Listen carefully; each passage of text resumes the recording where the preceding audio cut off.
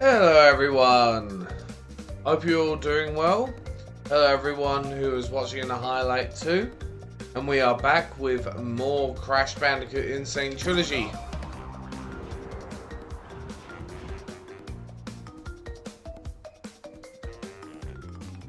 God, I hope that they bring out a patch just to eliminate this loading time. Just this one. The rest of them I can stand, but this one, just to get to the menu. It's Crash Bandicoot! Caught.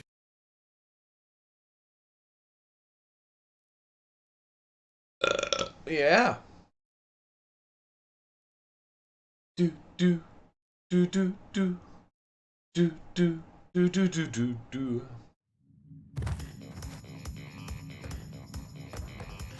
Did it save? Yeah, it did save. Okay.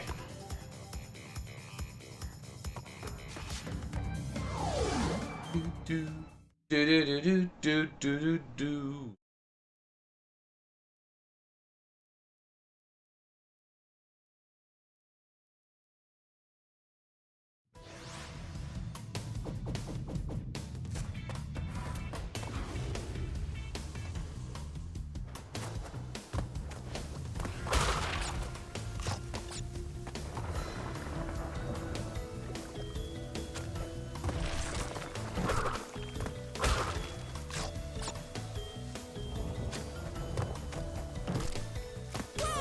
Oh, come on!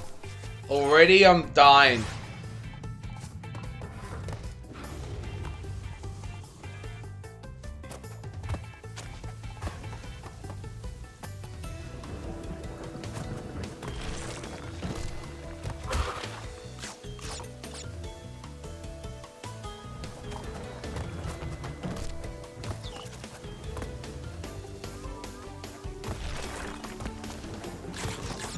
Checkpoint! Oh! I thought I could go around it. Nope. Booga booga!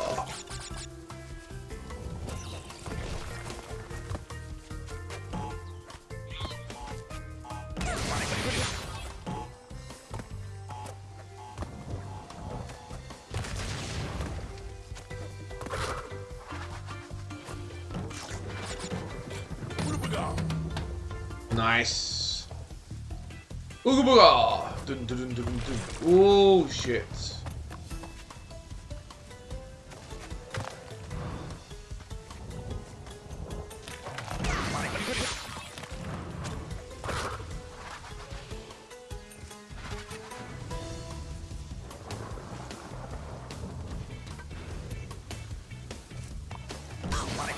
Yep, hit by no flame again.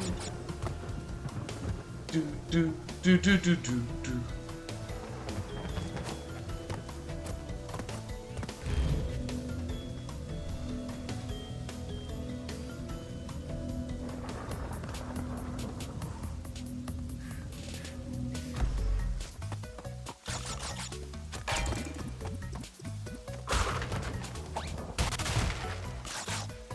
Summon apples.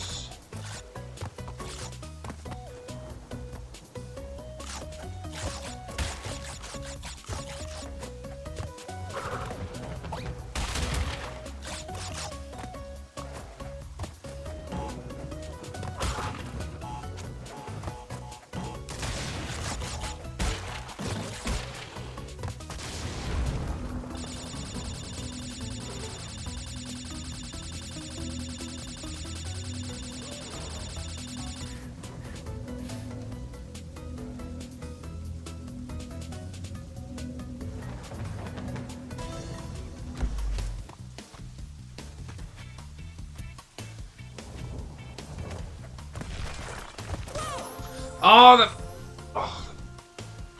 the monkeys are the worst on this fucking level.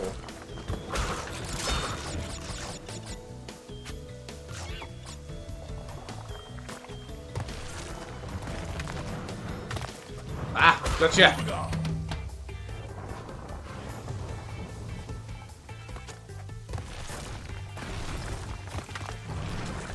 Oh, God. Your muscles tense so much.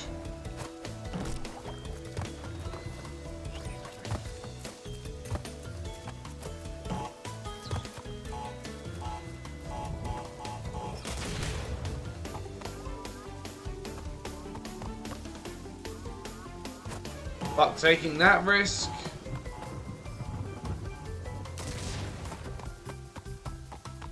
There we go.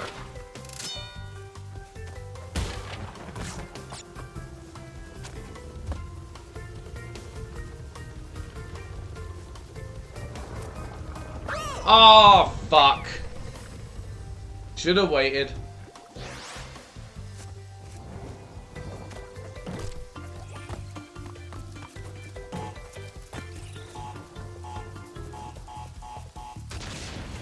Damn, it didn't get him. Damn it. Nope, and... there we go. Whew.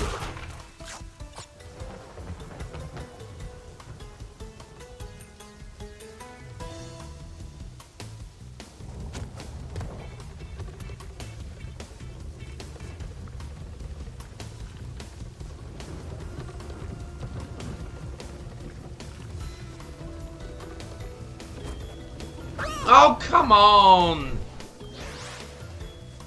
Jesus, this level. Oh, fuck. Oh, there we go.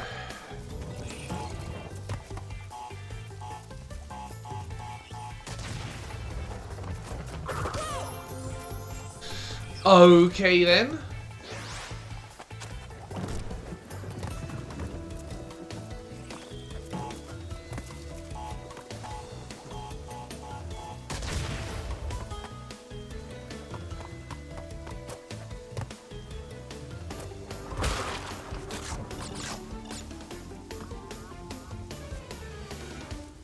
Yeah.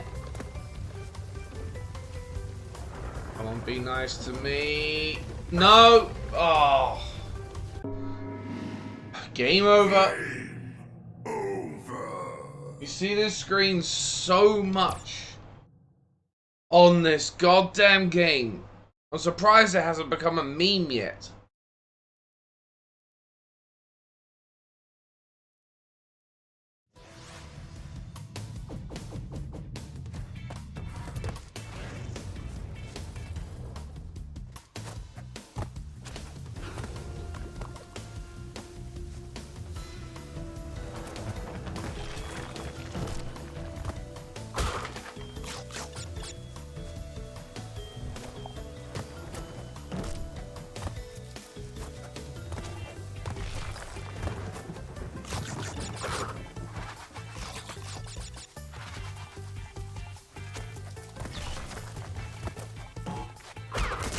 Oh, sod!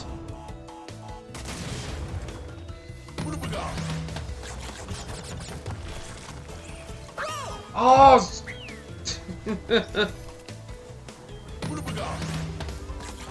This is not going well. Might be a bit of an understatement at this fucking point. Ah!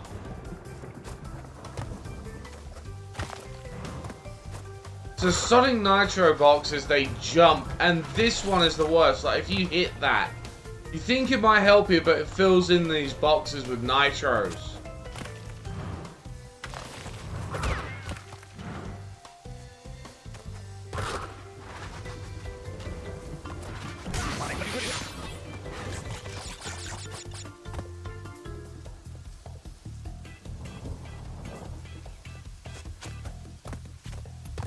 And sod hitting every single box. I know there's like an achievement for like hitting every single box. Ooh, shit.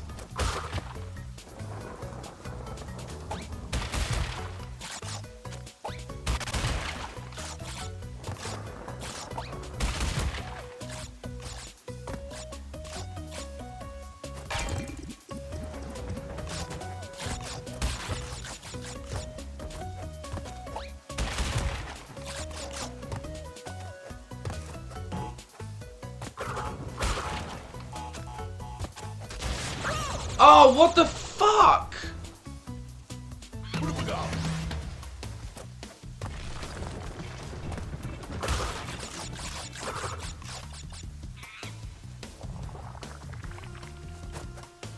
And I'm gonna get hit.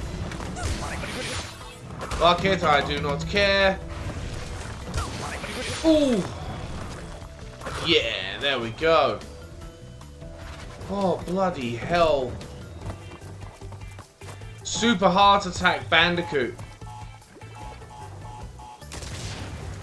And it didn't get him.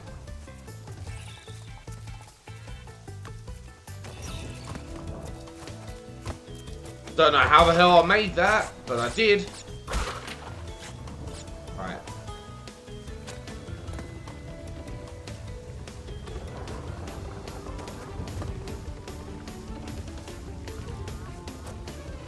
Oh, come on. Oh, right. Please say there's a life in it. Nope, just tons of womp through. Whoop.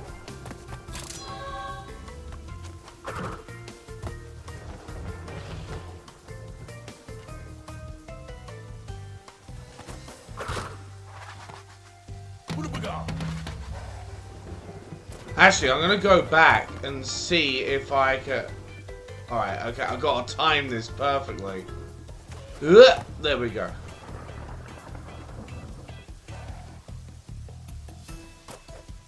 No, oh no, there's no way I can hit that. I thought I could, but I can't. Ooh, here we go.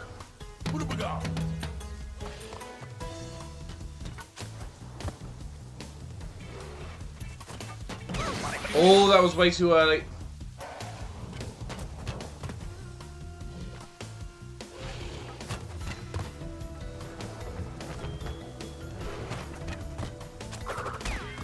Got him! Oh, is this the end? Oh, thank fuck. This fucking level can go and eat a dick. Oh. Probably Chisol. You know what? He don't half fucking look like it and came out and around the same era too. How are you doing anyway, Chisol? I cannot fucking speak. Game's got me going crazy.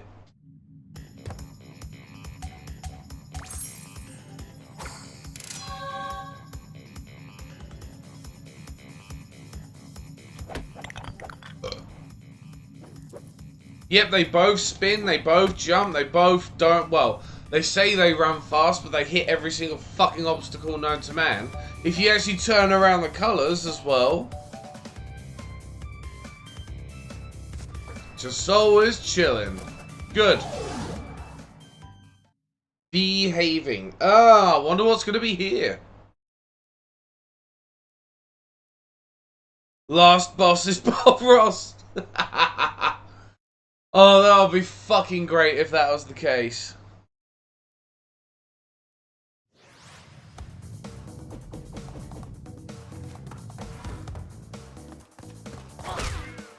Whoa! Instant death? In your face.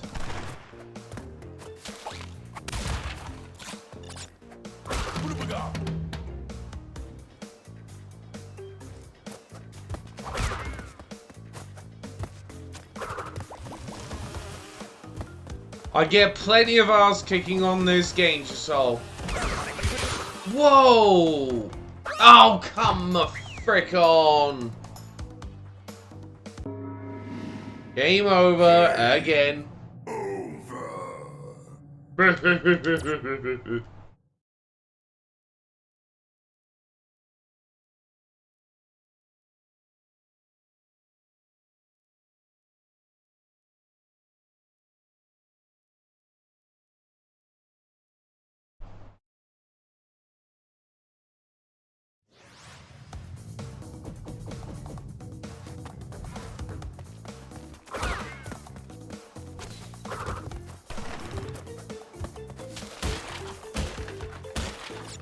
Things are well, it's just hot as fuck today. It's going well, dude. I got The Witcher 3 Wild Hunt today. I got the Game of the Year edition because it was cheaper today. It was on sale, and it was like, even with same day delivery, it was still cheaper than getting it second hand, which was amazing, you know?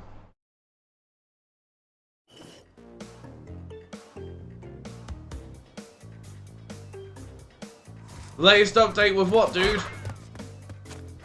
Oh, you haven't, sorry.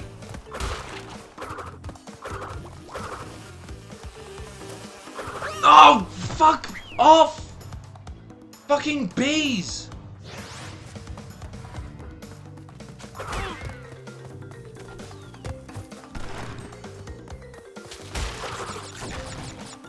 The fuck? What?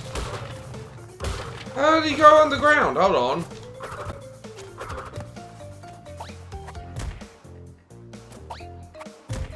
How did I go underground? Oh! Okay then. I did not know I could fucking do that.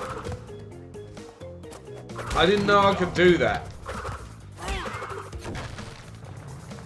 Oh, okay. That will come in handy. Huh.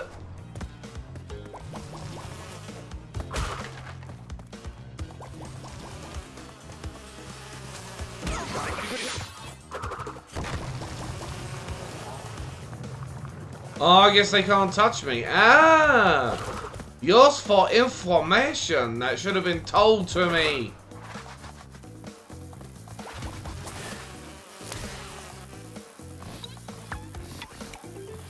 I love that death animation. His head just goes whoop.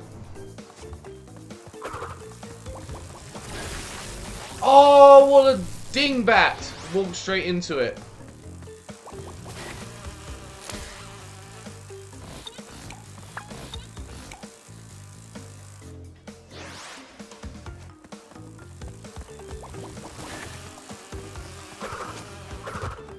Oh, man. Fuck me. How many nitro boxes do you want? Oh, honestly, like I am. Whoa! Whoa! Oh, fuck. I am glad that they kept the challenge of Crash Bandicoot, but seriously, like, sometimes I just think they have upped it in so many areas. They have upped the challenge so much. Like, you thought the originals were hard. You don't know shit.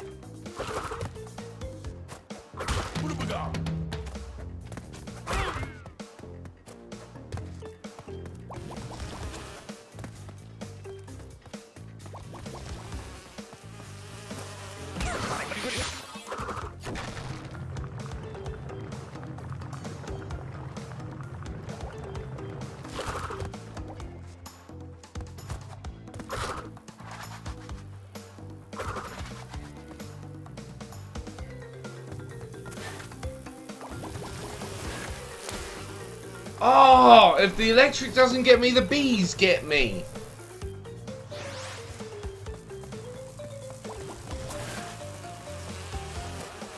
Oh, that's an extra life right there. Fuck it, risk it.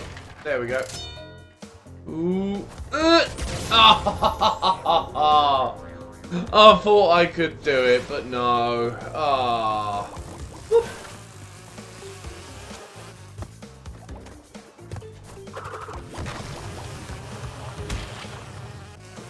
How'd you fucking like it, bees? Oh. Nope, knew it. Knew you were coming, bees. Not the bees! Ooh, wow.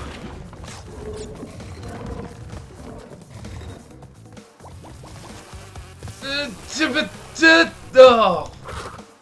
Fucking hell, I've only played, like, the PlayStation version, right? You fucking bastard! I only played, like, the Crash 2 on the PlayStation recently, and I swear it wasn't as hard. Unless I just don't remember it.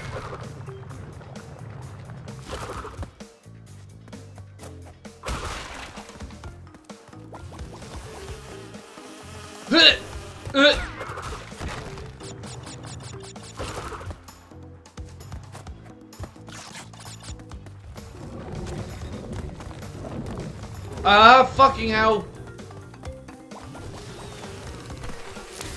Come on!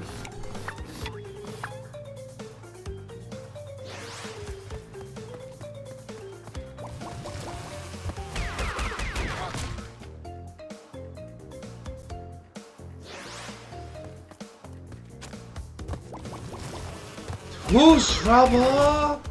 Oh! Game over. Getting fucking owned at the moment. Seriously. Why are you using a meme from so long ago? Because this is an old game with a new skin. That's all. It still pisses me off.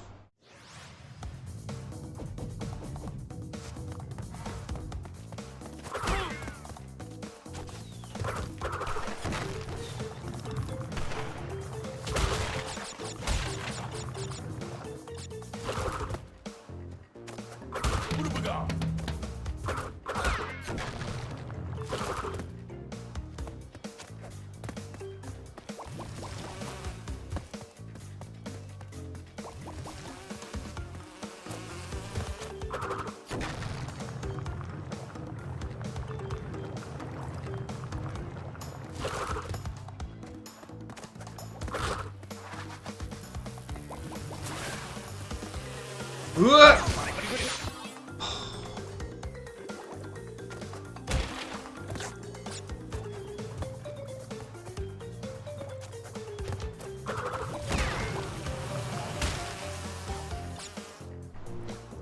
Honestly, I don't know what the hell they're feeding them, just so I would like to know.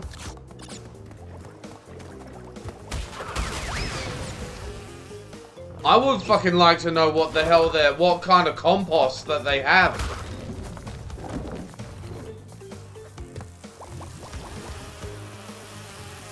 Oh, fucking fuck those fucking bees.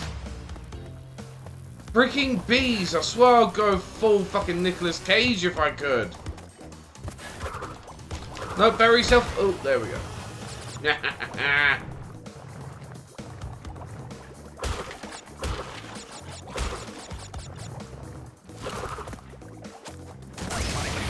Yep, I don't mind that.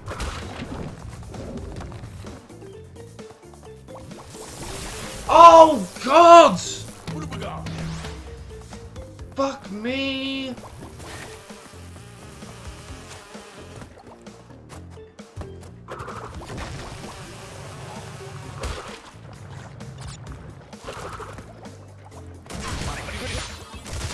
That wasn't good.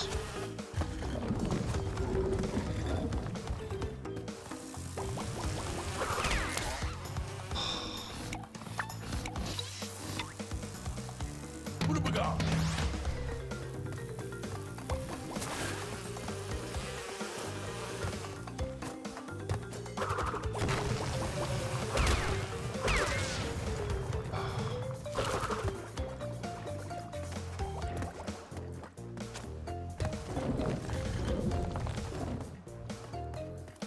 Fried. No. Oh. At least I made it to that fucking checkpoint.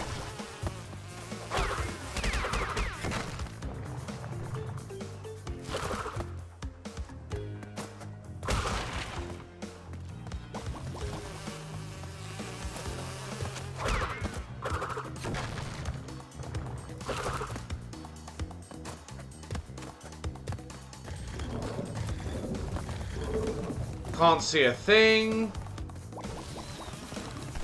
Nerd. Oh, please say I'm getting to the end of this horrible... Oh, no! I'm gonna say, please say I'm getting to the end of this horrible fucking level. I really want this level to be over now. Ugh. Oh.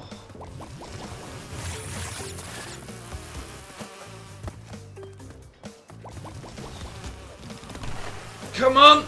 Oh, I hope I get at least 1 or 2 extra lives out of this. I really hope out of this level.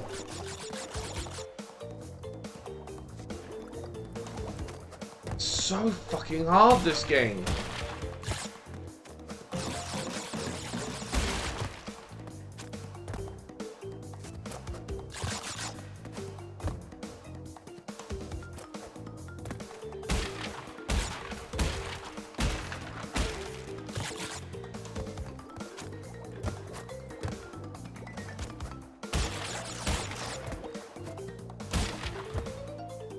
What? No extra lives, but a shitload of apples that should give me at least 1 life. There we go. Please say this level's gonna be fucking over soon. Yeah, there we go. Ah, fuck you.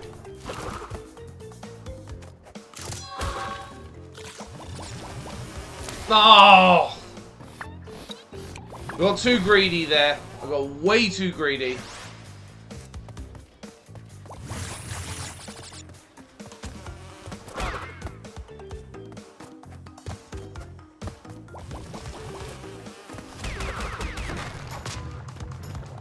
Shit! Oh, got him.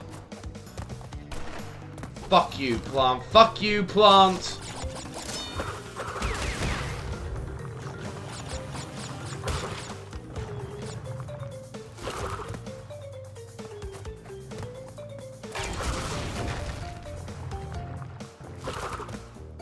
Yes! The end! The end! Oh man! I don't know what it is about this game, but fuck me! Like you cannot wait to see the ending tunnel. Whew! Do do do do do do do do do. God, it's warm today.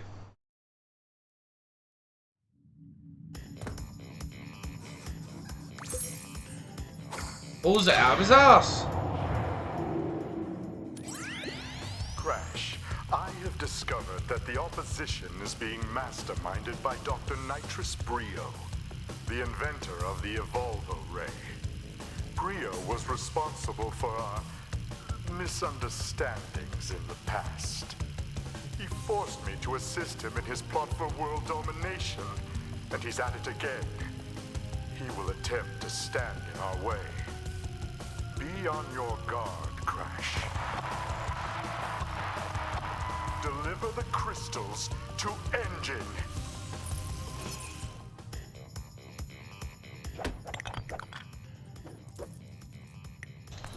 Oh, at least it's just a boss battle now.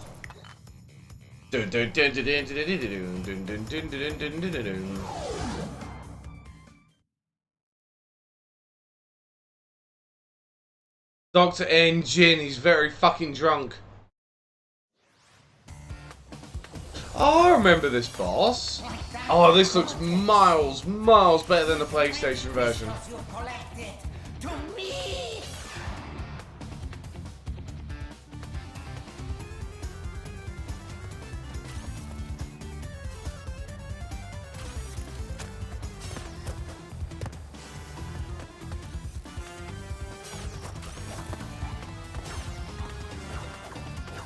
Oh! Whoops! Okay, I'll throw the apples at him. I forgot about that.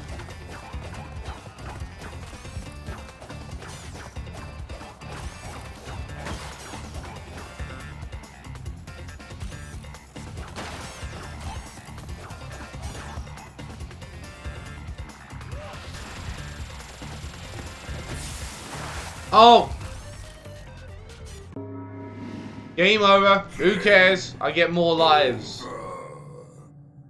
Game over.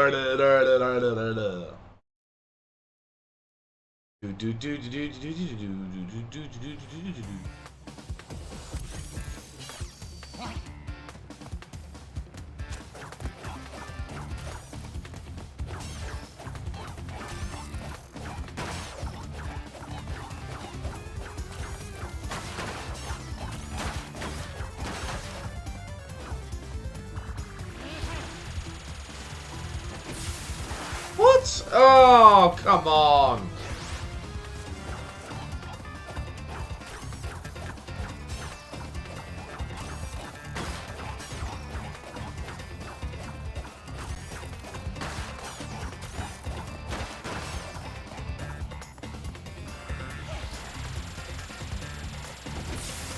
I jumped over it. Ah, back off.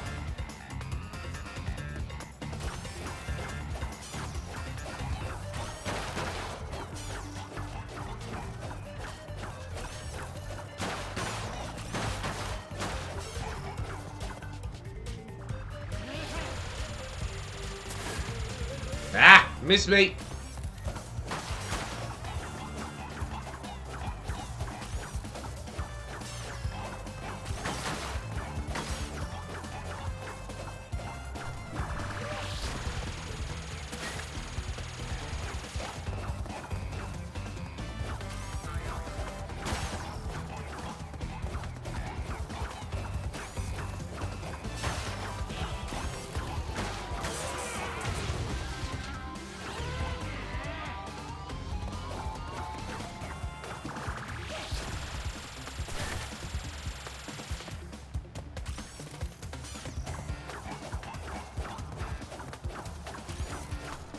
Come on!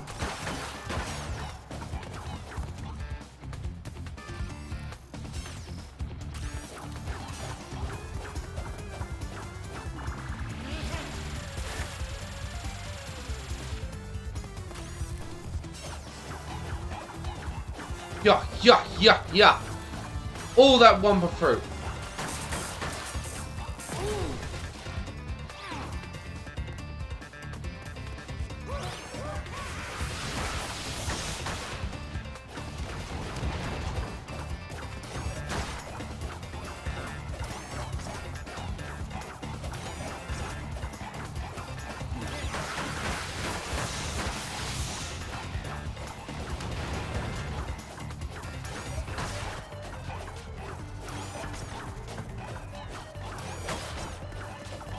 Ah no, wumpa fruit's my one weakness.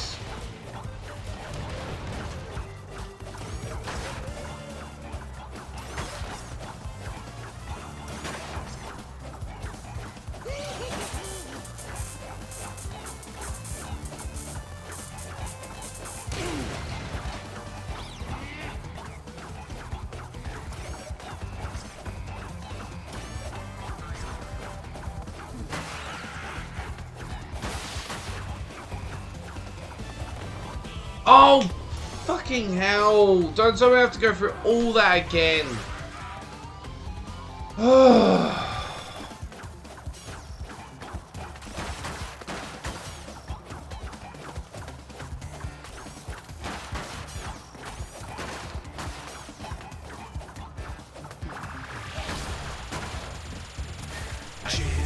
Hey, Jiv, how you doing?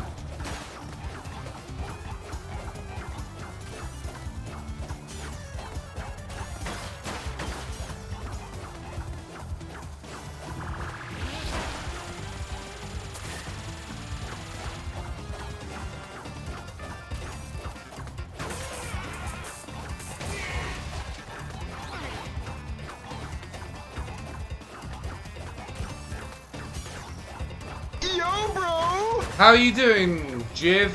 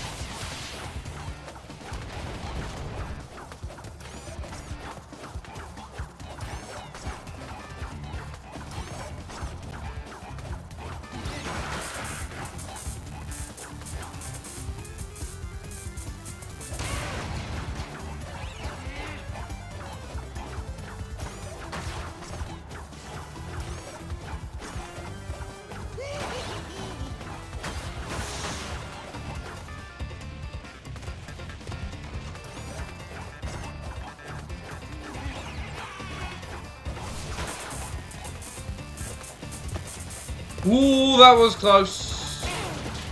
Got him.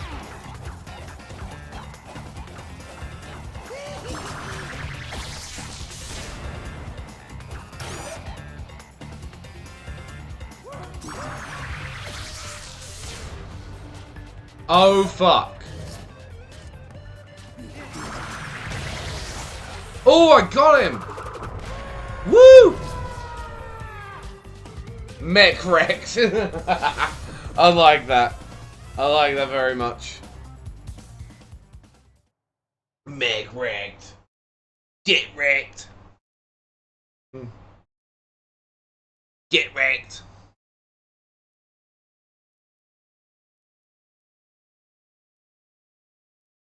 Magic means magic. Carved means fished. What do you get when you put them together? Wrecked.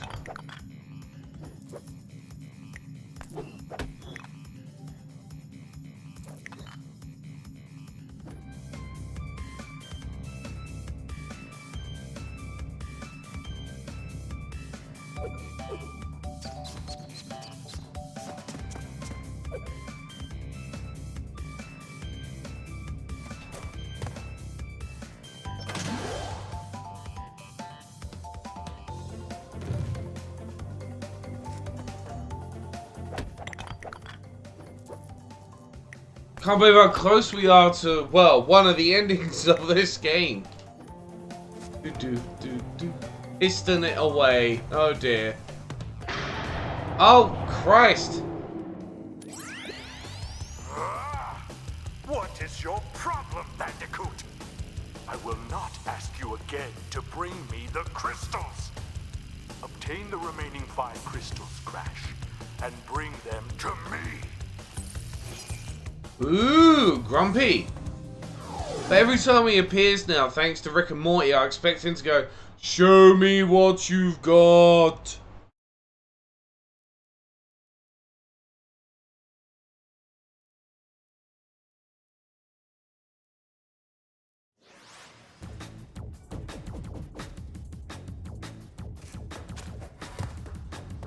What have we got?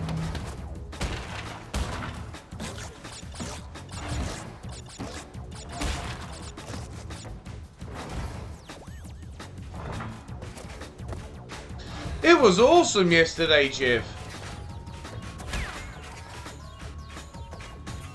It was awesome. Yep, I still remember drinking the beer. Yep, I still remember everything I said. Am I ashamed? No.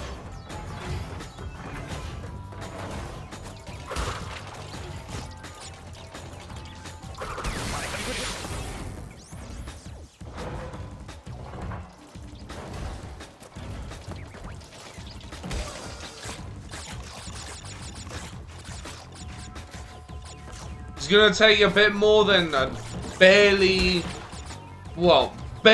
drunk stream. Like, oh, I have one. Well, technically, it was a big bottle of beer that I had actually. If I've still got it, hold on.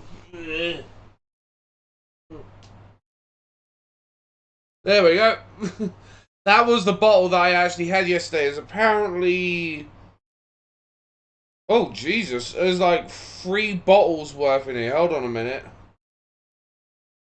Jesus Christ, over half a litre. Over half a litre of beer in just this one bottle. Yeah, it was funny yesterday. I thought it was bloody hilarious. All the abuse that I give you. I still remember it. And us tearing into what was it, Theresa May. That was a fun stream yesterday.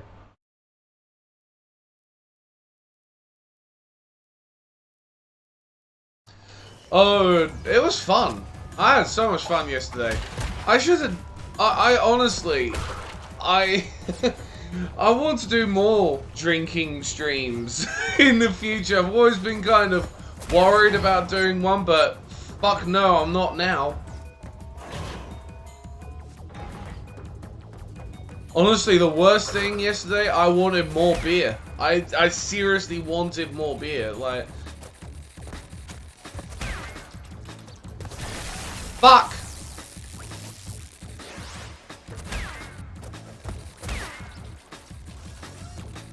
No, Jiv, I would be dead if I did that.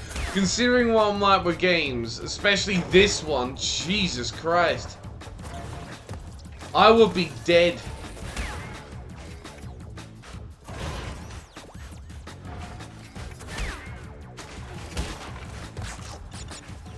I take a shot every single time I die on a plank. I would be in hospital within about 20 minutes.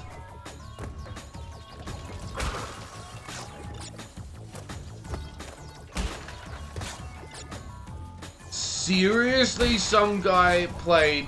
What was he drinking by any chance? What was he shooting?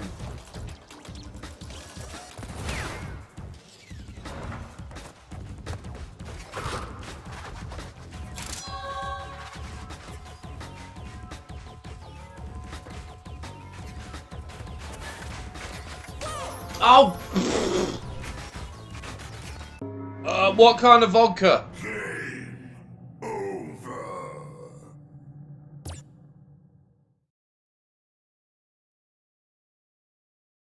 Tell you what really gets you off your head is vodka.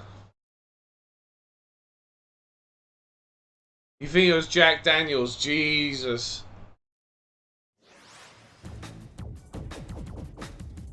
Yeah, it was Jack Daniels. You know what I'd love to do shots of with a stream? Some Irish cream. Seriously, man. I can drink Irish cream by the fucking gallon. Honestly, I fucking love that stuff. I would literally probably get 2 or 3 bottles and drink them in one night if I could. If I ever had the money, I fucking would.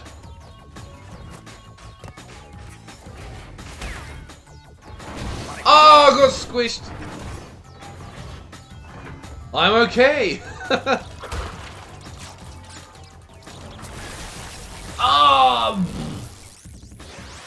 Just don't know what it is. Irish cream, that Irish whiskey. Ooh, that's some nice shit.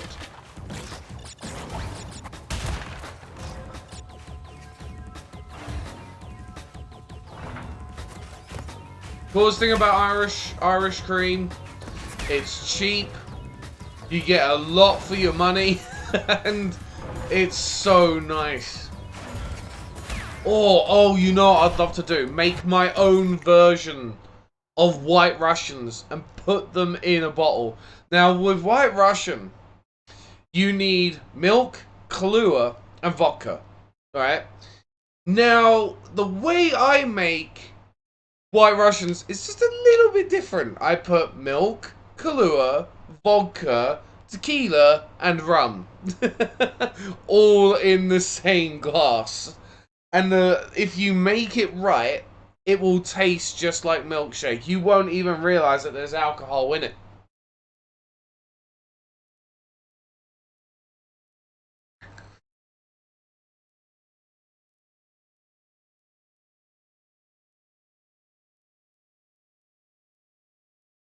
I've not tried that, Jiv.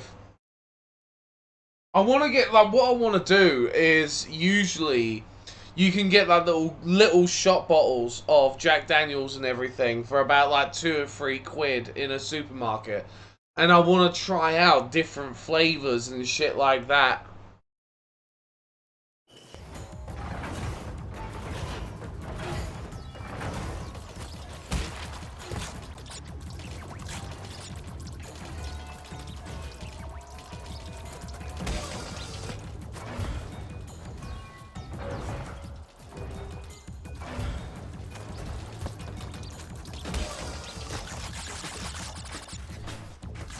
But yeah, the way I make White Russians. Woo-hoo-hoo.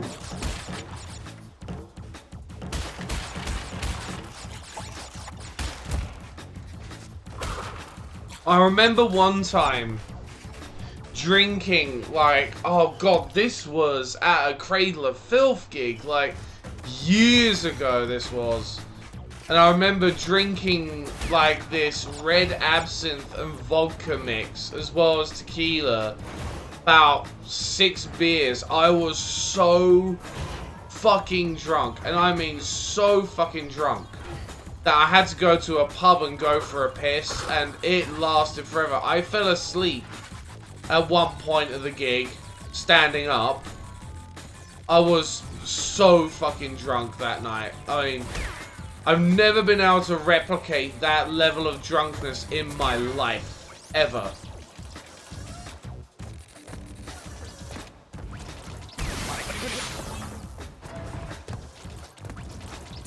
Oh, piss flaps! It was a great night, Jiff. Tell you what, I still remember Danny Phil was I remember someone threw an orange at Danny Phil. Someone threw a fucking orange, and he obviously, you know, moved out of the way of it, and he just said, "Who the fuck brings an orange to a black metal gig?" Oh.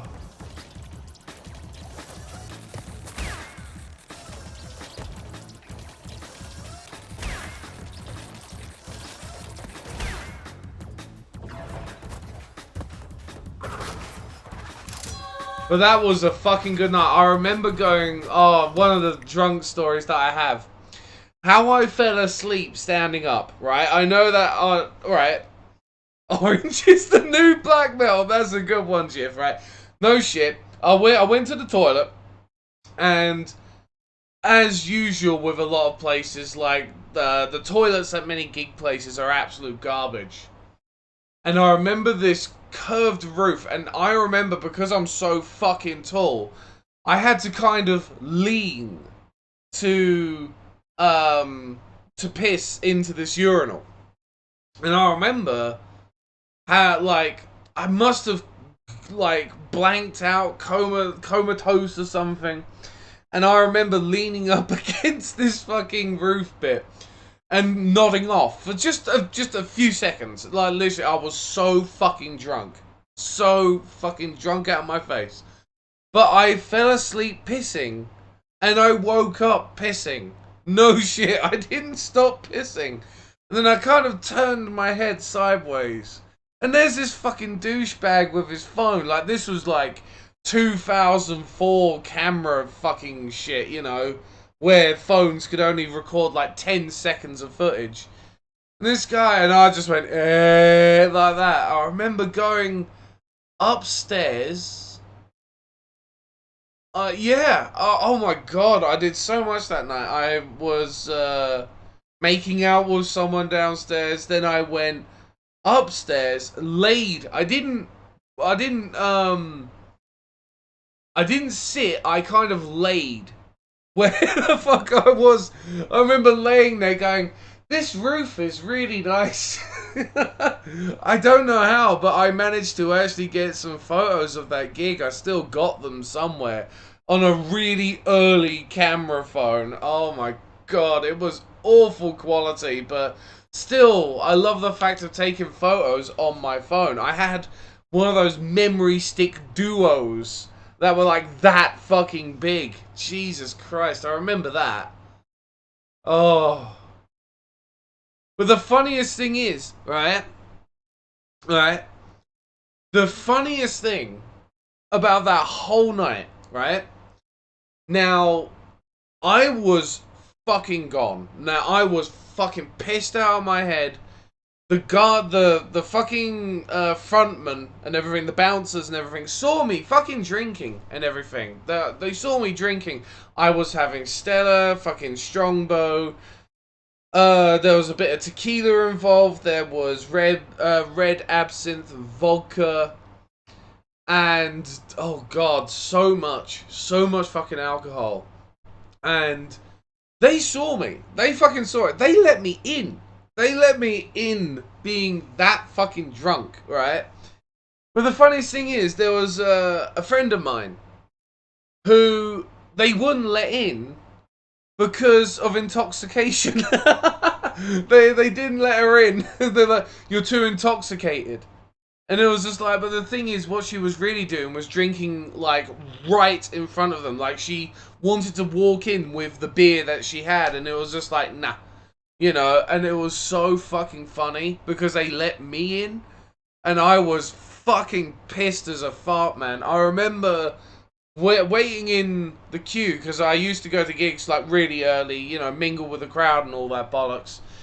And I remember, oh my fucking god, I remember going to this pub, like halfway through waiting. And I just bombed it in there because they were like, no, you gotta be a paying customer. So I said, okay, pour me a pint of Pepsi. I paid for it, went to the toilet, come back out, and I had to leave. Right? I had to leave because there was this one guy sitting there in the fucking corner. And I don't know why I found this so hilarious, but he was like this old guy in the corner. But he had, like, a bald patch with grey little hairs on top of his head. But it looked, to me, it looked like a shark fin. Because there was so many. It looked like he had a mohawk. Like a tiny little mohawk.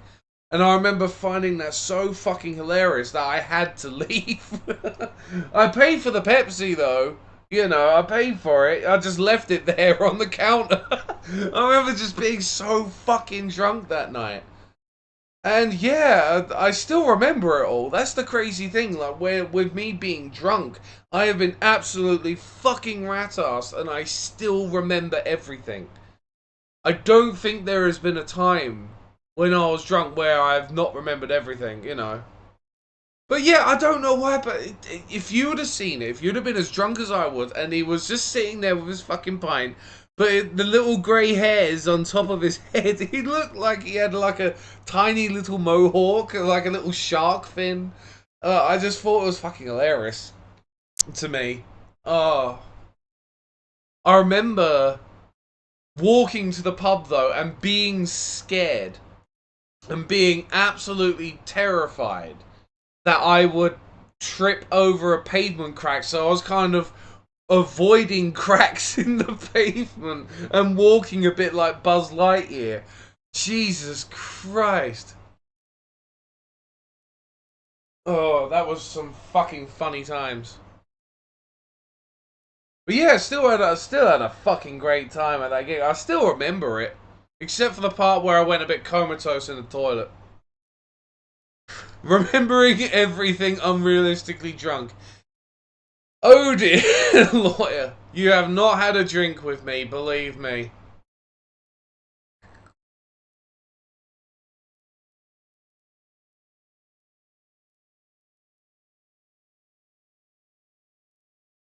But I remember just having so much alcohol that night. I remember one time seeing, oh, what was their name? D12. I remember seeing D12 years ago, and I was pissed as a fart. I was totally pissed as a fart. The reason why, right? The reason why I was pissed as a fart. Sorry, I'll put up the sign, vaping break. The reason why I was so fucking drunk is there was a particular ex there. There was a particular ex of mine that was there, and my sister was there. The funniest thing is that my sister absolutely hated my ex and what she did, what she done to me. So the only reason why my ex was there is because I bought a ticket, and I was just like, oh fuck it, you know, whatever. And I was just like, I don't have to hang out with you. So my sister, being the way that she was, wanted to get, like, angry at my ex. So she bought, like, these bottles of fucking drink. And I was pissed as a fart. Like, you know, watching D12. And it was a bloody good gig, considering Eminem wasn't there. And I remember it was the last train going back to my home. It was the last train going back to my home. But I remember running up. I don't know if these are still there, but the metal stairs that were at Brixton Station at the time, and I remember running up the metal stairs at Brixton Station, but tripping up at the last one. I went flying. Now, if anyone's ever been to Brixton, they will know, if they've still got them there, these metal stairs. And there's a long metal pathway, right? Now, I've tripped right at the last step where I've gone flying, like absolutely fucking flying. Across this square, slid right across, right? And, oh, hey, amazing, how are you doing? Sorry, I'm just telling a bit of a story. And I remember flying. Right, then, Jiv, you know what stairs I'm talking about then, if they've still got them. Those solid metal stairs around the back. And it has that huge square right next to the platform. Well, I went flying across there, slid on the floor. Now, I don't remember being airborne. That's the only thing that I don't remember, is being airborne. But I remember cracking my fucking head on the metal poles on the other side. And right in front of me, I could see two shiny boots. Now, I thought, oh shit, have I just crash landed right in front of a police officer? That was the first thought that went through my fucking mind. Was like, shit, have I literally crash landing? Like, have I crash landed right in front of this fucking police officer? Thankfully, it wasn't a police officer, but I got up and I just went to the guy and said, that wasn't a good start. I don't know why I fucking said it, but I said it. And I saw the train there, and it was the last train, so I kind of ran. No, alright. I remember running up for this train, but I sort of forgot to stop. And I went face first, straight into the train doors. And someone opened them, and I just fell in. I just stayed on the floor the whole fucking way home. Oh, I wonder why I've got what I've got today, you know, with like my physical conditions. But I look back on that sort of shit sometimes, and I'm like, well, no fucking wonder. But that was, God, what year was that? I think that was 2004 that happened. Oh man.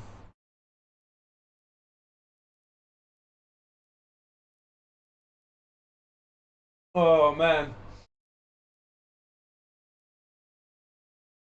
I was like 19 years old and absolutely trolleyed. Absolutely fucking trolleyed. Good night. I still remember it. That's the thing. I still remember those, what happens. And I think I don't really even get hangovers either. It's weird when I've had a really good night's drink. The next day, it feels like the top half of my head is delayed by half a second to the rest of my body. It's a really strange feeling. But yeah, well, if I turn my head too fast after a good night of drinking, it's like the top half of my head is like on a half-second delay, and I can feel it. It's really fucking strange. Yeah, well, that's the thing, Lloyd. You know what? As much as I have been drunk, as much as I have used the London Underground, all the trains and all that stuff when I used to live in London, I never once did something like in so stupid. Like, I saw so many drunks doing this on like the London Underground. They think they can slide on the escalators and they hit everything on the way down. There was one guy I remember. It was one of the most horrible things I've ever fucking seen. This guy was way more trolleyed than I was. He was way more fucking drunk. And he was on the underground, and it was split second timing, right? This guy started waving around on the London Underground. He fell straight on the fucking tracks. He fell on the tracks, and if it wasn't for the staff at the other end watching to hit the disconnect button, because there's like these safety buttons that you hit to, like, you know, disconnect the electric from the rails. If it wasn't for that guy, that staff member, he would have fried right there. He would have fucking fried. And literally, like, they turned the power back on once he got out, and he was just like, and the guy came on the loudspeaker, and he was just like, right, if there are no more idiots falling on the train tracks, hopefully you all get home tonight. And that was horrible because it happened right in front of me, and everyone's like, you know, you think you're going to be the hero and grab them and, you know, pull them away, save the day, or you think that, you think that people are going, like, you're gonna do something. If that happens right in front of you, like, you think you're gonna do something, but when you see someone falling down on tracks like that, you just freeze. It's horrible.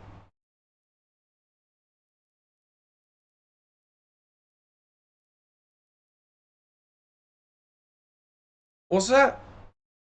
Funny of those, what? The soldier with big hats. What? Soldiers with big hats? Soldiers, oh! Oh, the Royal Guard! You mean the Royal Guard, the guys with the fuzzy top hats that literally stand there no matter what. Yeah. Um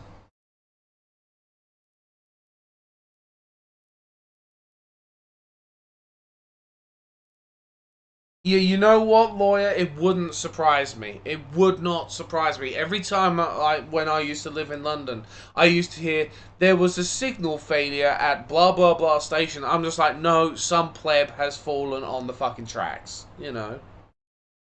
Yes, the Queen's Guard. Funny enough, there is a day where the Queen's Guard, they open up for public tours and stuff like that, and I met um one of the commanders of the Queen's Royal Guard.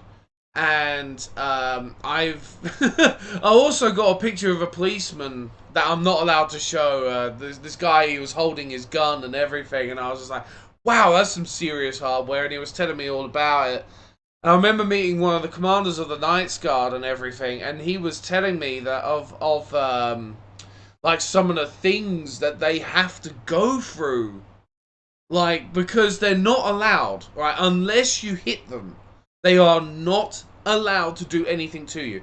Like, you get people and they stand there right in front of their faces, flicking their eyes, like flicking their hands in front of their eyes, and they won't flinch. But to be trained to do that, like, if you, like, another thing as well is if they're marching, right? They are ordered to not stop, no matter fucking what. They will not stop on the march, you know.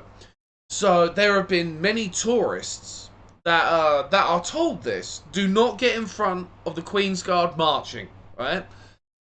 And you see them; they will walk in front, being like "way" and everything, and they will just walk over them because they're ordered to do that. They are trained to do that. During their training, they are trained not to flinch. They go through such well, it sounds horrific training, but you know, they're training them not to flinch, not to budge, and only attack if they get attacked. You know. No, if you hit them, amazing. That's the only time that they will actually react, or you'll get a horse stomping in front of you.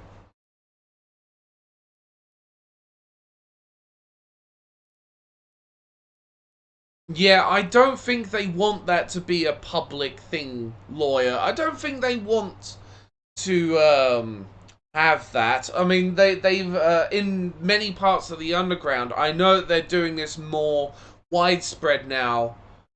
They're doing this more widespread where they put massive like bulletproof glass doors on the platforms of the underground that only open when the train is at the station. So they're starting to roll that out more to stop people from jumping. You know what that will do with the outside ones in the overground, I don't know. Yeah, but basically amazing. You can literally run up to them and be like, bah, you know, and they won't move. They are trained, like, they literally train them to not flinch. You literally hit them. If you hit them, they will whack you straight in the fucking face. If you irritate the horse guard, they will literally rear up. They will rear up at you. They do move, but only to move from certain position to position. In fact, a lot of them do it just to scare the crowds. Because they're standing there so like statues, right? And then they suddenly move position, you know.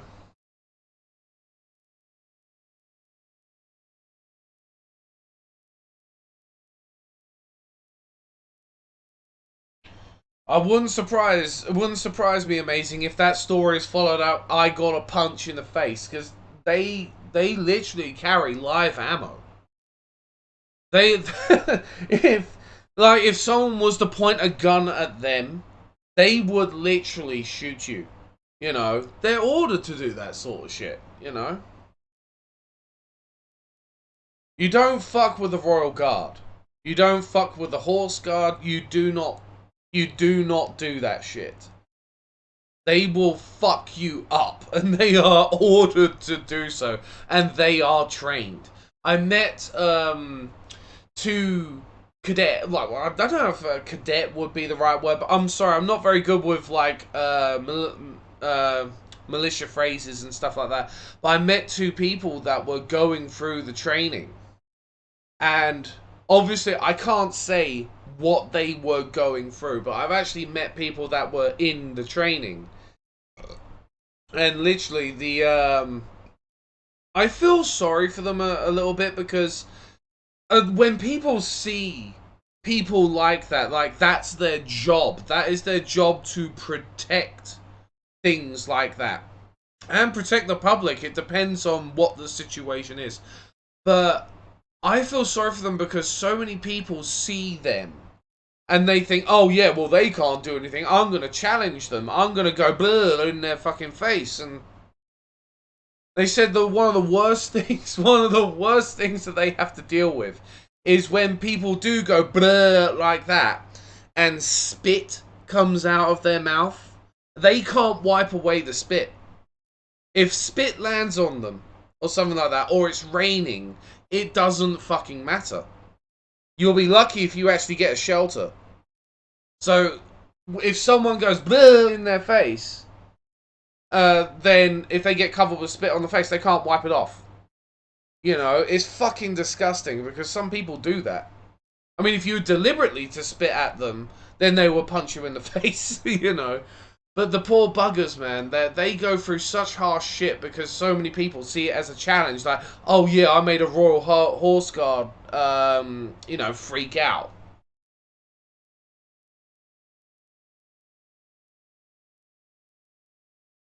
Oh yeah, the selfies. The selfies, yeah, I remember, like, the selfies with the Royal Guard.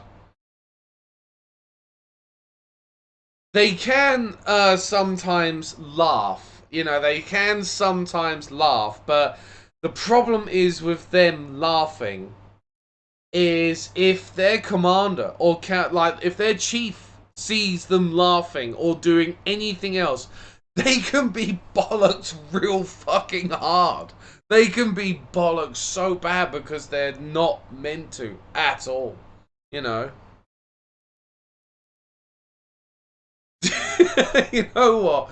Lawyer, honestly, it wouldn't surprise me if that one of the two of them had, but if their fucking commander sees them, oh, they are fucked. They are so fucking fucked.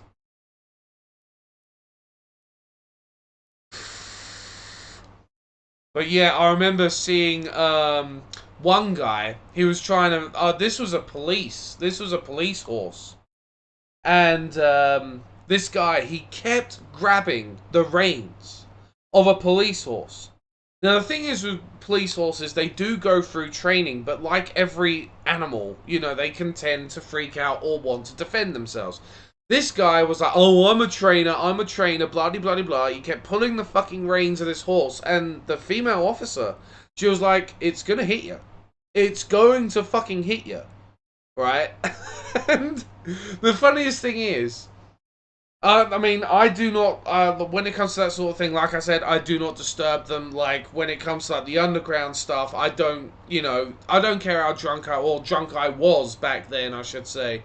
I do not annoy them. I don't get in their way. They're trying to do a job. And the same thing with the police. If a policeman comes up to me, or a policewoman comes up to me, I just fucking cooperate. You know, I don't give him any shtick. You know, what's the point? You're the one that's going to end up in the cell.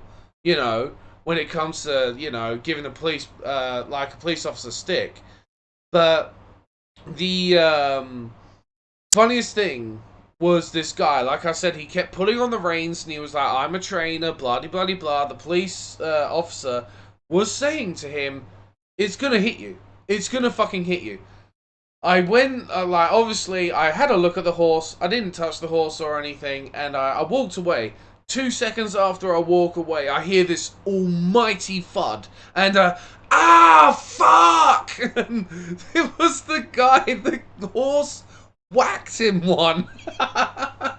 Right in the fucking leg. He had to be taken away in an ambulance. It was so beautiful. And she was like, I told you it would hit you. And it did. It actually clobbered him one straight in the leg. They had to get an ambulance for him and everything. I would love to see that man, like, sue the police. Oh, it's so fucking funny when that sort of shit happens. You don't fuck around with that sort of thing.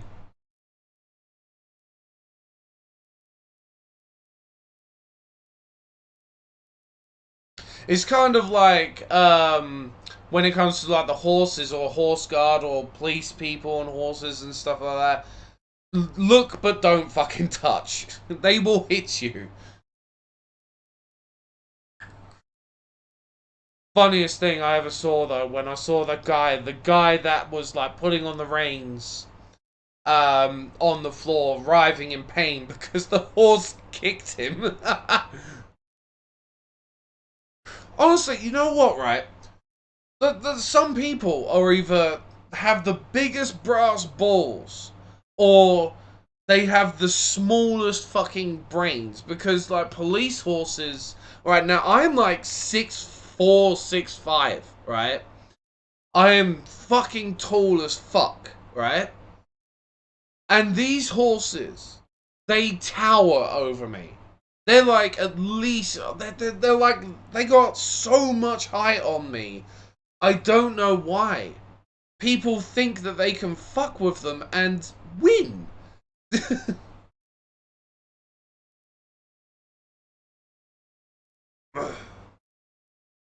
I think the funniest thing that I've ever seen, and I don't know if you can get a YouTube video of this, but this actually happened, right? The funniest thing I've ever seen with any police chase show, with anything that's ever fucking happened, is this guy was making a getaway in a car called a Robin Reliant. Now, for those that don't know what a Robin Reliant is, it's a free-wheeled car. Now, if you've ever seen the television show Only Fools and Horses, the little yellow free-wheeled car, that's a Robin Reliant. If you don't know what I'm talking about, quickly Google it. Now, the funniest thing is that a lot of people frown on a Robin Reliant. What they don't realise is that a Robin Reliant can only do a max, I think a Robin Reliant can do a max of 65 miles per hour. Doesn't sound like much. But the Robin Reliant, right, they cannot, you know those spike strips that they use to, you know, blow someone's tires out, right? You know, like, if you've ever seen Vice City, you've seen the spike strips. Well, the law here states that you can only use spike strips on four-wheeled vehicles. You cannot use them on motorbikes. You cannot use them on Robin Reliants because they've only got 3 wheels. Another thing with the Robin Reliant, right, is that it does something ridiculous. Even at 60 miles per hour, it does something ridiculous like 80 miles to the gallon. They last forever, these Robin Reliants, and they're so small, they can go through back alleys. And I know that in the Americas, their subways are what we call the underground, but subways over here, apart from the food franchise, are known as underground passageways. And Robin Reliance can get in those things, and they can sometimes go for fucking miles. The funniest thing is, there was one guy, and I believe they were chasing him for like 2.5 hours, and they lost him twice because he kept going in subways and everything. In this little Robin Reliant mind, right? The reason why he was caught, right? No shit. This guy was caught in a right because he took a wrong turn up to a dead end cul-de-sac. And he decided to get out of his Robin Reliant and run, and he run out of puff. He run out of stamina, right, to keep running, and he gave himself up, but he nearly got away. If he wouldn't have turned into that cul-de-sac, that little dead-end street, then he would have gotten away from the police and all their helicopters and all their fucking satellite shit in a free-wheel car.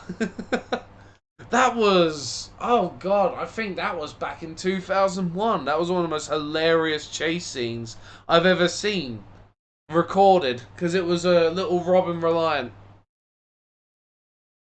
Oh my god, one of the funniest things I've ever seen on any police camera chasing show.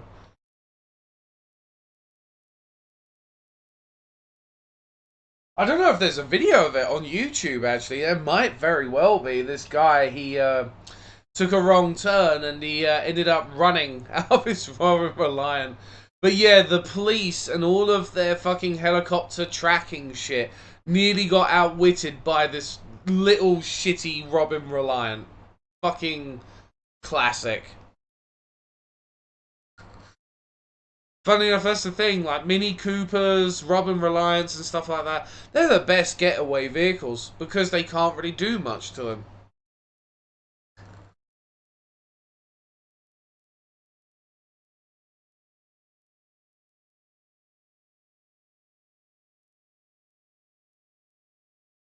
Balls of Steel, Jesus Christ. I have not, I think that was on over here, but I don't think it had many series over here in the UK. I remember one show which was hosted by the comedian, oh, Jimmy something. I can't remember his fucking name, but it was called Distraction. And there was only ever, I think there was only 1 or 2 series. I think there was only ever 1 or 2 series of this TV show called Distraction. And literally, like, it was so horrible. Right at the end of the show, like, they would, like, electrocute them. They would have, you know those dentist things where they open up your mouth wide? They would be there with birds on top of them, like, practically shitting on them, you know? And right at the end, it would be like, you could either have a car or a certain amount of cash. Now, the worst thing is that they would put the cash into toasters, and you had to answer questions right to stop them from burn. Like, you could only turn off one toaster at a time. Or there was one where if they had chose the car, if they would have to ask 5 or 10 questions, and if they got one wrong, they had someone with a crowbar smash up a piece of the car. Oh, it was horrible, that show. Yeah, I think you could probably find YouTube clips of it somewhere. But yeah, the show was called Distraction. And it was one of the most violent British quiz shows that I've ever fucking seen. And it was so funny. So fucking funny.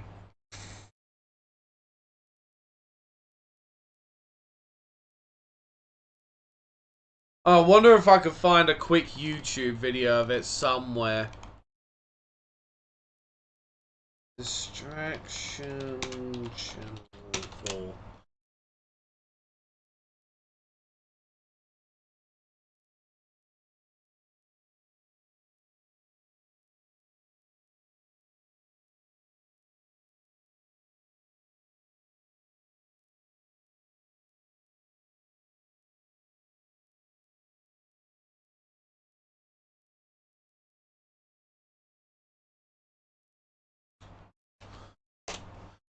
There you go, there's a whole playlist of the... It was 2 series, I thought it was only 1, but yeah.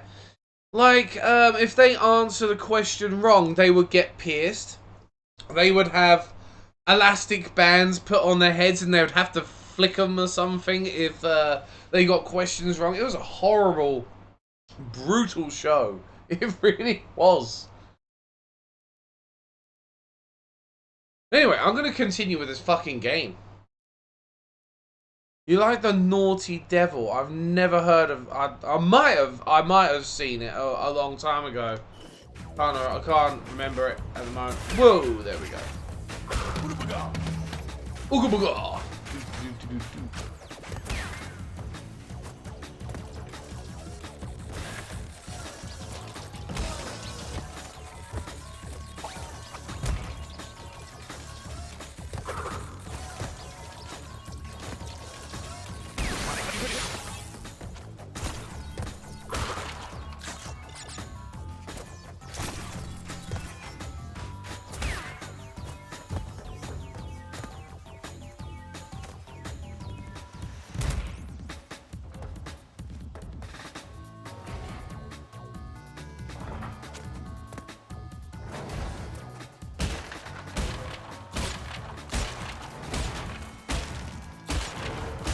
You know what other show I used to like years ago? Takeshi's Castle. I fucking love Takeshi's Castle. Okay, it was reruns of like an 80s Japanese show, but my god was it funny. The Slipping Stones and stuff like that it was called. Oh, so violent but so fucking funny at the same damn time.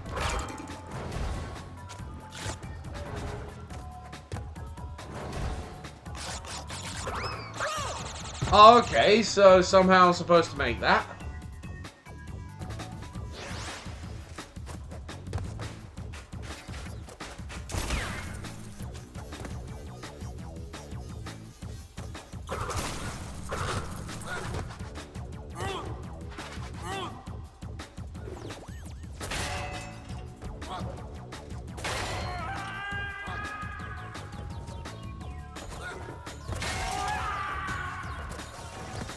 Did anyone here watch Takeshi's Castle years ago? It was a bloody good show.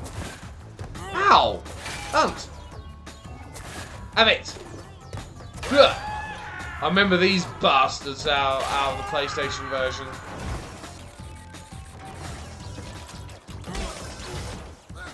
Oh, did you like it, Jiv? I thought it was fucking hilarious. Okay, I don't know why I did that.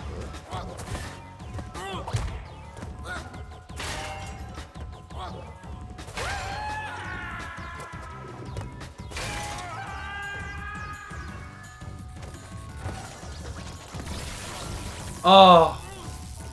What was it? Craig Childs that was always saying Wazik and things like that. Oh, you Wazik! In his Geordie accent.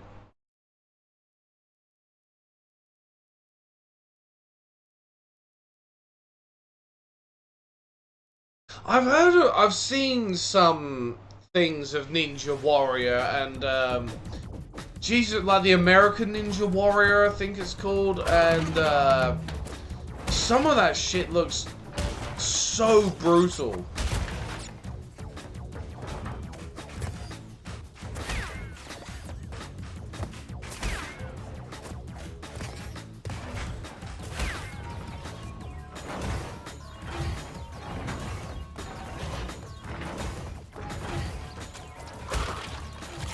Is it like twice as brutal, Jiv?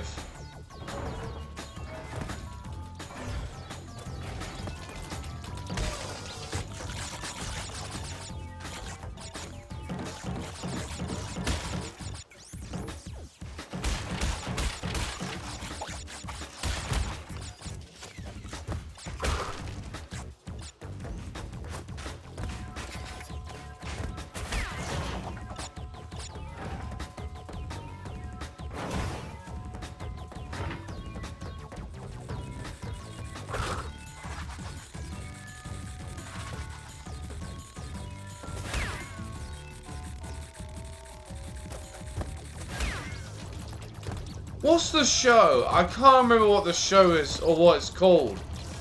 But they get like this sliding foam board, and people have actually got to put their bodies into these strange fucking positions.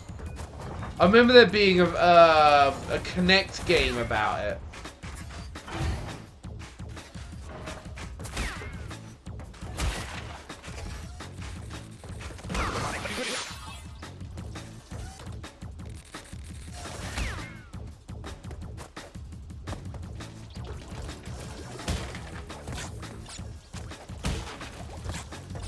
That game looks crazy. I remember seeing one Japanese show where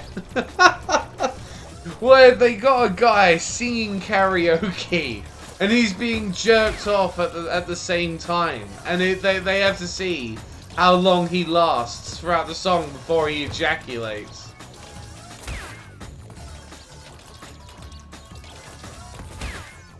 I remember seeing one of those funky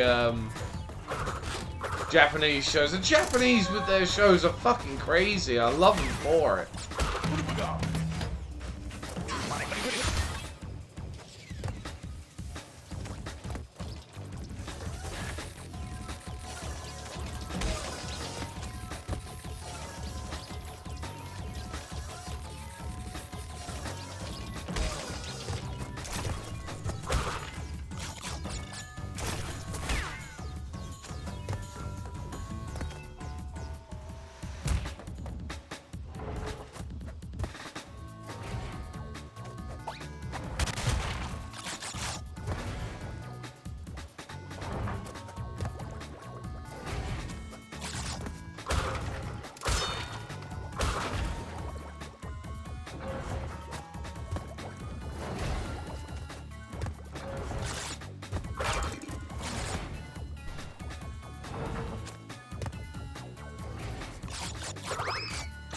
Fuck! Ah, well.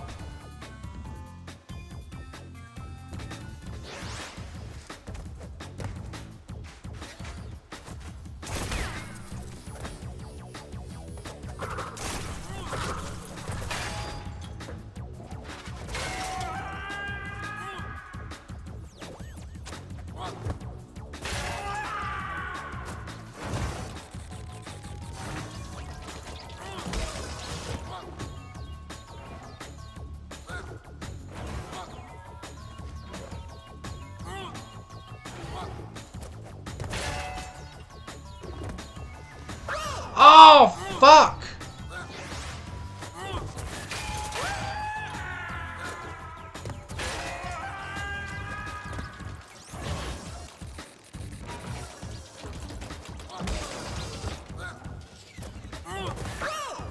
Oh, ooh.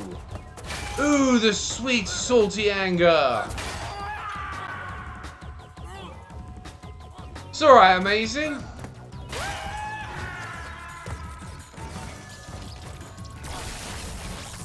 Okay.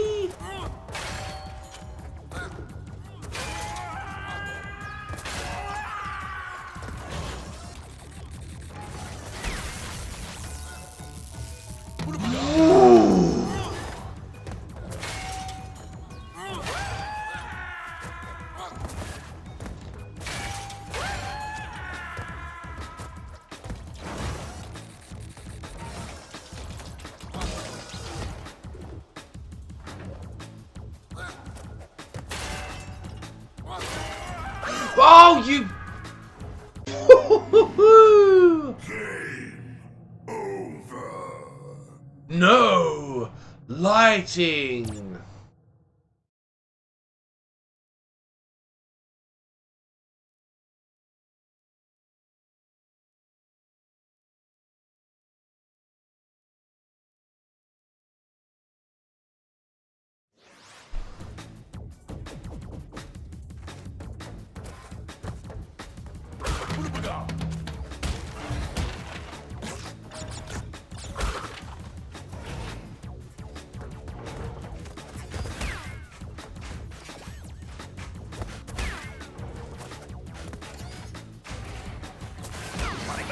Okay, I jumped for some reason.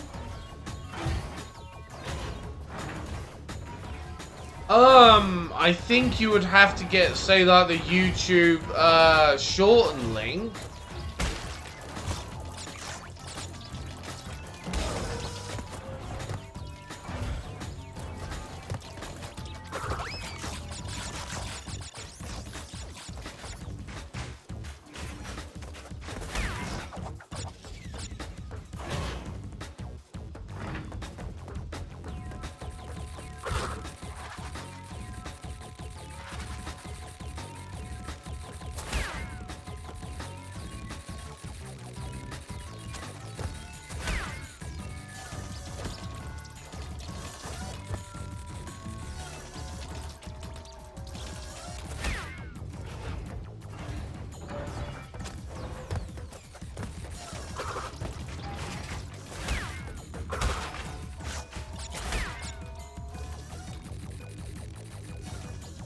Yeah, you would have to get the shortened link from YouTube. Like, say, if you put YouTube in your browser or something.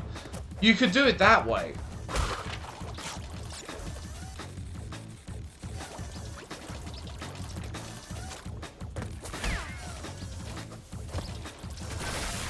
Oh!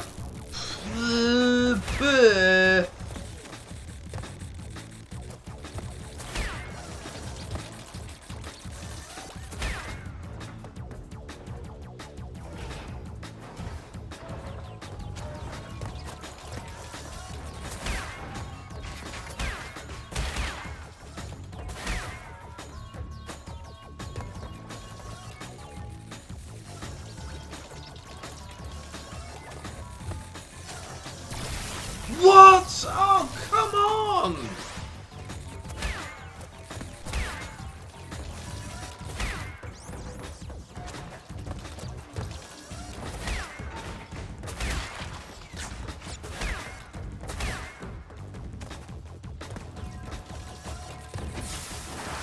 Oh! Fucking game. Yeah, in the share option, you can choose direct link, and I think it shows you like the shortened link right there.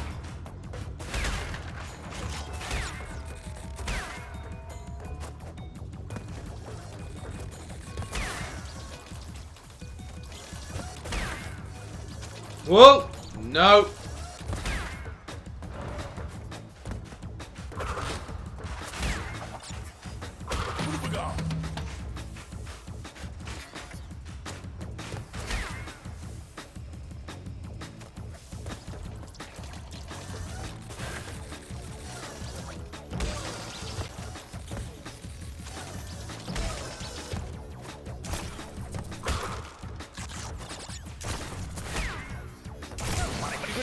Oh, what a pleb! I even knew that was there.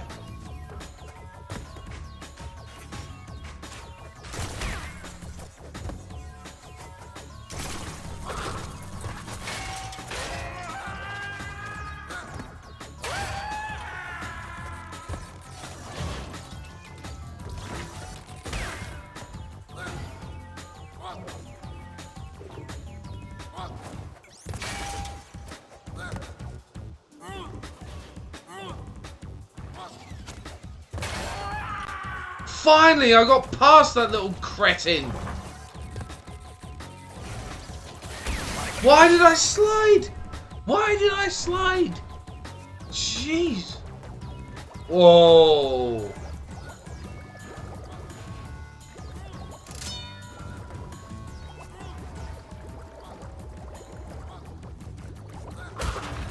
Oh, did it. Right.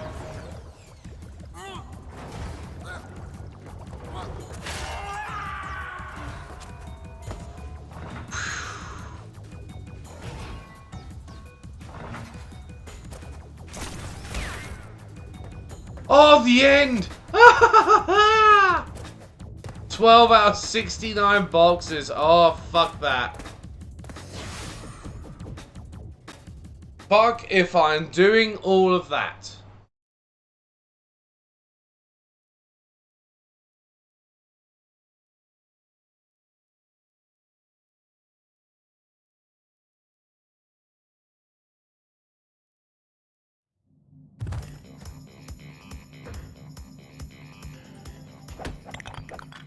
Did I get the gem?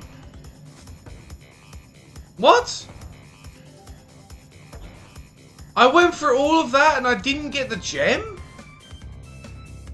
Well, I was sure I did. Oh, I have to do all that again? Oh, fuck this.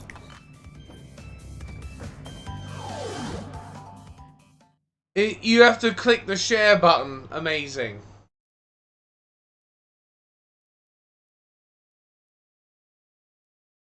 Oh, honestly, I thought I got it. I was pretty damn sure I got it. Now I have to do all this bollocks again. Yay, and hooray for me.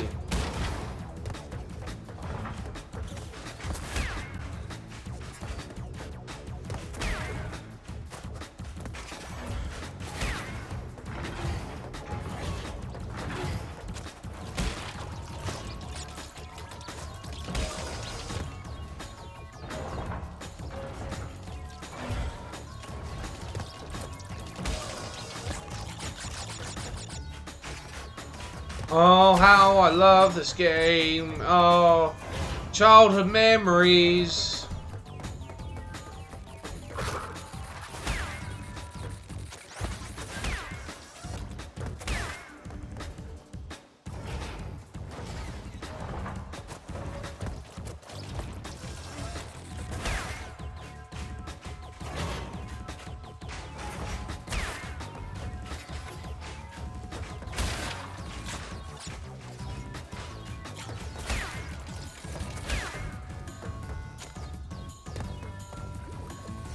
Where is the fucking gem?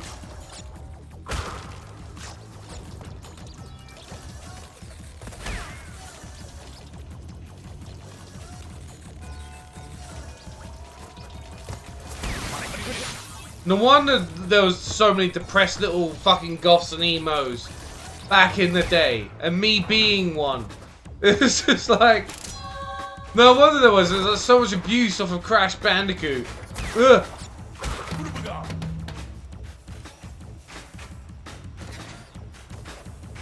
Then I have no idea. Amazing.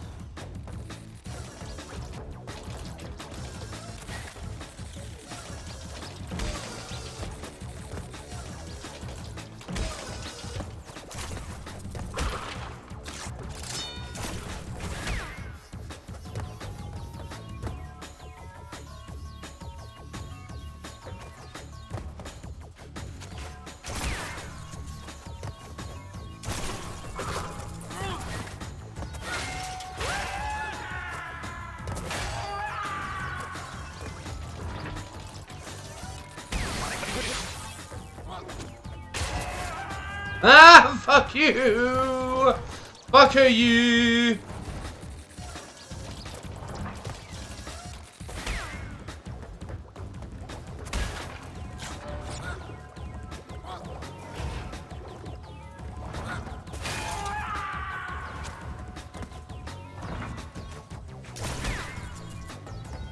Oh, I was twice as pissed that fucking level.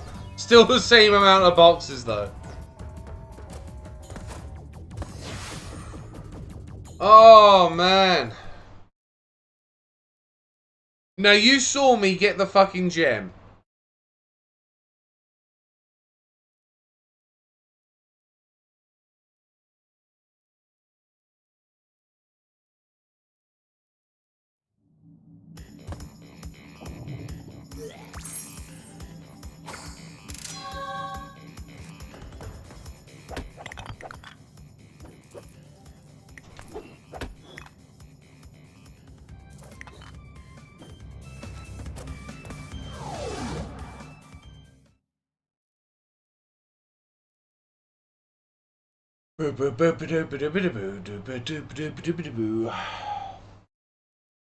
If this is the flying level that I'm thinking of out of Crash 2, I remember it being a bit of a bastard.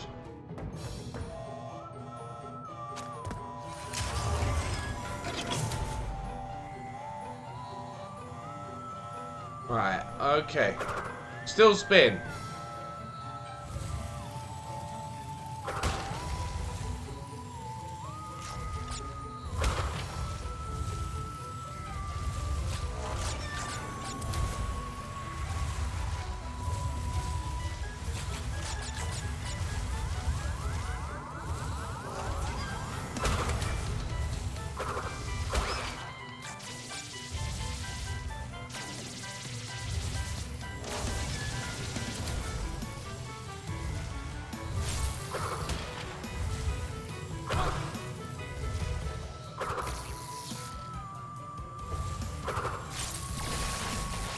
Oh.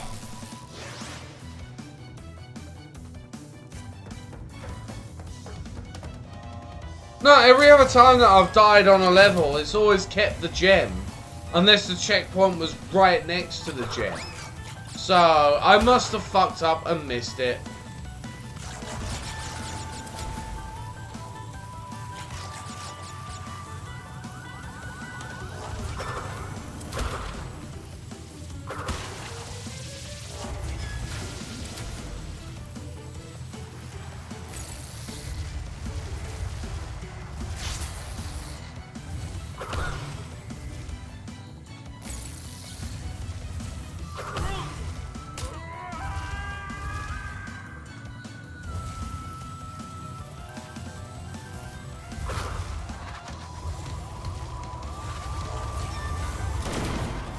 Fuck!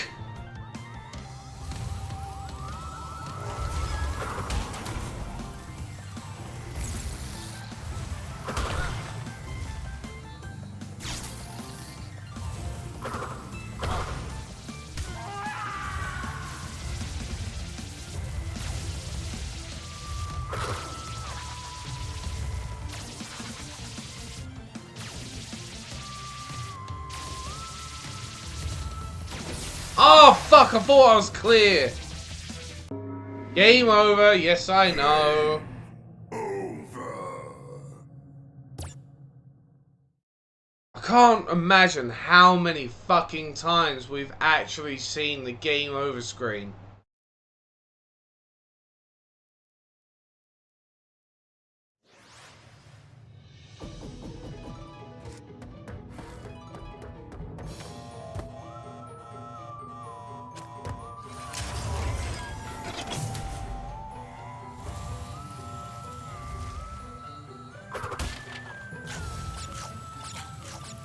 I wish there was a way of actually seeing how many times I've seen the game over screen, like it recorded it or something.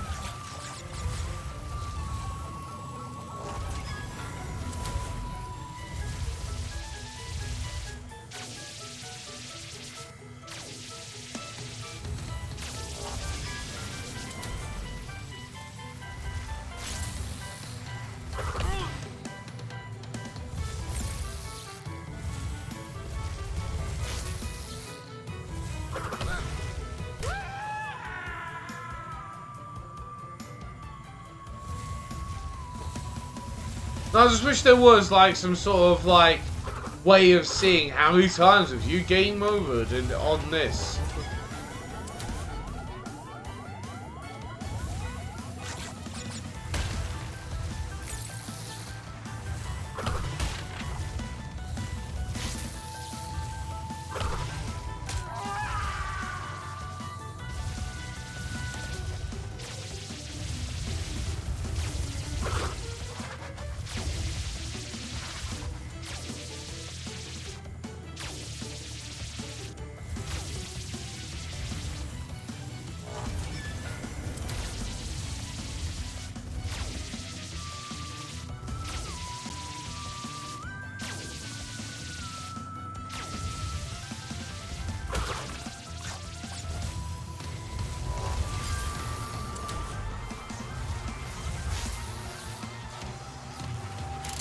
Gotcha!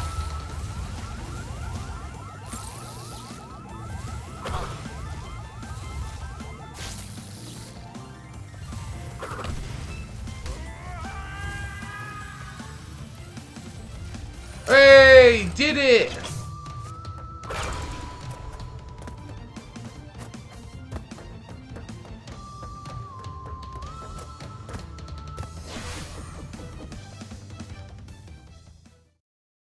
Where would I place the PlayStation 1 on my all-time... Oh, God.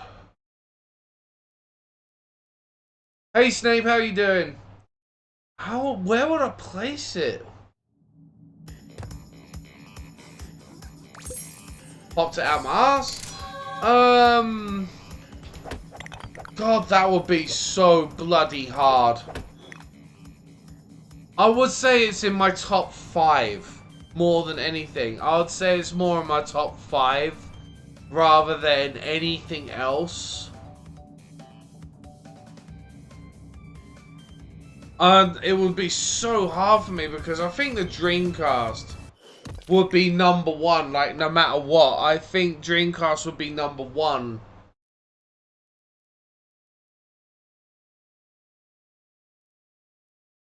I need to go to the toilet, so I'll be right back.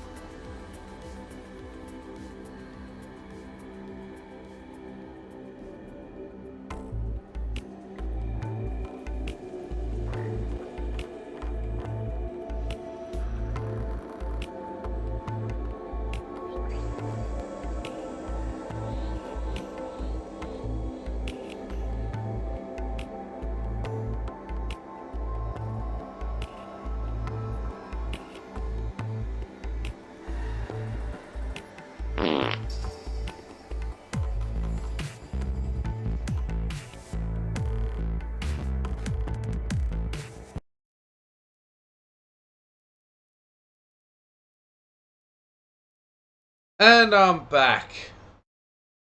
Oh, no, but if, it would have to be top 5.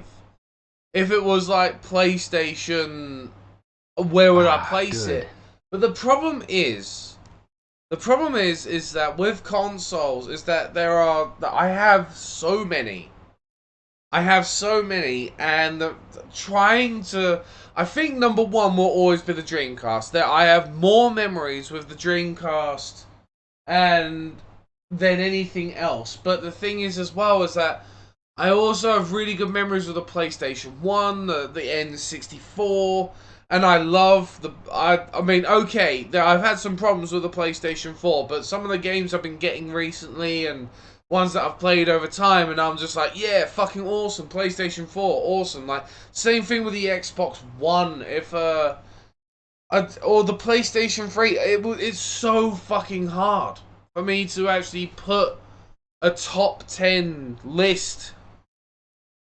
Right. I also love the Wii U. You know, for all of Nintendo's failings towards that console, I love the Wii U. It's so hard for me to think of anything. Like, like putting them all on top of each other, you know?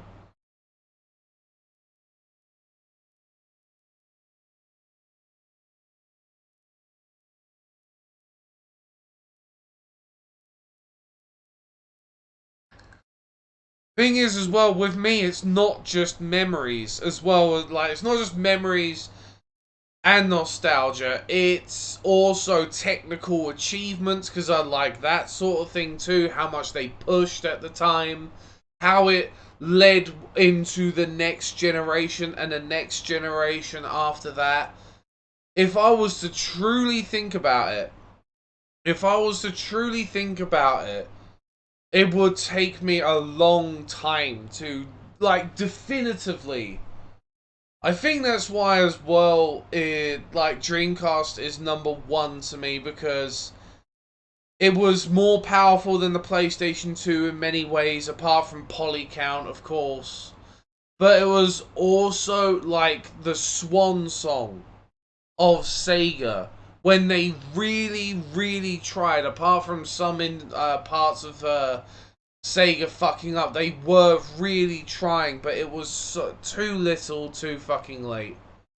As well as its technical achievements of things like Shenmue and many other games. Audio as well. The Dreamcast is brilliant with audio in many ways.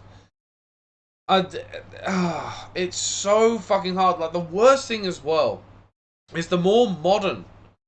It's hard to turn around and say things like, oh, the audio and stuff like that, because a lot of audio these days is crisp, it's fucking clean, there's hardly any need to basically shrink down audio now. Like, audio now is usually fully uncompressed, in many ways, and, it's so fucking hard, you know?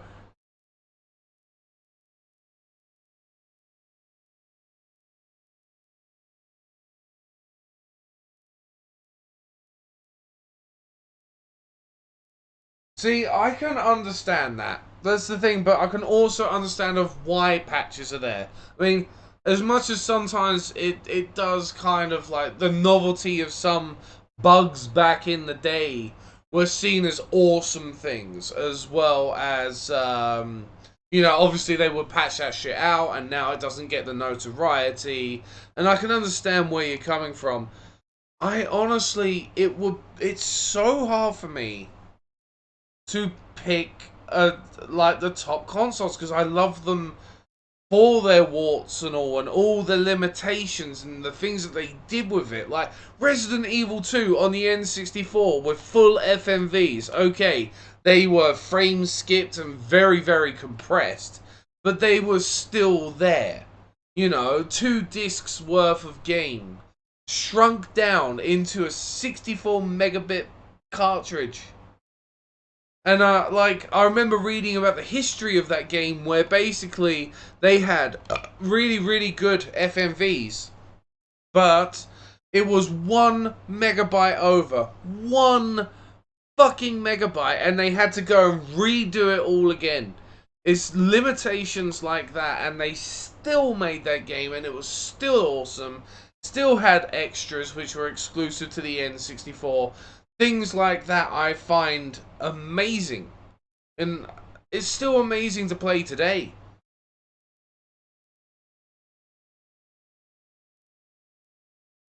See, that's what I mean. Like, as we've got with more modern stuff, it's like, I can't believe there's things like Horizon Zero Dawn and this game as well. It's like, it's so hard for me to pick one.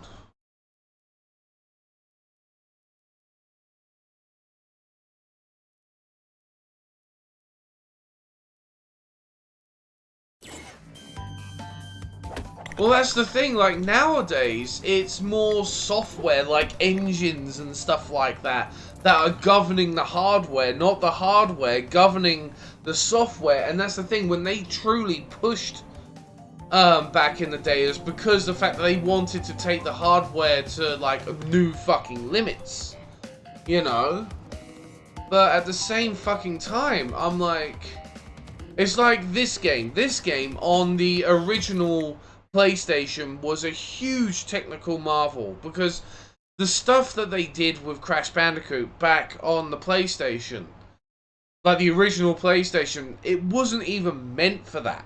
It was not meant for that in any way whatsoever, but they fucking did it. Things like Tekken, running at 640 by 480i in 60 frames a second on the PlayStation 1.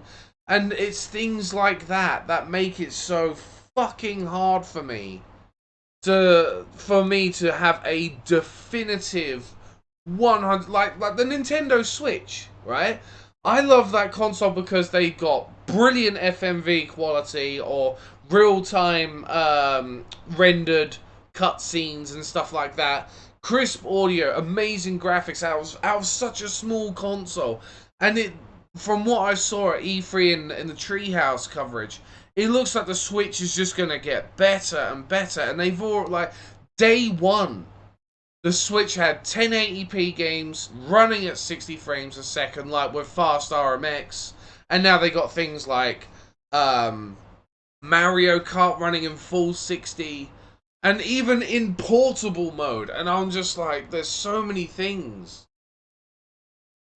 that I love about the consoles, like their technical achievements, the nostalgia, the memories, and like I remember seeing Metal Gear Solid, something like Metal Gear Solid running on the PlayStation 1 with very little slowdown, if at all there was any slowdown to that game. And I'm like, holy shit, like Starwing as well, with a Super Effects chip on the SNES, and just there's so many fucking things. I would have to think so long and hard about having a definitive list.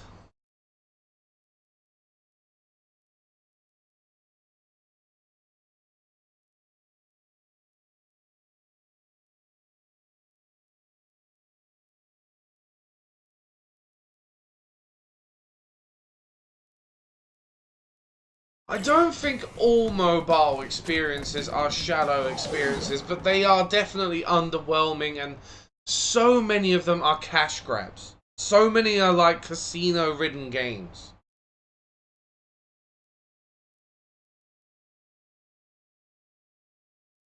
Seeing Andross's polygonal face coming up towards me on this well, what I thought was a big screen back in the day, was scary as fuck.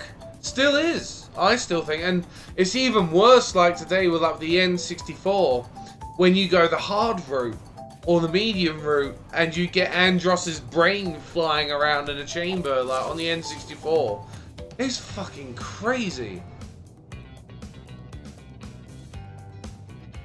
Probably lawyer, probably, but I'm like, with me building a definitive list, like an ultimate definitive list, and especially the way like even these consoles, even the PlayStation 4 and Xbox One, especially the Xbox One, has changed in so many ways, and the Nintendo Switch doing such amazing things, and it's only been out a couple of months. That's the thing with me, it's so hard. It's so fucking hard for me to build, like, if I was to build such a list, it would be so fucking hard for me because, damn, like, there's so many things that go into it for me, and there's so many reasons why I still play those consoles today. Because of those things. I'm sorry if anyone's written any messages. I'm not ignoring it.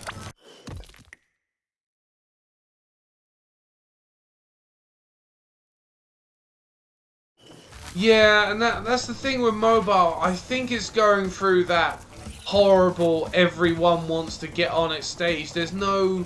The thing is with mobile as well is there's no true... There's no true real set standard yet for mobile. At least I feel there's no true set standard of what you can do on mobile, and there's so many ways that you can play it on mobile. It's crazy, but not at all bad. I'm just saying that there's got to be some real solid groundwork if it was to be taken 100% serious as a game sort of thing. But then again, I don't think it's meant to be. I don't think mobile was really meant to be. I think that's where, I'm sorry to go on about the Switch again, I think that is where the Nintendo Switch really does bridge the gap in that way. Oh, fuck.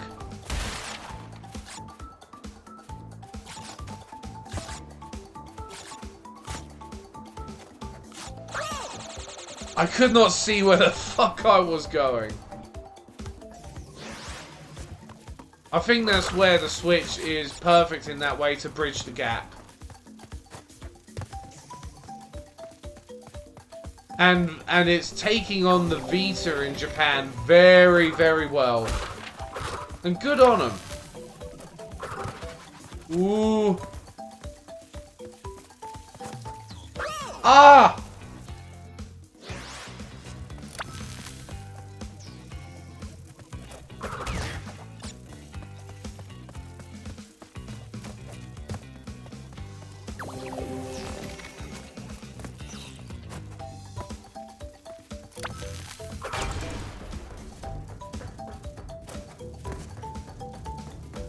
Yeah, in one way or another, like, I think one of the best videos about the Nintendo Switch and its real market is Gaijin Goomba. Where he's going, it's not to take on, it's just a head-on take on the PlayStation Vita in Japan, and they seem to be dominating. I mean, what was it, 600,000 consoles and Splatoon 2s have been sold?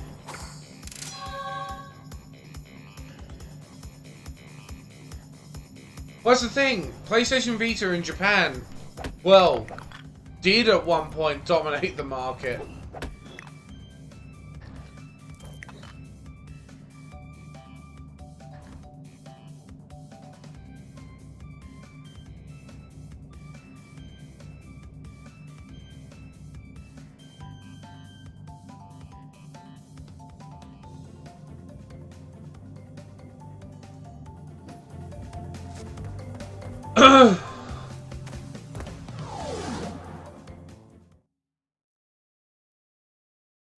So that's the thing.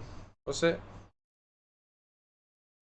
Yeah, and that's the thing, that the PlayStation 4, like, those sort of consoles are really now for the Western crowds, and so I can see why it's not been selling well, you know? Something like the Nintendo Switch with a country that's always on the go is fucking perfect.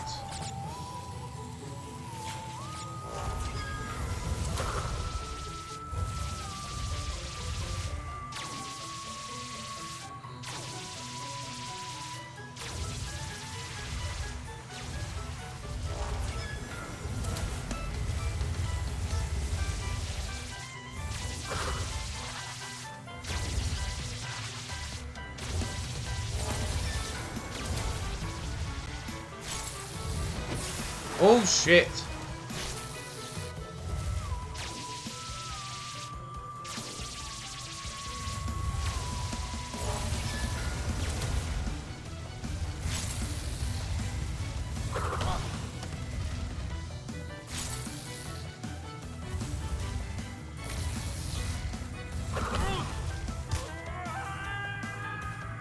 Honestly, like, Pokemon, when that lands in Japan, I'm telling you, people are going to be camping for that shit.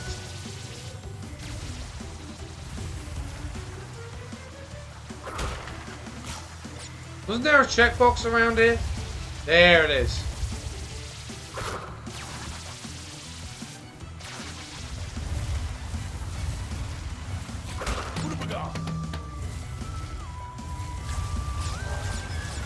I'm a happy camper!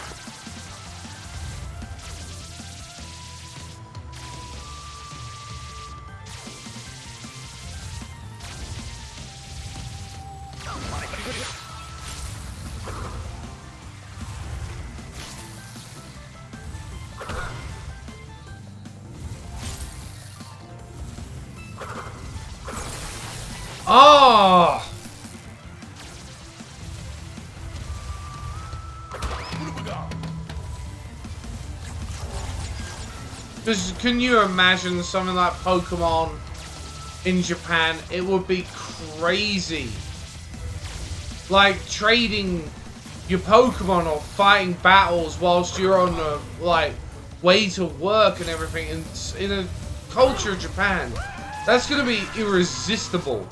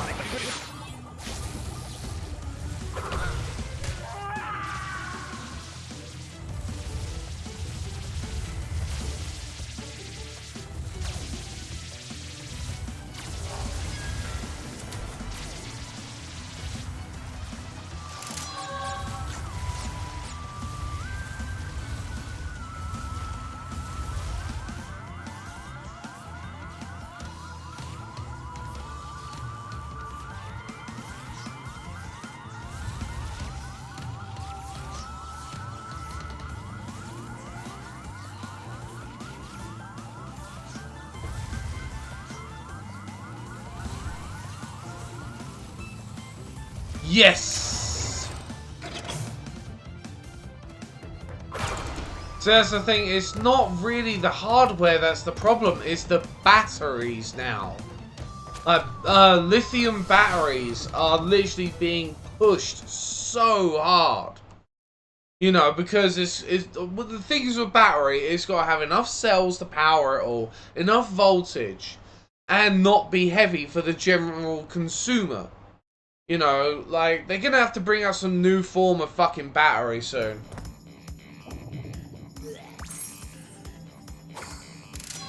They've tried several times, Lawyer. They have tried so many times with Android. It's fucking crazy. Like, Android and iPhone. They have tried several times. And every single time it's failed. Because so many of the games are cash grabs. I mean, okay, there's shit games on every single console that's ever been made. Or unless you're Philips CDI and Jaguar, where more or less any game that was on it was shit. But it's like, with mobile, it's like you said, needle in a haystack, and it's so fucking confusing.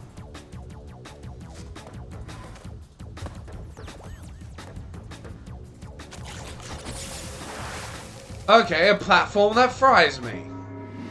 Game over. Game over.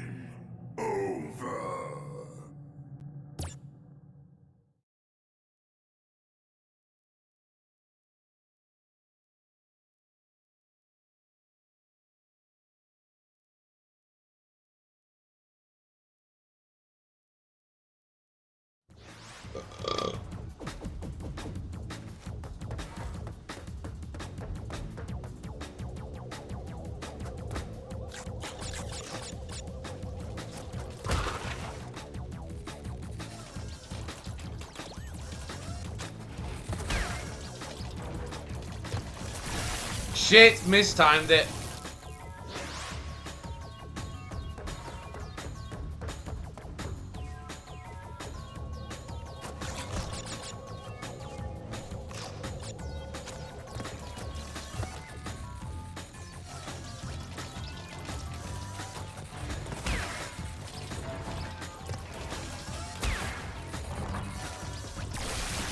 Oh, son of a bitch.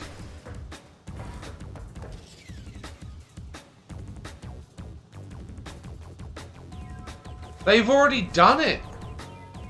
They've done it, Lawyer, and it wasn't successful. Well, it's not exactly been like, well, obviously it's not going to be like fucking PS4 levels. That's fucking astronomical.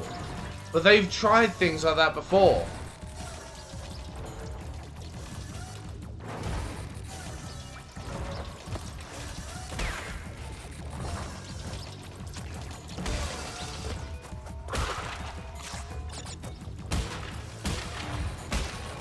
God, talking about things that humongously failed. Does anyone remember OnLive?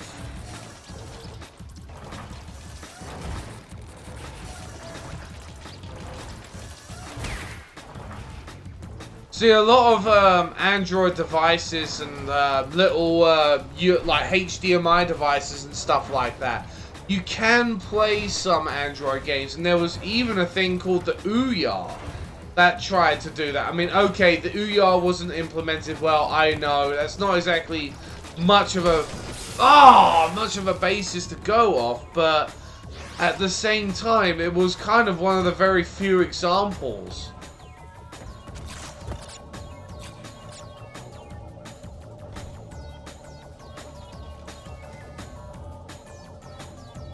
There are examples, and I do believe one day there is going to be a successful integration of Android and stuff like that on a TV. I do believe it will be more successful than what it is now. I have no doubt. You know, as Jiv said, as we have a whole entire new, there's a whole entire new generation of gamers that, you know, have only played mobile games, and rightfully so. You know, I think really when it comes to mobile stuff, I think it's more the cloud that would really change things for mobile gaming. And what I mean by that is that there would be, like you said, like the Android TV based device, and then you'd have cloud saves that go in between your mobile and everything. So, you know, it can be done. I'm not saying it can't be, but I think, like, the technology yet hasn't quite got to that stage, at least. That's what I mean, like, that there are successes out there with it, you know. I mean, Ouya might not be the best example, but it's kind of the closest example of where they did try it, and it, you know, failed. But I still think that there could... there could be something one day. I've tried some mobile games, and Bunny absolutely loves little mobile games, and that's cool, you know. You know, you play with them for a couple of minutes. It just depends on what kind of gamer you are. My point is that I think there's something for everyone, you know. I'm not like, oh, the mobile phones are shit just because they're on mobile, you know. I think one of the biggest problems with mobile gaming, is staying power. I think that's one thing as well, is lastability and things like that, and retention. That is very, to me, from what I've seen, is very, very low. But at the same time, where mobile games have that shorter time, they're more frequently used. So, like I said, I think Nintendo Switch, in my opinion, is sort of like the best of the bridging the gap at the moment. Now, if Android or iOS devices was to make something a lot like that, that can actually work, then maybe. Who knows? I hope so. Because as far as I'm concerned, I'm not bothered. I'm like, more awesome games. No, the potential, that's what I'm talking about, lawyer. That's what I'm talking about. I'm like, maybe there could be a bridge of the gap. Maybe, I don't know. Exactly, this is what I'm talking about. It's not the hardware not being there. It's the fucking battery half the time. Smartphones, dumb batteries, you know. The thing is, if they was to put 2 batteries into a mobile phone, it would be like, it'll be too chunky. That's the problem with that. Is one of the biggest problems facing mobile gaming is actually people's hands. And I know that sounds dumb as fuck, but let me explain. Like control pads, for instance, for all consoles, they go through hundreds and hundreds of pairs of hands, so much testing, and millions spent on designing the gamepad, you know. And the problem is with mobile gaming is that controls, at least to me, are not yet able to be as complex. But you gotta think about it. Imagine if a pad was always attached to your phone. That would be the way. Imagine it. Like, they tried it with the N-Gage. The N-Gage is the perfect example of things like that fucking up. Like, you'd have to have a gamepad permanently attached to your phone at all times. And as we know, with things like the N-Gage, that didn't work very well.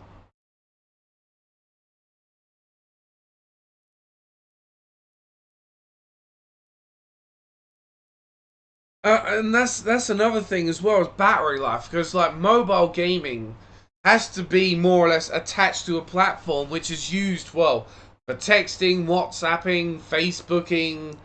So there's more drains on the mobile platform, especially on its battery, than anything else. The Sony PlayStation phone was a good idea.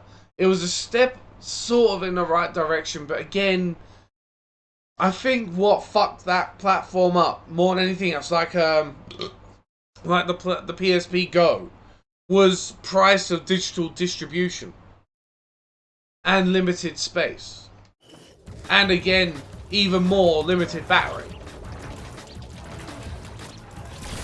Oh, fuck off!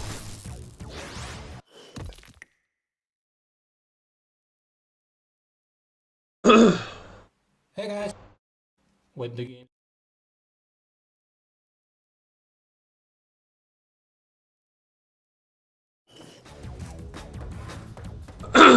Sorry.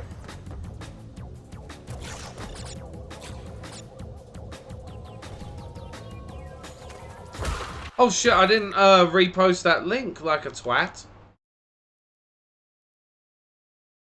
I think like with mobile gaming, I think what's going to be like the next step with mobile gaming, right, is going to be one and only thing: battery life. Literally, battery life. If they invented the battery tomorrow, that could do, I don't know, 12 hours of hardcore mobile gaming without even breaking a sweat, more and more people will turn to mobile gaming. Obviously, specs, you know, limiting, of course.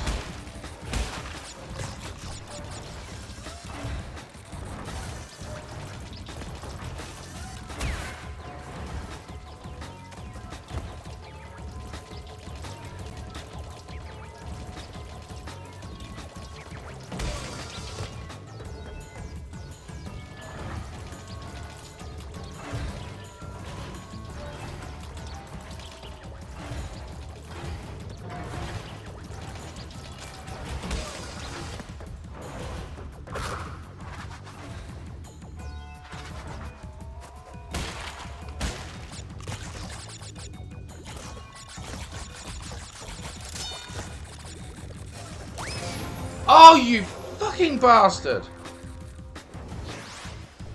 Well, that's the thing, they are...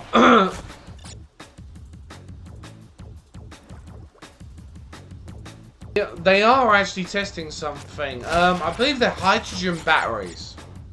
The problem is with, like, hydrogen batteries, I can't remember what the next step up is. But apparently, at the moment, it's incredibly unstable.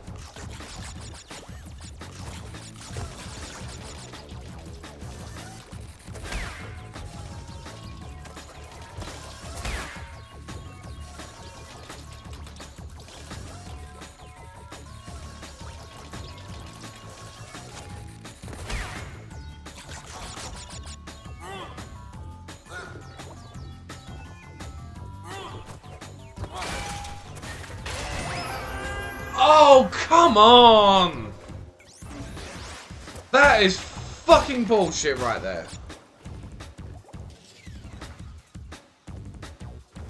I know it sounds old-fashioned, Professor Snape, but shamefully, battery life, like, things like battery life have been determining things, well, even before the fucking Game Boy came out. Jesus Christ.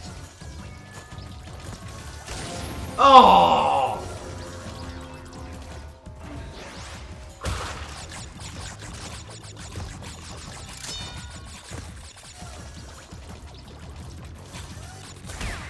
Well, come to think of it, like that's what fucked up things like the Game Gear and other handhelds like that was battery life. And imagine now if they released like a Game Gear Mini with a lithium battery, that would probably last you a good 40 hours. Sort of, but when it comes to things like general consumer, it's just like, no, I don't want to think about an external battery. Oh, I don't want to think about attaching a pad. Like, the general consumer wants convenience and is ignorant as fuck. That's the thing.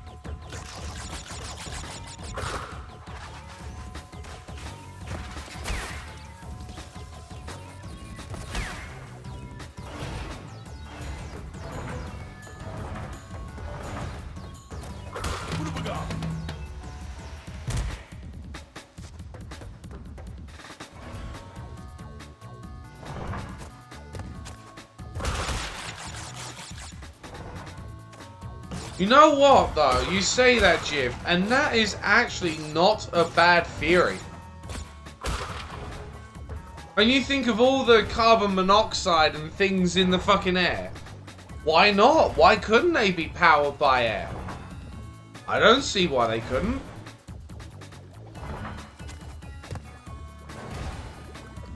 Solar, yeah, and that's the only thing that I'm surprised no one's actually put. I mean, I know they did it with an old-fashioned Nokia one time. They used to have Nokia batteries that used to have solar backs and everything, but solar at this point, with like how small. Ah, fuck.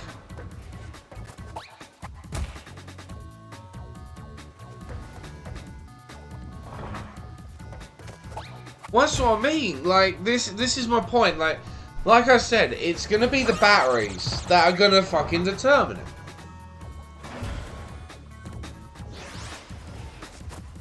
I mean, they've already got things like oh, what's it? You know, like methane emissions, like methane emissions from like cows and shit. They've already got farms that harvest that from the air and actually make electric out of that shit. So I don't see why air wouldn't actually be such a bad idea. Really? You think of all the emissions in the air, they could use it.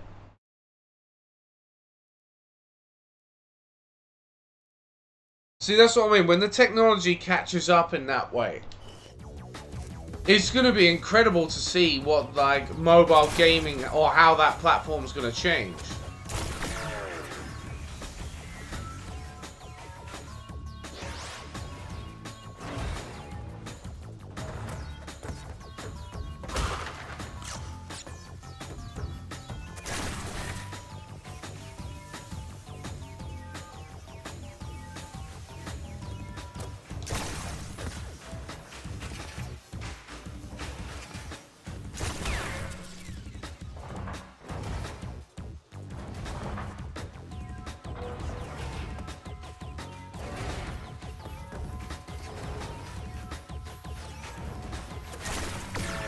Oh no, was that my last life?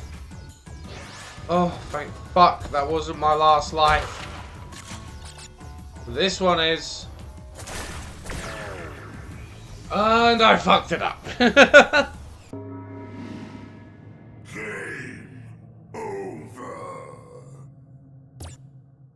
No, I have no doubt that they will fix these problems. There's probably already R&D being put towards it. It's gonna be interesting.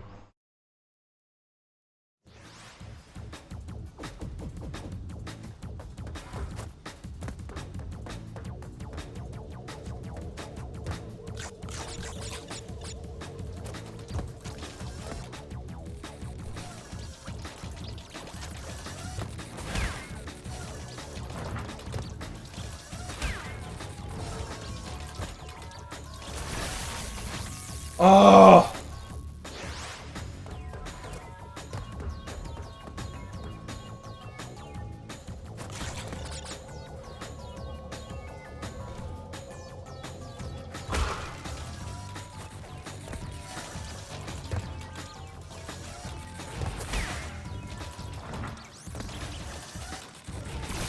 What? What have we got? It's the last level, so of course it's gonna be the hardest in the game. I remember doing this on the PlayStation, and fuck me was it hard. And that was only a couple of months ago.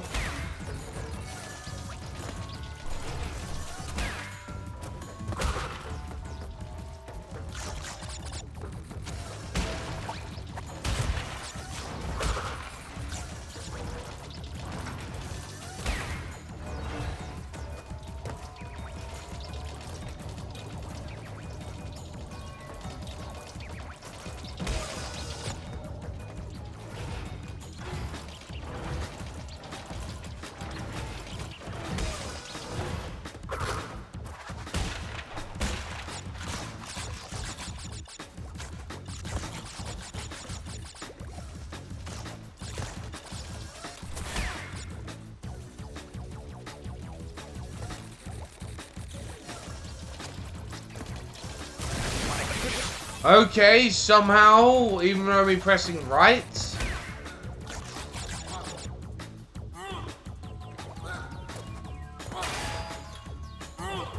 What? Come on! My pad fucking up on me now?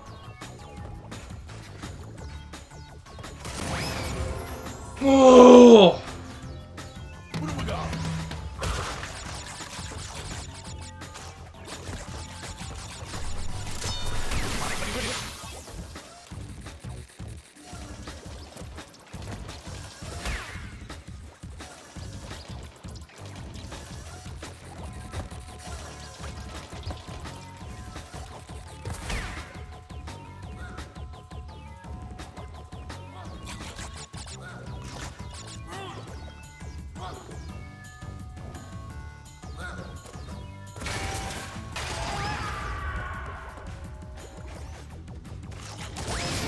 Oh, the nitro box jumped on me!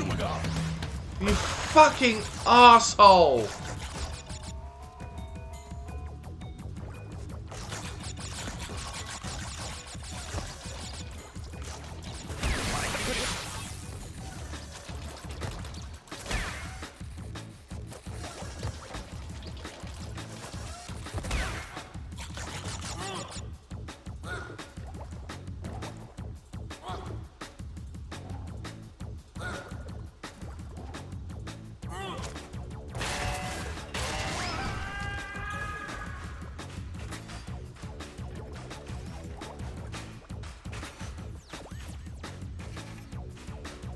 Come on, jump!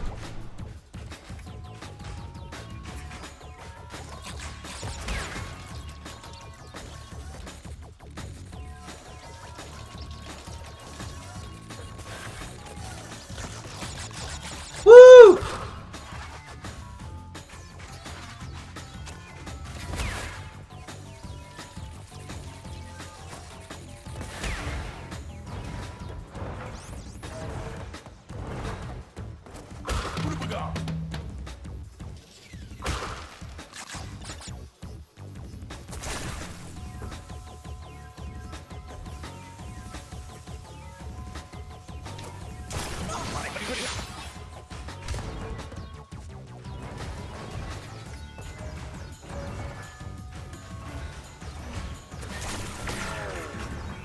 Oh, man.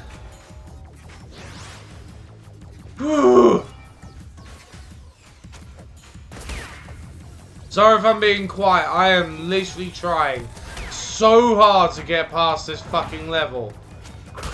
This is an insane, stupidly hard level.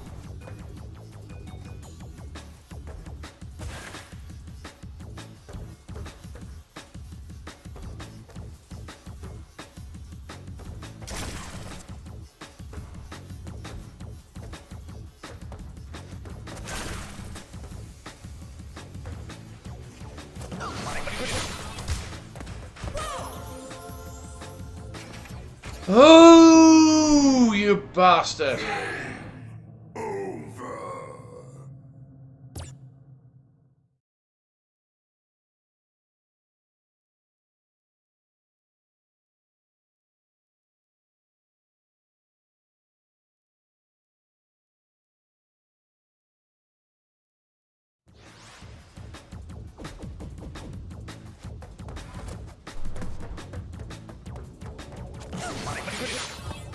Great start! Great fucking start!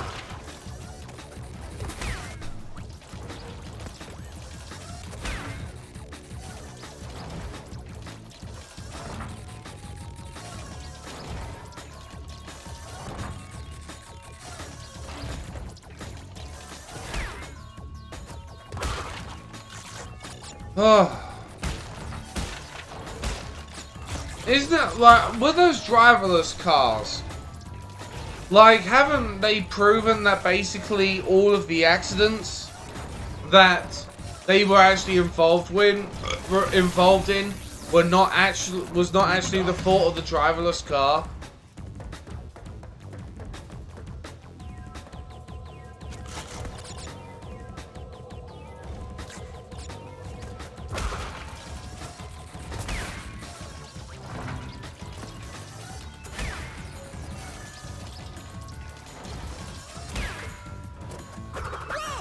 Oh, fuck this fucking game!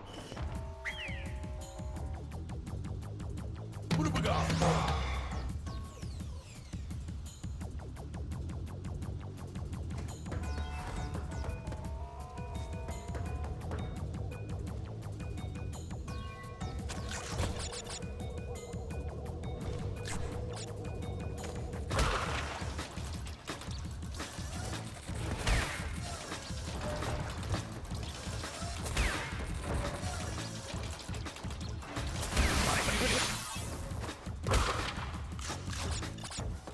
Honestly, this last level, they make you fucking work for it.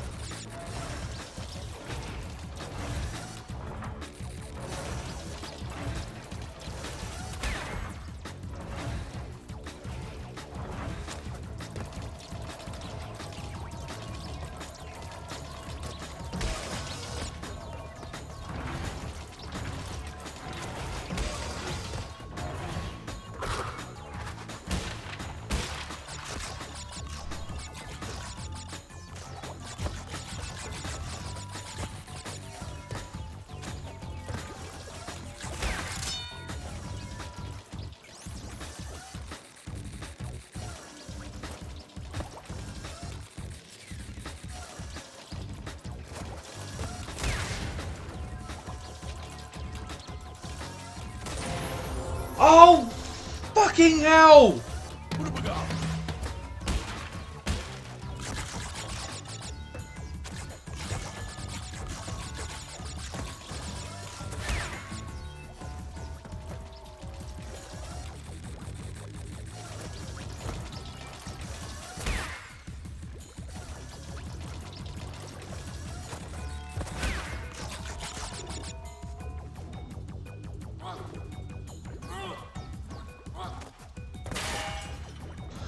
What are you doing? Thank you. Yeah, it does it every other time. Every other time. Look at that shit. Doing exactly the same thing. It's not fucking freaking out. Ugh, fuck you. I'm so fucking angry at this game right now. I'm one level away. One.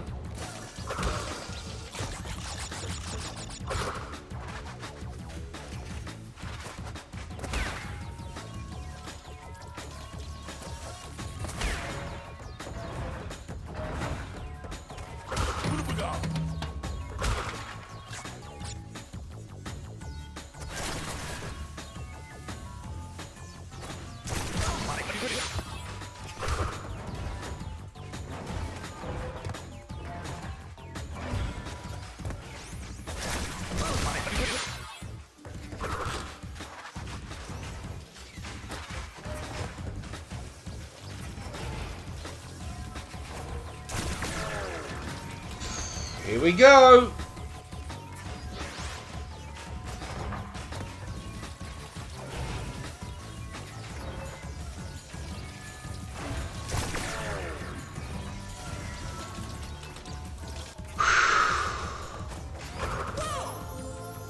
Oh, fuck you.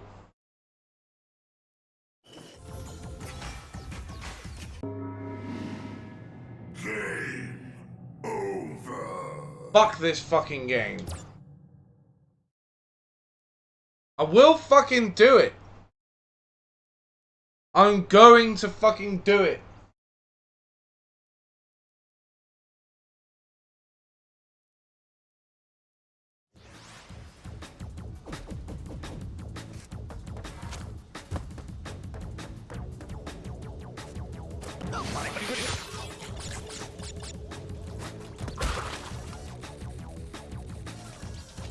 What donation? What? Oh, yeah. I know what you mean now. I thought you meant that you just donated. No, I thought you meant, What? I was fucking hell! That was just torture right there. That was the game fucking pulling a prank on me. I thought you meant you just donated serious. I didn't think you meant this game.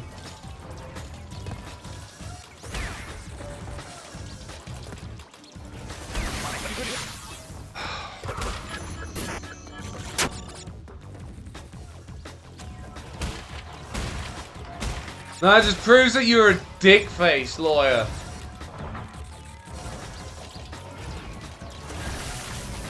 Oh, fuck! What have we got?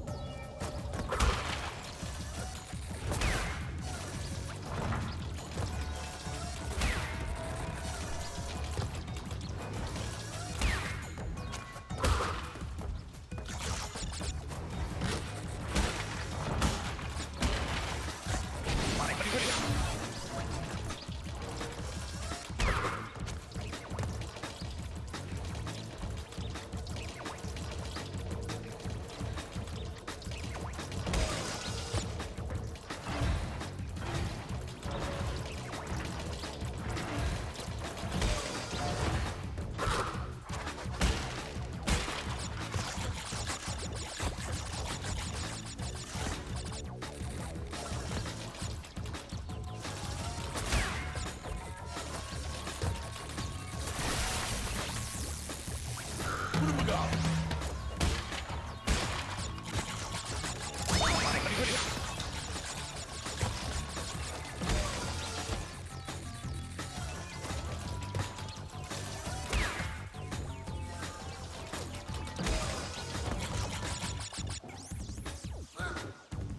Come on, I gotta do this. Yeah. See? What the fuck? Get over there, you prick! Oh.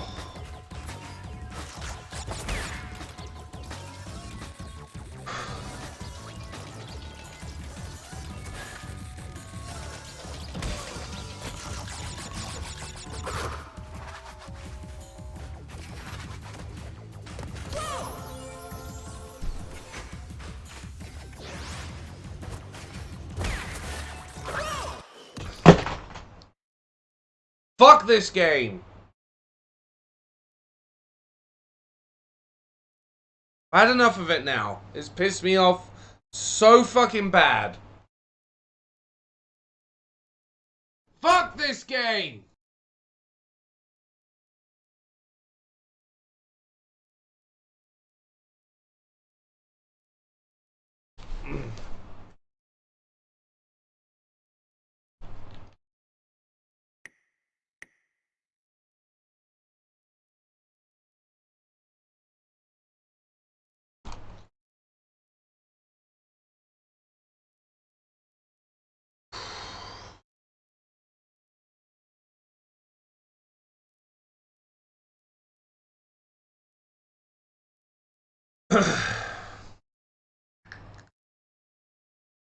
I wouldn't mind, but when it wants you to slide, it doesn't fucking slide. And when you only want to slide once, you slide twice.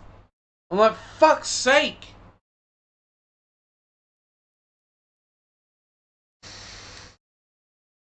I just want to complete this game. I just want to complete this one fucking game.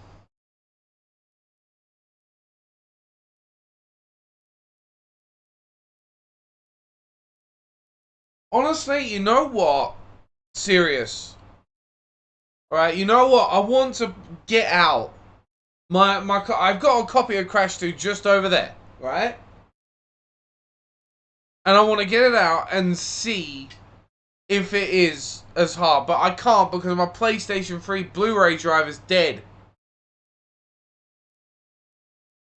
I really want to see if this is as hard.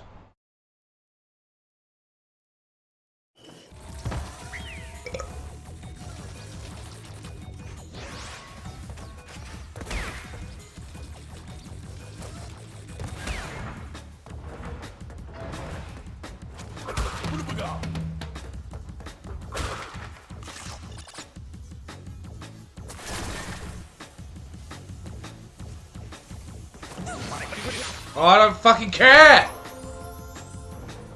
Oh. Game over.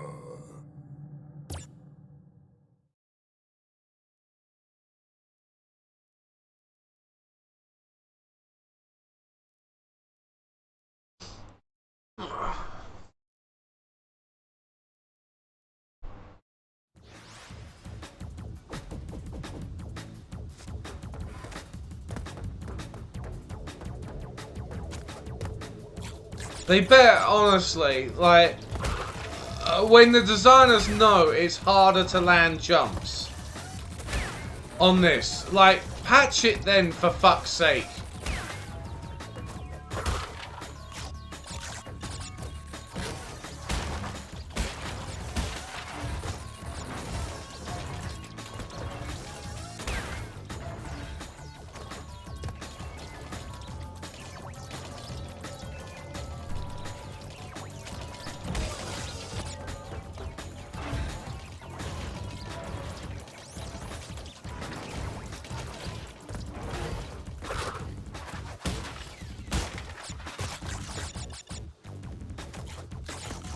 One thing they gotta remove as well is these fucking jumping nitro boxes.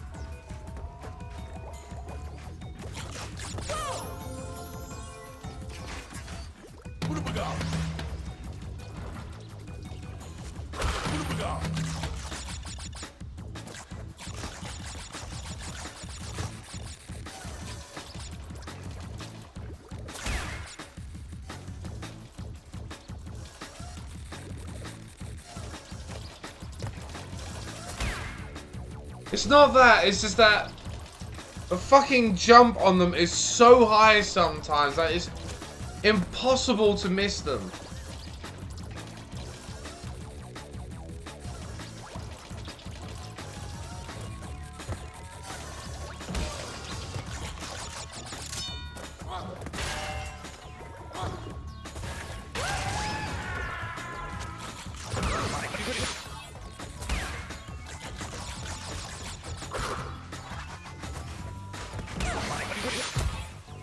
I didn't even press jump and it fucking went up in the air there.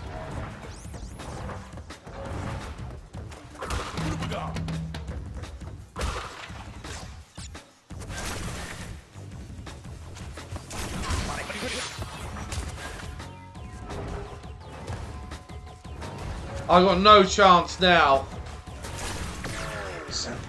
Fucking hell!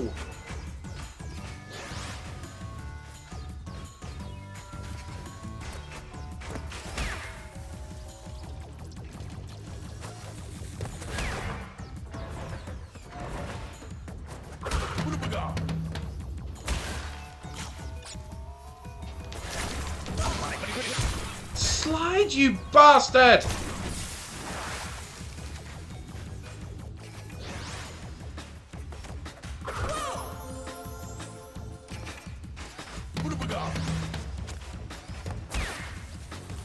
No!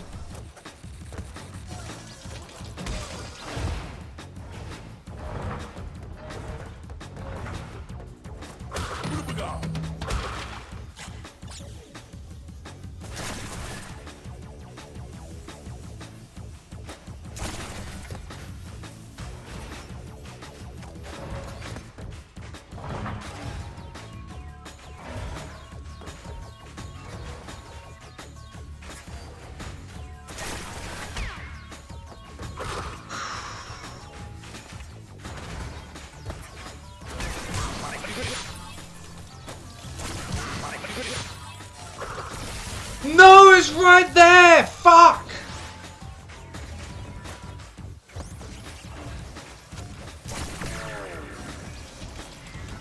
Oh, it's right there! I was right at the fucking end! Oh!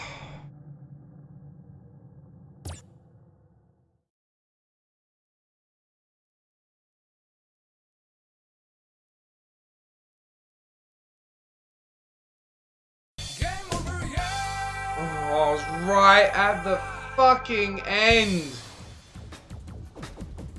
This is fucking torture.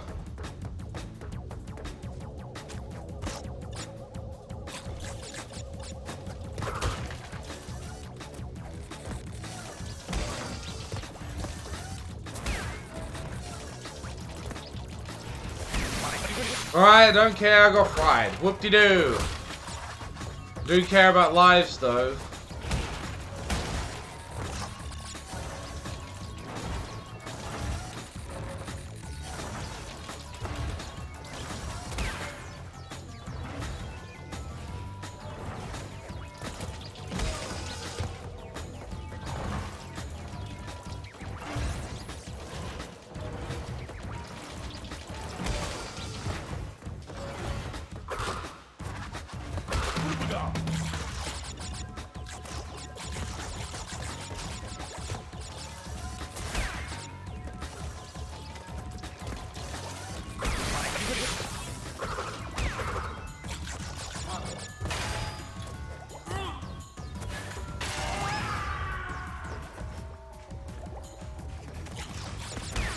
Thank you for actually sliding when I tell you to. Oh, it didn't make a fucking difference because I still fucking died. Wonderful nostalgia.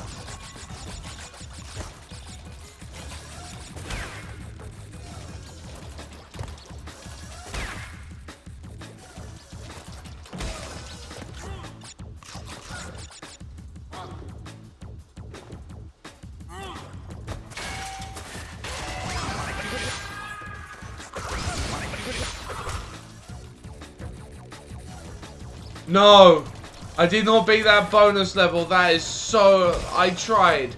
And the worst thing as well, I actually watched a video of that bonus level and I was that close to fucking doing it, but I just can't do it.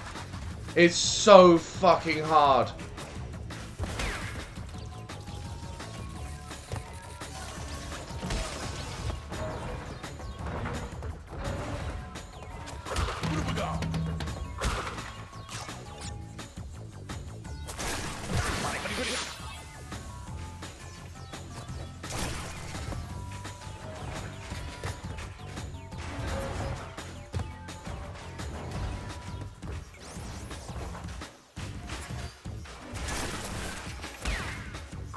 Oh, checkpoint! I'm so close!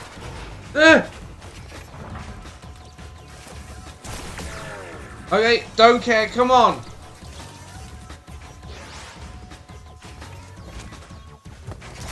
Shit! Ah, shit!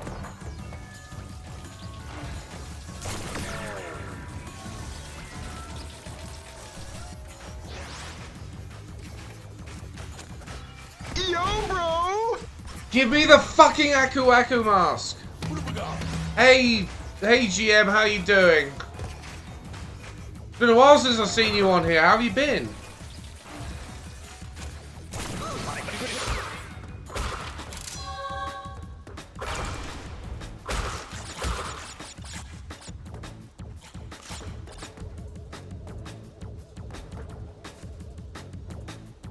I guess that's not the end. I bet that's only like halfway as well. You've been on vacation? Awesome, GM. Where have you been? Slowly losing my mind, GM, with this fucking game.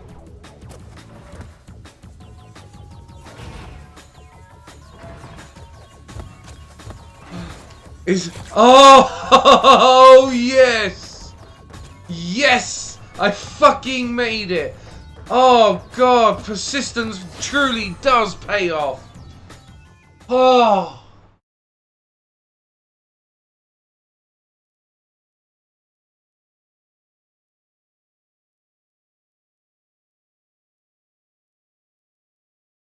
Nice one! Oh.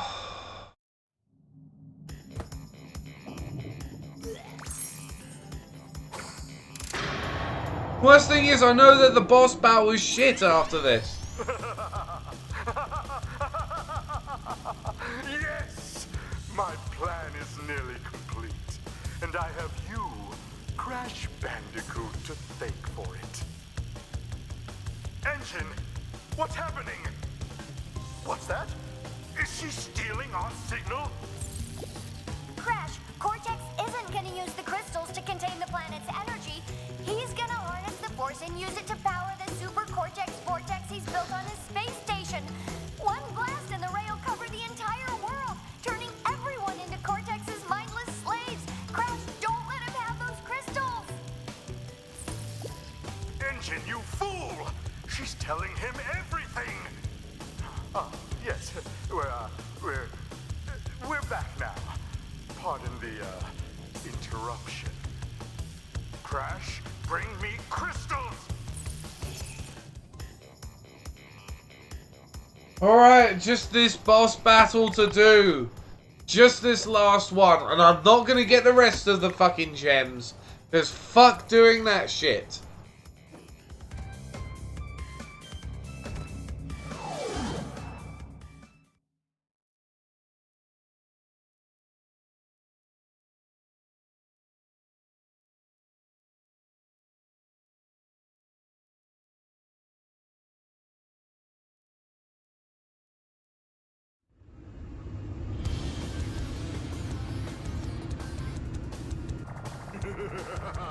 I'm gonna fucking... Oh.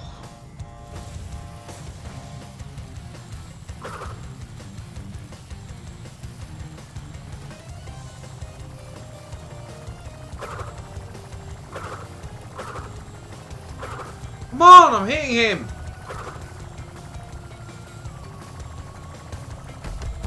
Ow.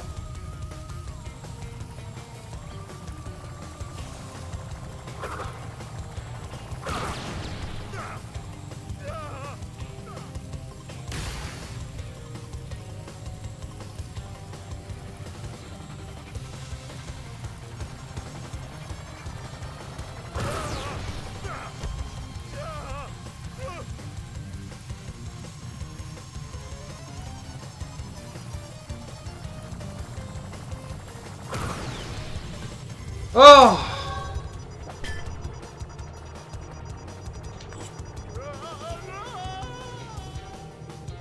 That's it! You haven't seen the last of me, Crash. That's it!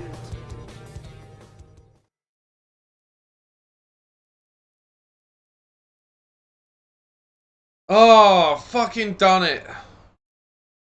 I knew that the last boss battle was absolute shite, so I was like...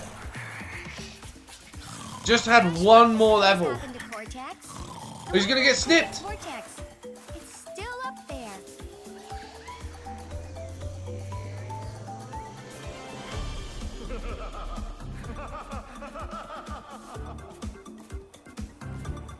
Oh.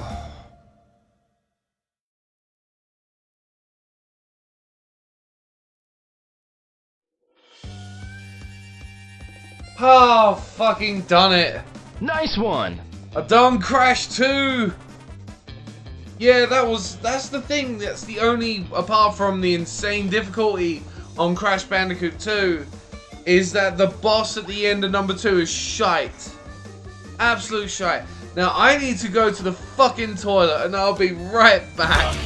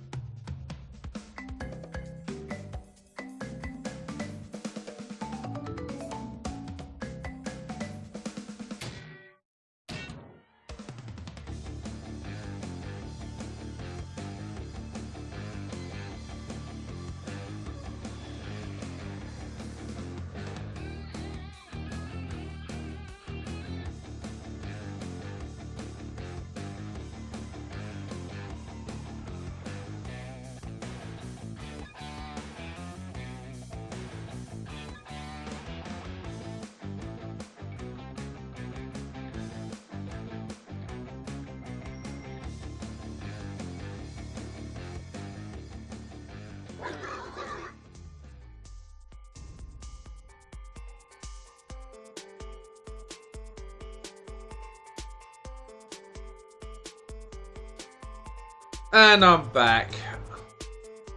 Oh, finally defeated Crash 2. Honestly, I want to look through my old playthrough, because I did Crash number 2 on the PlayStation 1 a couple of months ago, and I swear it wasn't that fucking bad. Thank you very much, Shenmue.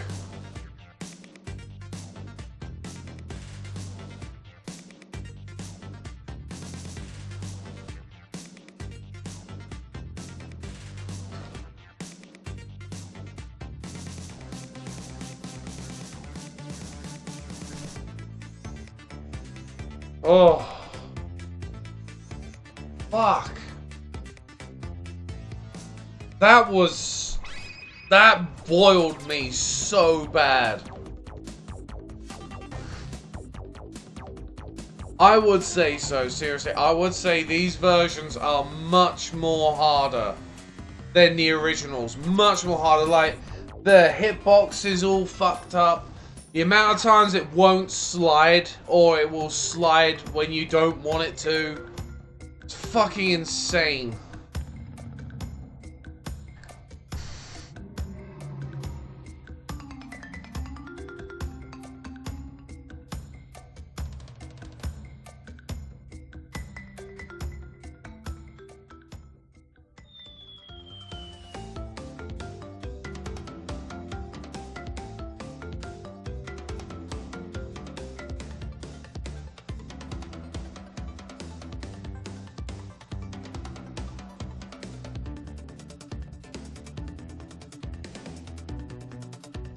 Oh. Now we're going on to Crash fucking 3. Well, it's not just that, it's a bit impractical. I don't know what it is, it's just a way more impractical. Thing is as well, the way that the PlayStation 4 D-pad works, if you press it, like if you're not pressing completely and directly right, if you're off just a little bit, it will think that you're going like down and right or up and right, so sometimes it walks wrong. I don't know if that's a failing of the PS4 D-pad or the game, I'm not sure. But my fucking god, is this fucking hard. Skipping it. Because fuck if I am doing the rest of this fucking game.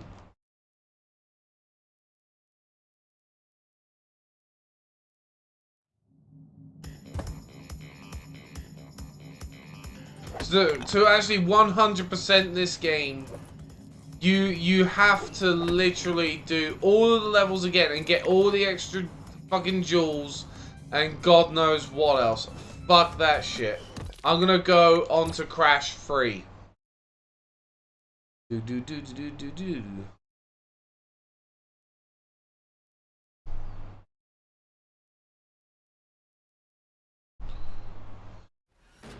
Yeah, I like the PlayStation 3 pad a lot. Except for the triggers were a bit crap, but, you know, I got used to it.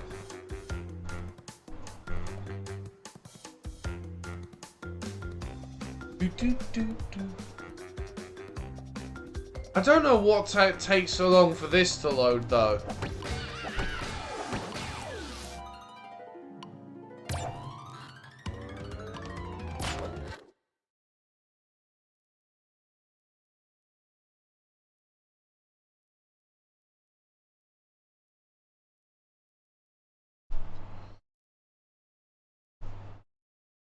Ooh.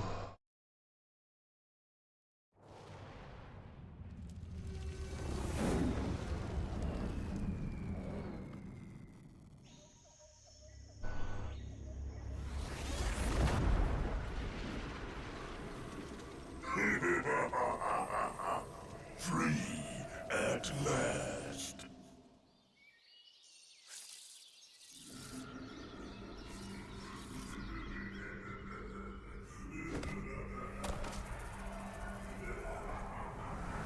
Uka Uka is free?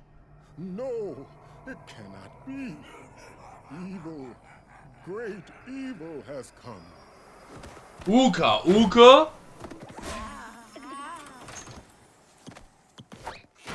None have dared fail the great Uka Uka even once. But you, Cortex, you have failed me twice. Great Uka Uka! It was that infernal Bandicoot! From deep inside my temple prison, I sent you simple instructions to follow. But you lost the gems, you lost the crystals, and I have lost my patience. There is now no other power source left on this planet. I know we've had a few unfortunate setbacks. And failed. But since your bumbling has managed to set me free, I am feeling generous. There is still a way to amass the power needed to enslave this miserable planet. And this time, the great Uka Uka will make sure that you do it right. If it's such a miserable planet, why do they fucking want to conquer it? Evil twin brother, Uka Uka, has been freed from his underground prison. Long ago, I locked him there to protect the world from his malice. Now, free once again, he must be stopped. He must be stopped because he's killing the frames. Children, Uka Uka and Cortex plan to use this time-twisting machine to gather crystals that lay scattered across time. I have brought you here to recover the crystals before they do. To open the time portal, simply stand on a button and then jump into the portal. Good luck.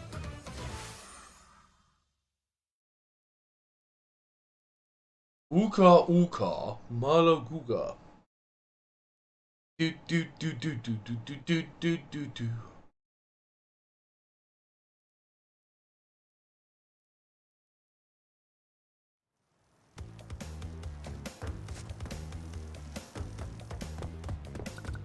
Unrealistic plots.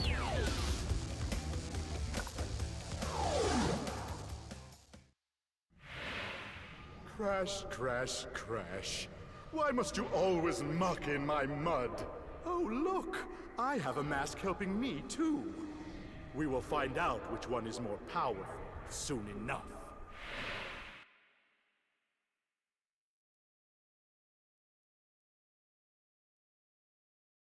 Ooka chaka, ooka ooka.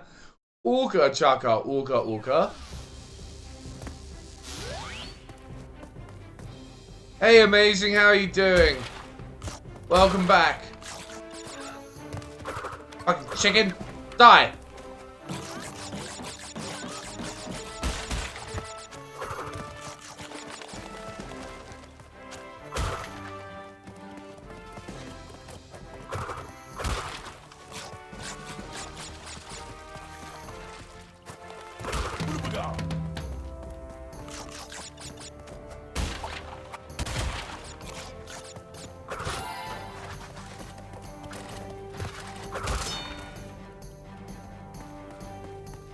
The good dinosaur. What do you mean, amazing?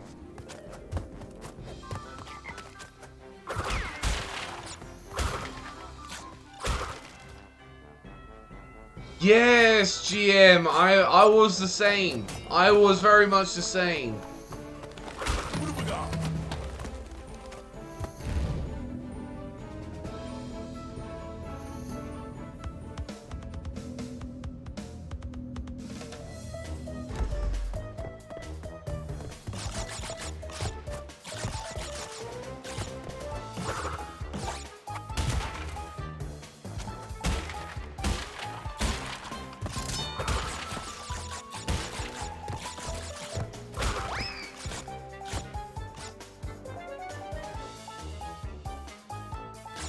Oh, okay then.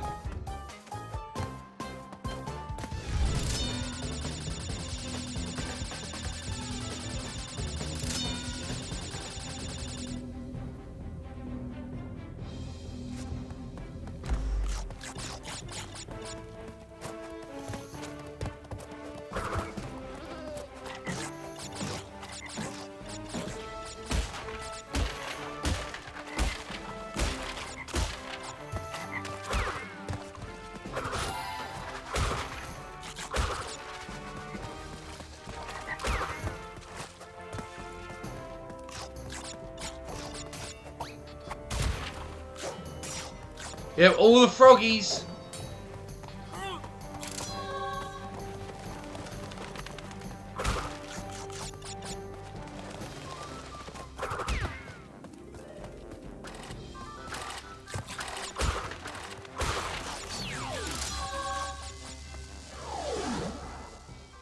I got all the boxes?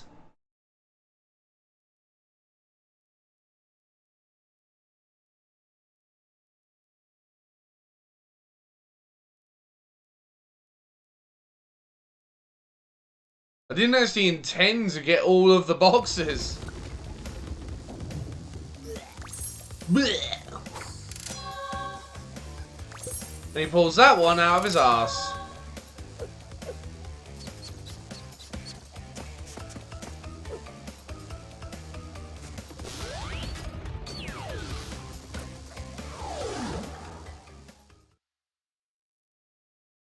Dung dung dung dung dung dung dung. That's Carla's dildo. Her OP vibrator.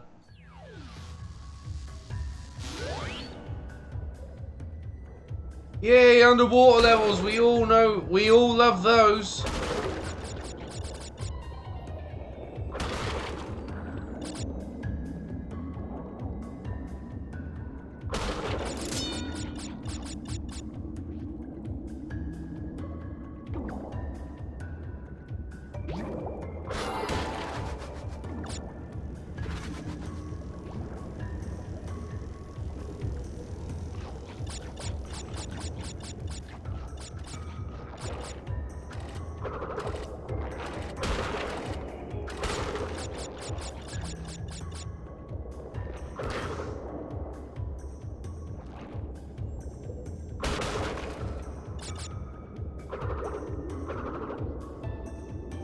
Extra vibration.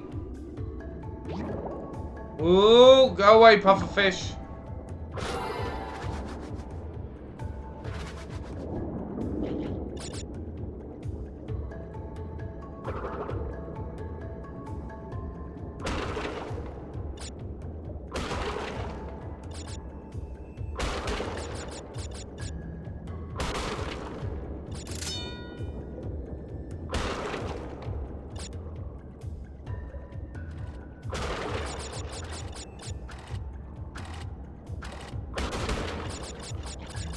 Getting all them boxes. It's that water stimulation that Carla really wants.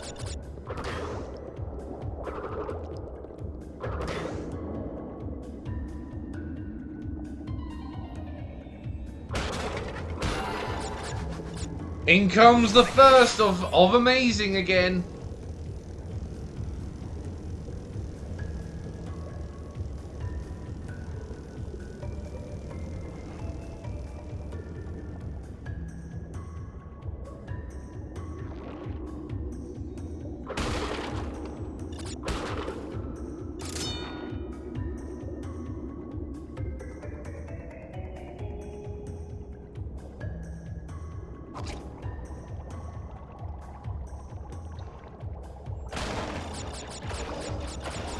I got fucking missiles now? Fuck yeah, blow everything up.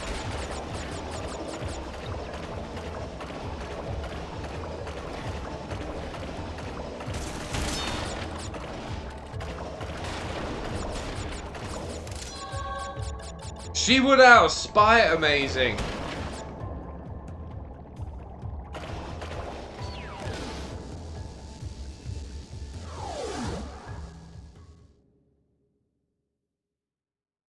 Do do do do do do do do do do do.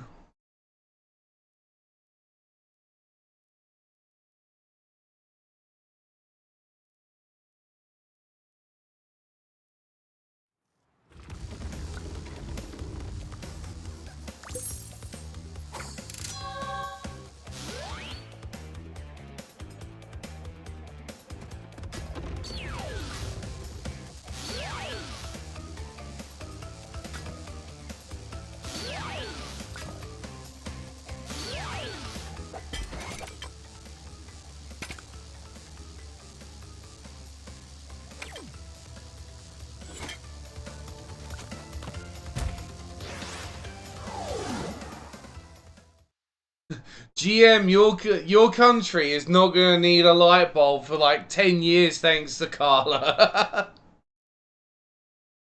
do do do do do do do do do do do.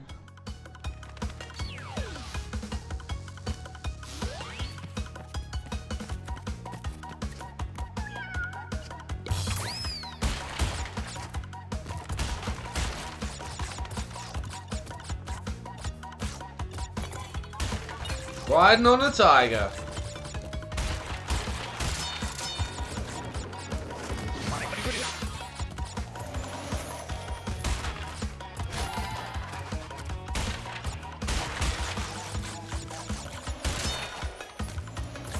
Whoa, there we go. Yeah, it says 15 lives up there. Wait till there's one particularly hard level and I will lose them. Oh shit. Aww.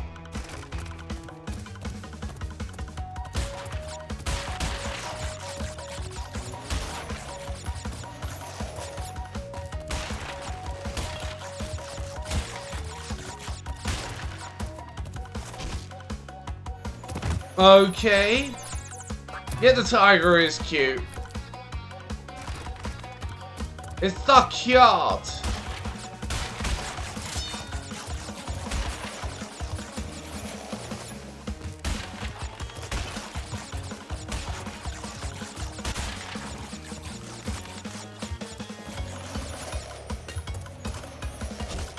Oh.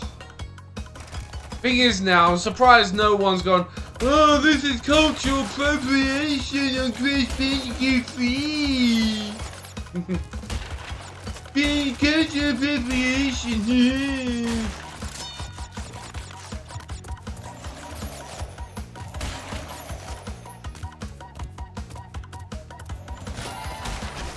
Fucking fuck. Oh, she's gone. Cute wild animals are often a stick. Jesus, Lord, you never miss a bite. You never miss a bit, do you?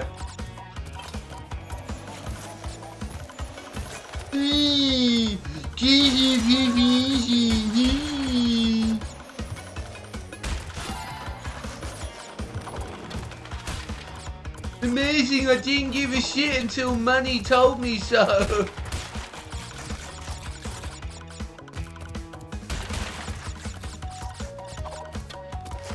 Watch it now, someone's gonna get the idea and, you know...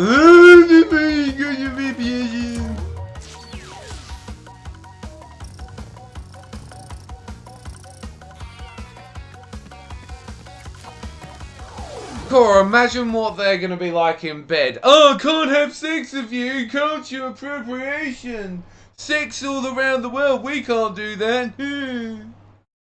Bras and boobs.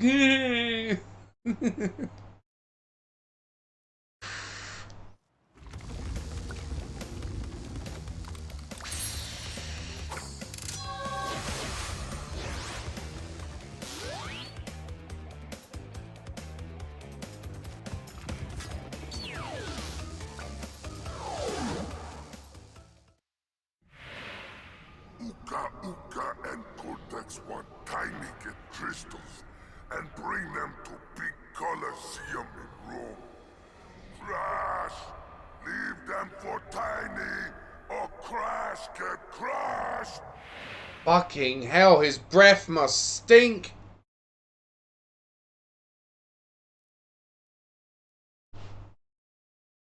Hi.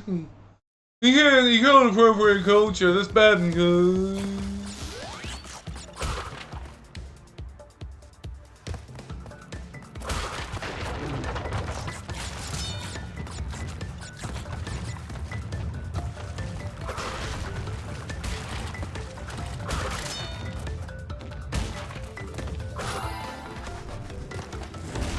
Oh, got my ass flamed.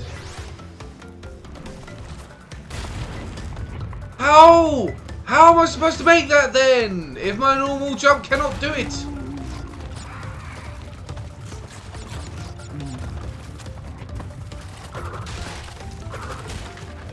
Ugh. Dun dun dun dun dun dun dun dun dun dun dun dun dun dun dun dun dun dun.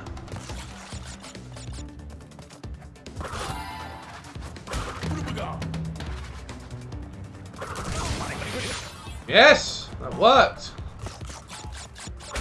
Exactly what I wanted to do.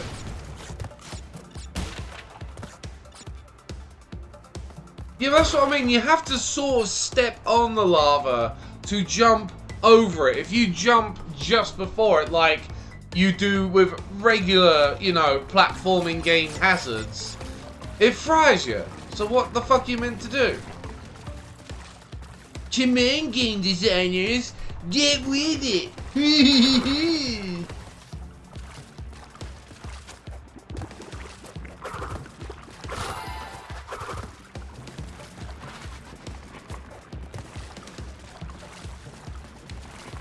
That looked like a cock lava, or a lava cock, whichever way you want to put it.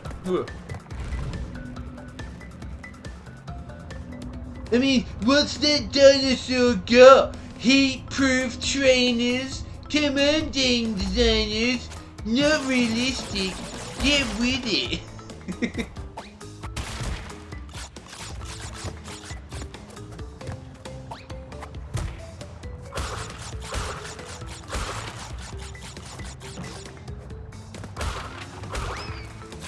Oh, just hit the life away. What a dick.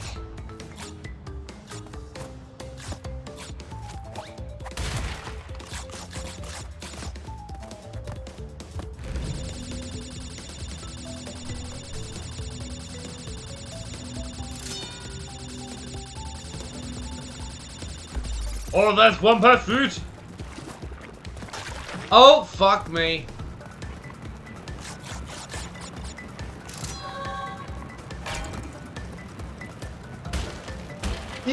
Bugs is out of nowhere.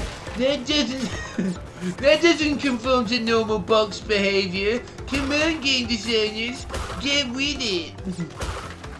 Oh my god.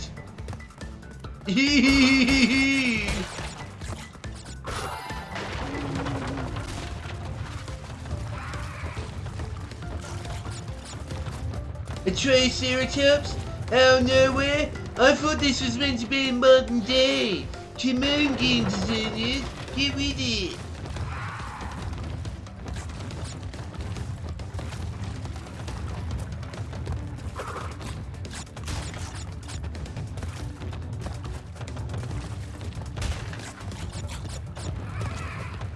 Oh! Back.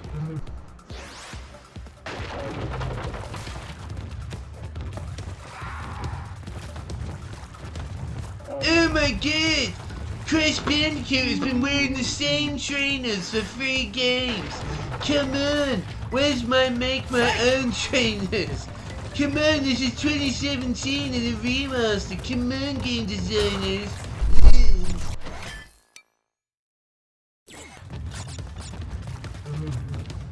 Fuck this game!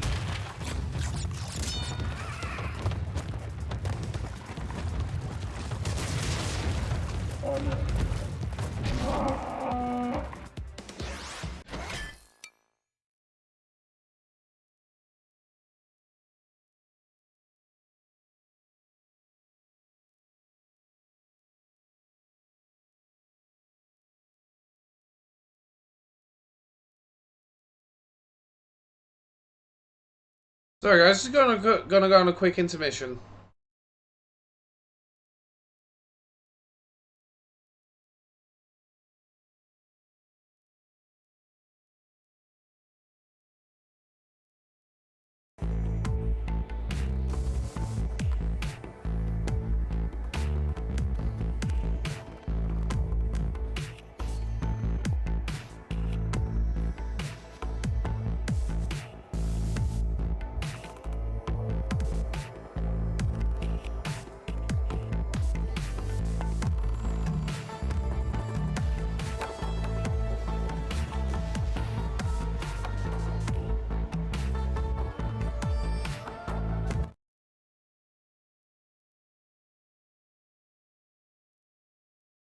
And I'm back. Oh god, yeah, like, I wonder how many people went like, oh no, the trainers wouldn't want to do that. Yeah.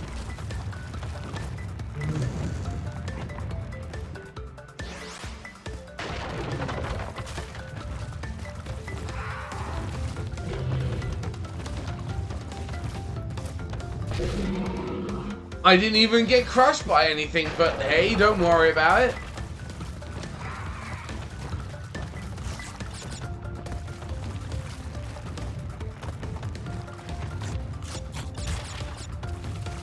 Fucking grass. Grass that slows you down.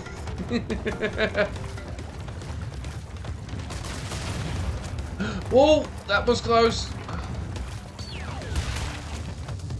Yeah, get the fuck out of here.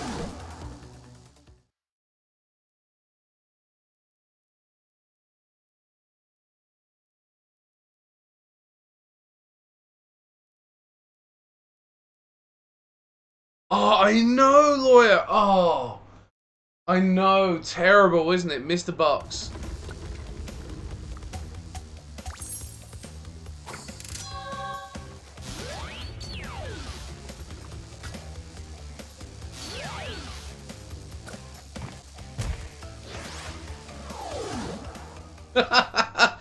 Yeah, real Crash players give a shit.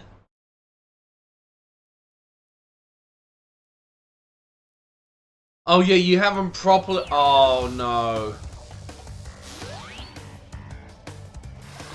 If I remember rightly, these fucking levels did not handle very well.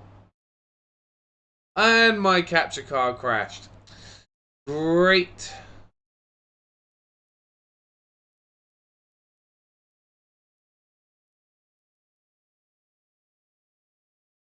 Come on, come back on.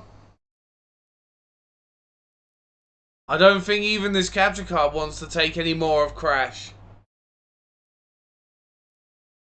Billy! There we go. I am not hyped. You know what? I am not hyped for Sonic Mania at all. I'm not hyped for any Sonic games anymore. Honestly, I don't know why, but I have this real feeling with Sonic Mania. Right? I have this real feeling that they're just going to redo some levels and be like, oh, it was a museum piece, or like something like that. Like, I don't hold much hopes for Sonic, and at the same time, they're developing another shitty 3D Sonic game.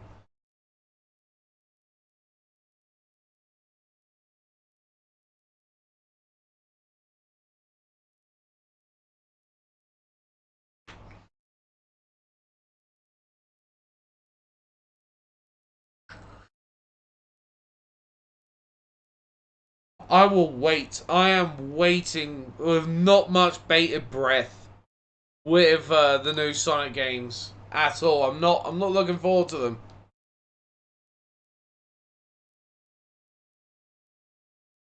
I know, but I could understand if there might have been maybe one or two bad Sonic games, like one or two bad ones, but there has been a legion of bad Sonic games, like a real legion of bad Sonic games, and I don't look forward to them anymore. I hope Sonic Mania is good, but I know the new 3D one is going to be shit. It's almost a fucking given.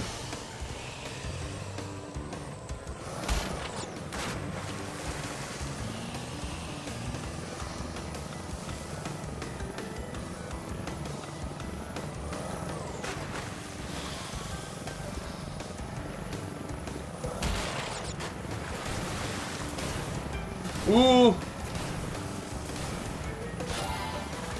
God, this handle's so floaty. I'm half expecting to hear wave race or something like that soon. Oh, come on. Give me it. There we go. I know. See? Dead or alive. You can still do jet ski shit if you want to. Oh, that was close.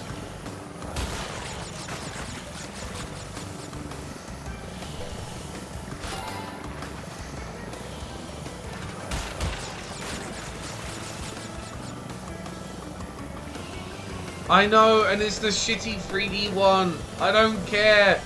I don't care about Sonic anymore. I'm wedged. I'm fucking wedged. No, just with the new Sonic games, I'm not holding my breath for them. Well, could you imagine with the arse physics as well as the breast physics in Dead or Alive Extreme 3, what the jet ski game would look like? It would be fucking hilarious. It would be absolutely hilarious. The arse bouncing all around on a jet ski.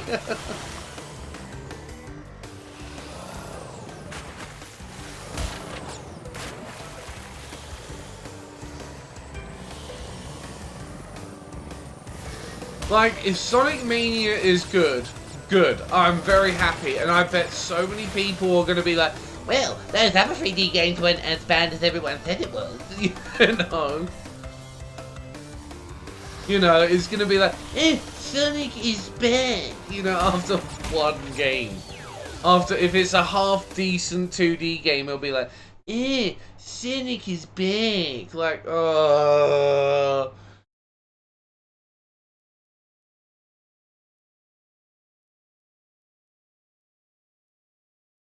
Oh, is it unrealistic swimming, lawyer? Is it unrealistic swimming?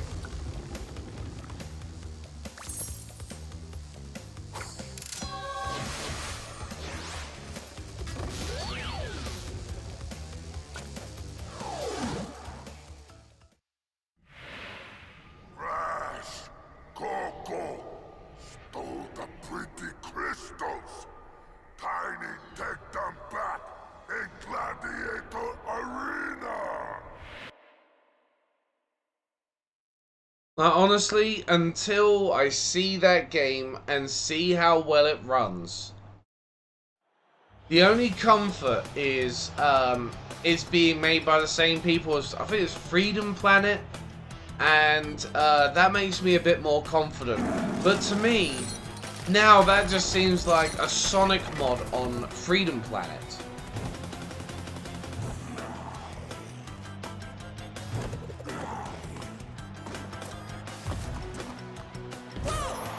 Whoa!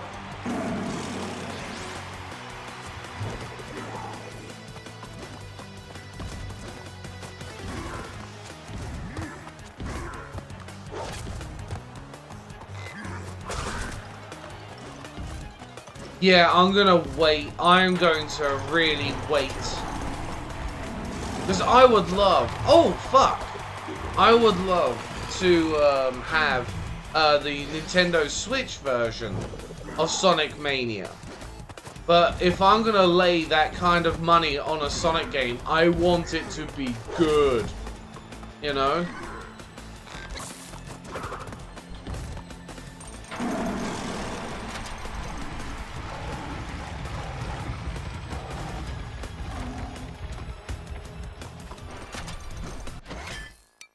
Well, that's what I mean. I'm like, I don't want to play it like... If I want to play the same fucking stages, I will go and play the first 3 games. I have multiple copies of it.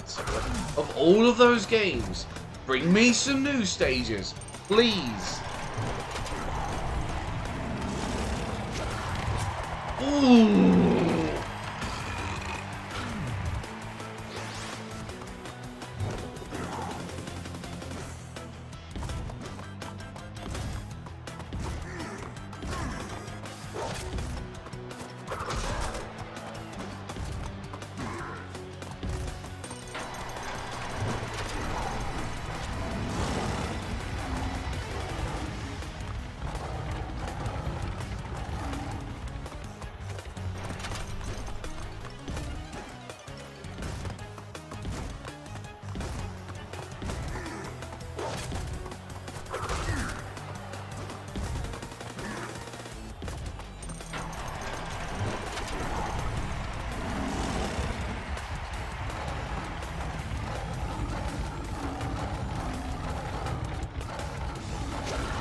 Oh, come on!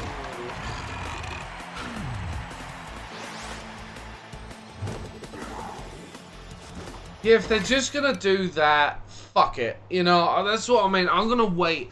If they're just gonna give me the same fucking levels over and over again, I have no interest. I'm like, I'm pretty fine sitting on the PC, PlayStation 3, Sega Saturn, Mega Drive, God knows how many versions of those levels. I want new ones. And with Freedom Planet, you know, I know it can be done. I know it can be done.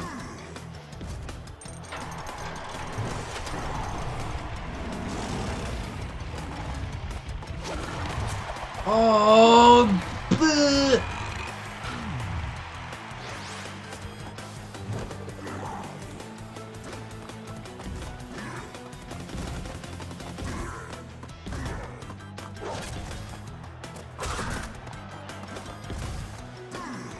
I know, Simba, come on. Let's get Scar on Simba and actually eat the little bastard.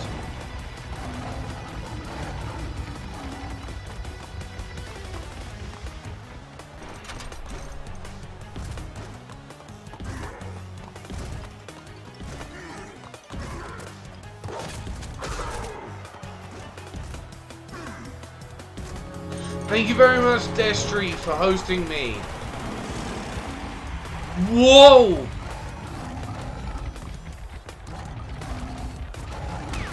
Oh, I kicked it. How did I kick it away?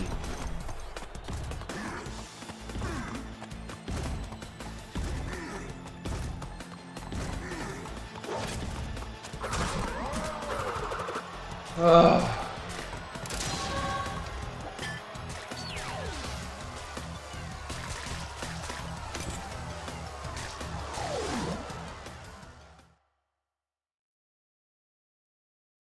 Like, honestly, I just want new levels. I mean, okay, I'm willing to maybe put up with two remakes. With two remakes of old levels, especially if it's like Chemical Plant Zone. Well done, But if that's always going to be his remakes, fuck that. To the next time travel area. Go back to the center of this time twister and save your progress if you wish. From there, you will see Nice that one, the Destry. second time travel area is now open.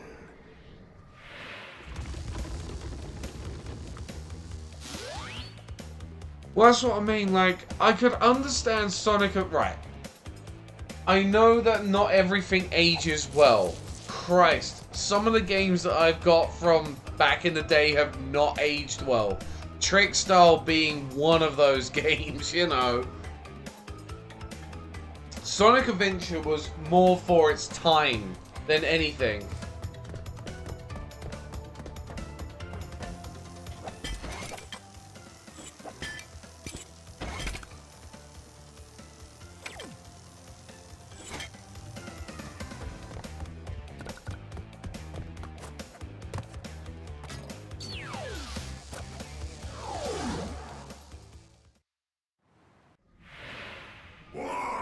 Why must you continue to be a thorn in our side? Who? What? Where was I? Oh, Tiny was a good fellow. He hated everyone and everything, but a good heart nonetheless. Please be more reasonable with my minions next time.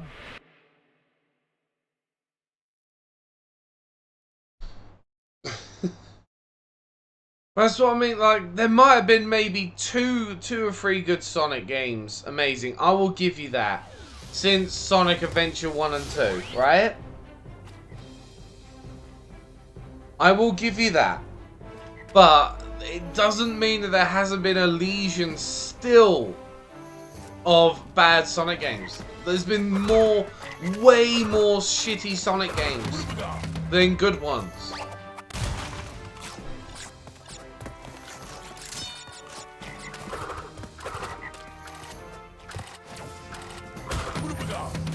What are you talking about, lawyer? That's not a realistic, heartful person.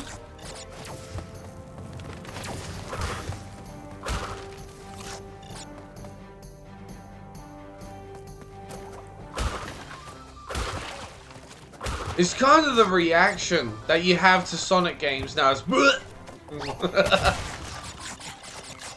it is the same reaction that you have to all Sonic games. Like past the Dreamcast.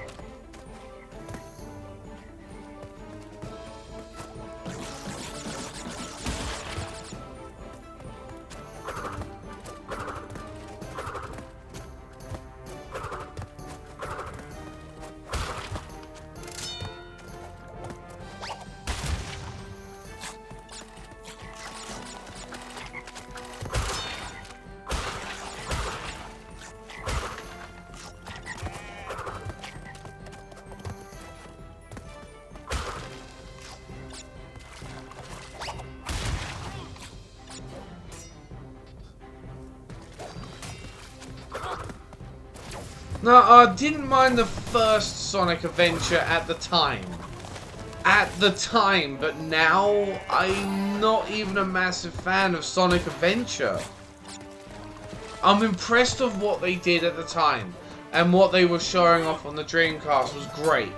But now, I'm just like, Jesus Christ. It's not only that, like, I can tell most even modern 3D Sonic games are still running on that same bastard engine. So many Sonic games are run on that same goddamn fucking Sonic Adventure engine for so long.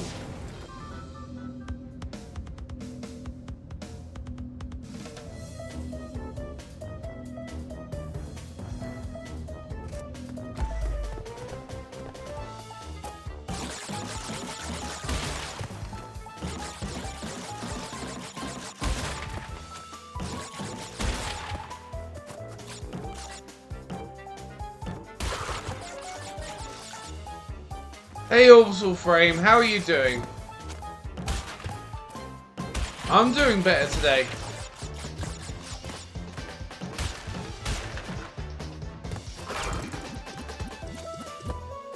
Jesus Christ, what did the Unreal Engine do to have Sonic put on it? Okay, fucking hell. That's like abusing the Unreal Engine. Bunny's fine, she's downstairs watching something, probably crocheting. Why?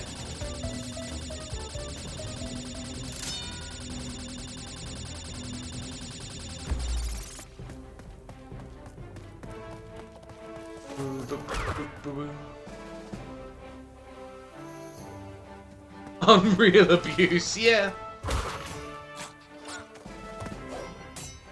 I'm hoping that Sonic Mania is good and they've taken the time and made some new levels. Like, I'm willing to maybe have one or two remasters of some old levels, but if all it's gonna be is a shit ton of remastered levels, I'm not even gonna bother. Well, that's the thing. It's like I was saying this earlier, GM. It's not hardware governing software anymore. It's software governing hardware.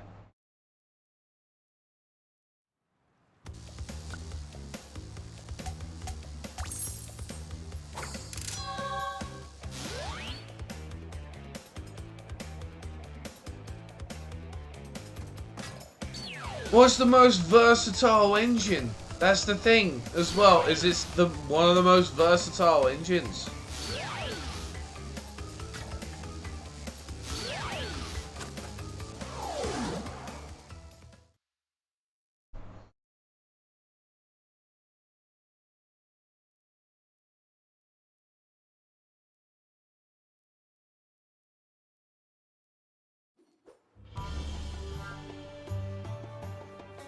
Square Phoenix.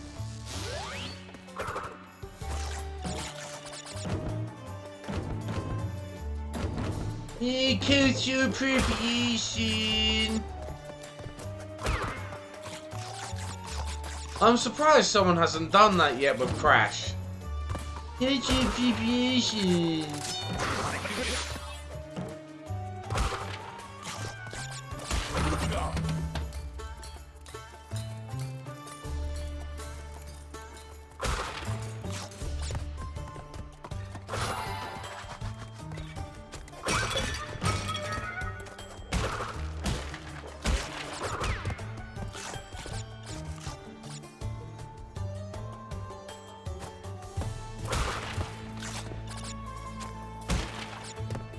Yeah, GM. Aladdin on the Mega Drive was fucking amazing.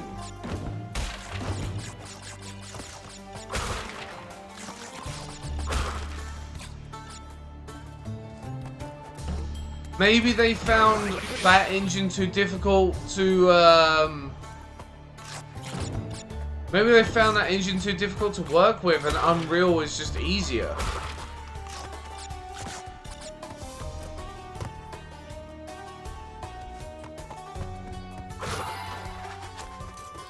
Oh god, yes. Aladdin was a fucking hard game back in the day. Surprised they're not gonna HD remaster that game.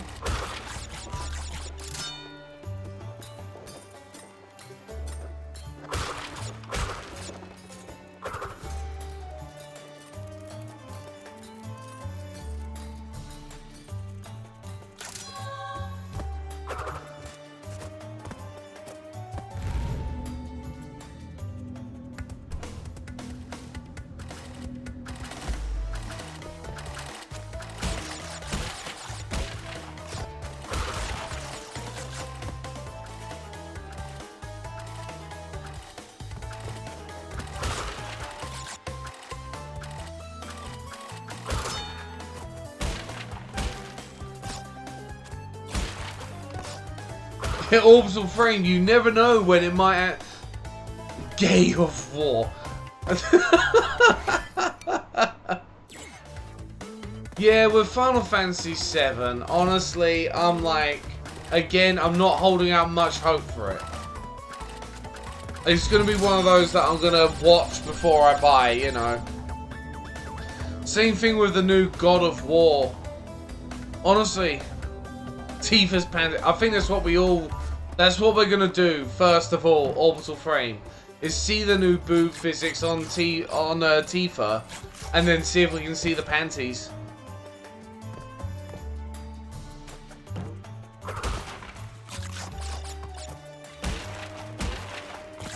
I love it. We want to make Final Fantasy VII episodic because we want to get deeper into the story.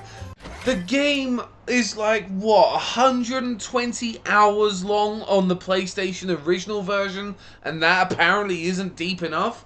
So, no, we want to make it episodic so we can really fuck your ass at least 8 times, or one huge fuck up the ass with the Final Fantasy VII Season Pass. That's what we really want to do with Final Fantasy VII. We know that you've been waiting for it for years. So we're gonna really fucking try and break it in and fuck you up the ass. Fuck you if you want your nostalgia, if you want it all day one.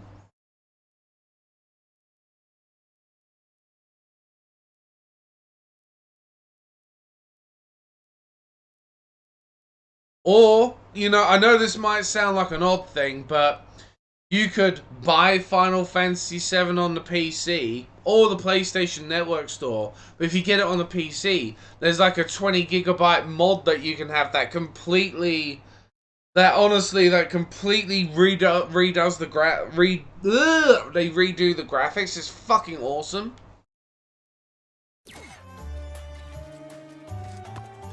Rub it in with oil.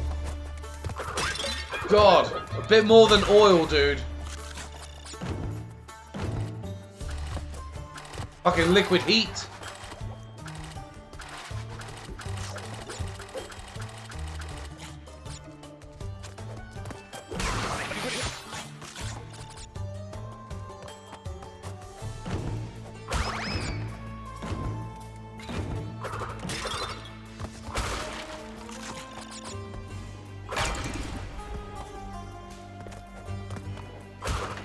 Honestly, they're gonna fuck it up. I can tell you right now, even if they did a frame for frame remake, right? There's still going to be problems. They're going to fuck it up somehow. I can tell you right now, they're going to fucking do it.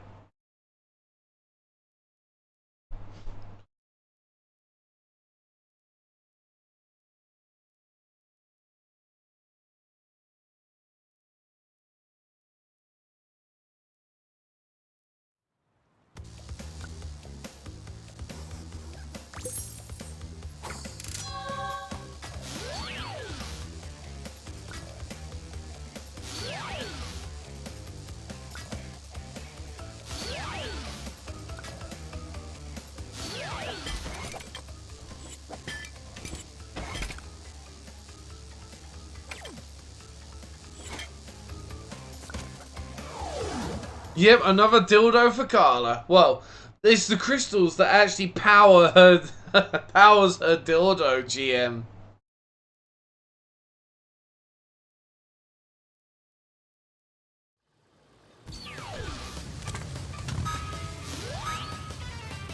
If they fuck it up, like, seriously, you're gonna be like, oh, how can I play it today? Like, there's gonna be so many people that are gonna be like, oh, how can I play the game today? I mean, there's the PC version, the PlayStation version.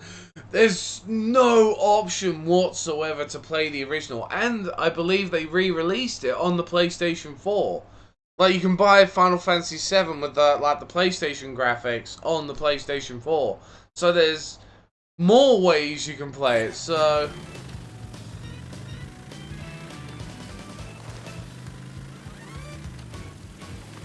but apparently I'm the stupid one.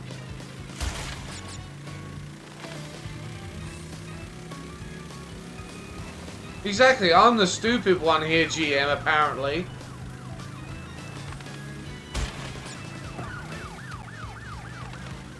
But then again, I'm not massively into the Final Fantasy series as it is.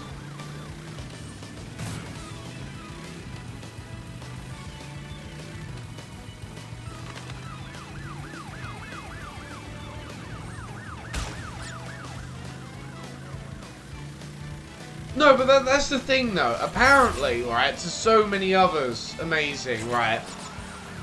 It's just like, no, I want the original experience. Well, there is the original experience. You can get it. Like, you can get it, like, right now on the PlayStation 4, PlayStation 3, PC, and if you really want to, you can buy a copy from a retro store or CEX or something, and put it in a PlayStation 2, or a PlayStation 3, and you can play it as it was intended.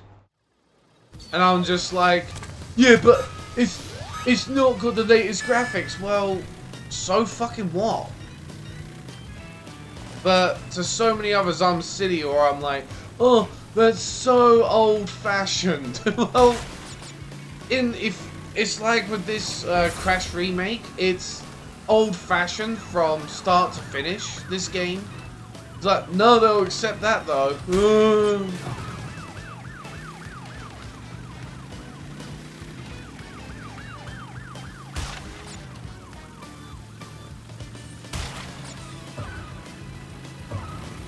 I don't know, with the episodic though, I'm not sure if they'll keep it. I'm not sure they're going to keep it episodic, because, well, most episodic games don't sell very well. Not after, like, the first 2 episodes. Fuck.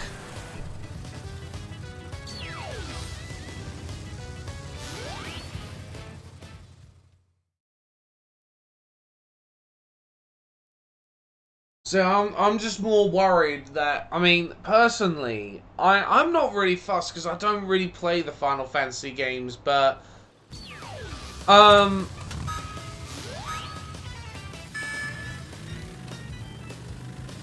yeah, exactly. And okay, it's pissed me off. I won't lie, this game has pissed me off, but look, like, this is, I still say, even with a few faults, I still think that things like Oddworld New and Tasty and this Crash and Sane Trilogy are the gold standard for remasters, especially if it's like old games in like today's graphics.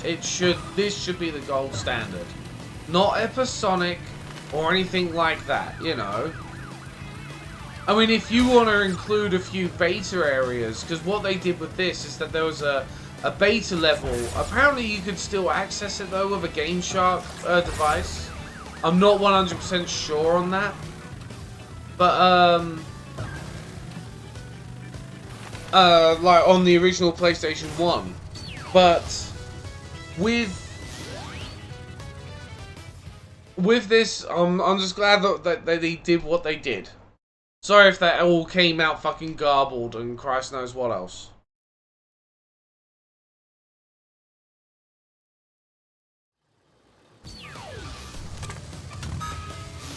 Like, this should be the gold standard.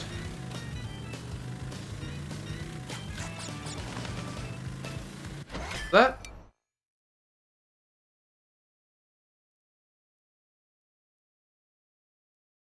If you dislike it, like, you're allowed to dislike games, you know. Honestly, I know that this is gonna sound weird, what I'm about to say next. But I actually encourage people, if they don't like a game, right, then they don't like it. They shouldn't be forced to play it. I remember when it wasn't anyone else, it was myself. I did this. I forced myself to play some games, especially around 2016, when I wasn't in a mood for it, and I think that was probably one of the worst things I did, because I know that a lot of you saw that I wasn't having fun with something anymore, you know. And if you don't like it, you don't like it. You shouldn't, like, feel forced to like a game. Oh, that was so close. But it's just like, I feel like, oh, how to say this? I don't think, personally, even if they did a frame by frame recreation in the latest graphics of Final Fantasy VII, it's just going to be a can of worms. That's all it's going to be. It's going to be a can of worms that... it's basically, I'm going to want to avoid the internet in that way for the next few weeks when that comes out, because it's going to be a vicious fucking can of worms. It really fucking is. That's what I... Like, you know what? I am actually dreading Final Fantasy VII coming out, because it's one of those games that is held in such high regard, in such infamy, that I just feel if one tiny thing is out of place, then that's it. But they won't go back and play the original version, even though it's available on the latest consoles and PC. I'm just like... It just sounds to me like a horrible can of worms that is gonna fuck up gaming for the next few... Like, when it comes out, it's gonna fuck up everything for the next few months.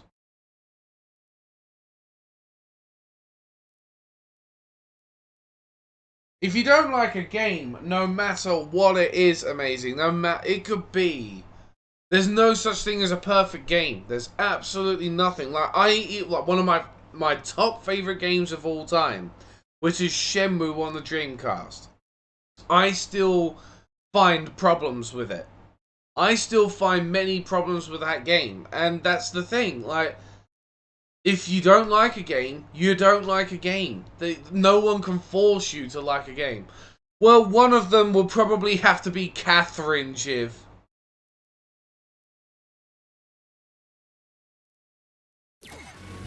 Well, personally, if I find a game disappointing, like, one of the worst disappointments that I've had, I shit you not, probably one of the worst disappointments that I've had in gaming is The Last Guardian. That game ran like total dog ass. Like, complete and utter dog ass. It was boring.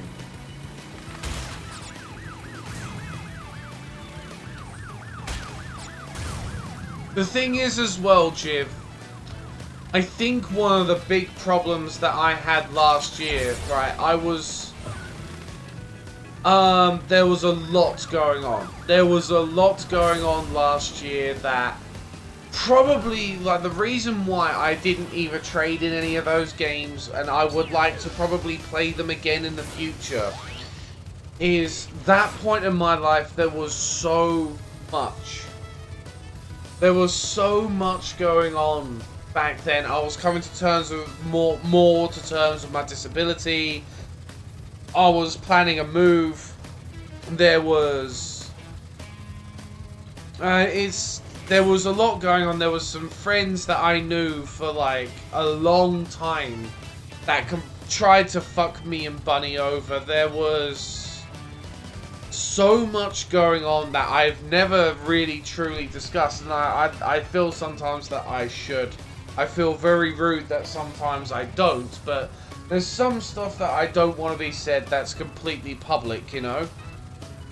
And there was a lot going on last year, and Micah, like, I was having a lot of trouble with my conditions and so on and so forth, planning to move so far away.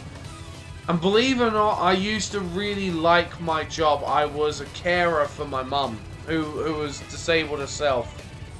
And coming to terms, and I had been working, right? I had been working in my life since I was 14 years old. I had been working, so I had to get used to, like, disability and the way that it was affecting my life. Like, there was a lot going on in 2016 that, you know, affected me a lot. And I was trying to keep the channel going. I was trying to keep a roof over me and Bunny's head. Trying to keep food in our bellies and all that stuff.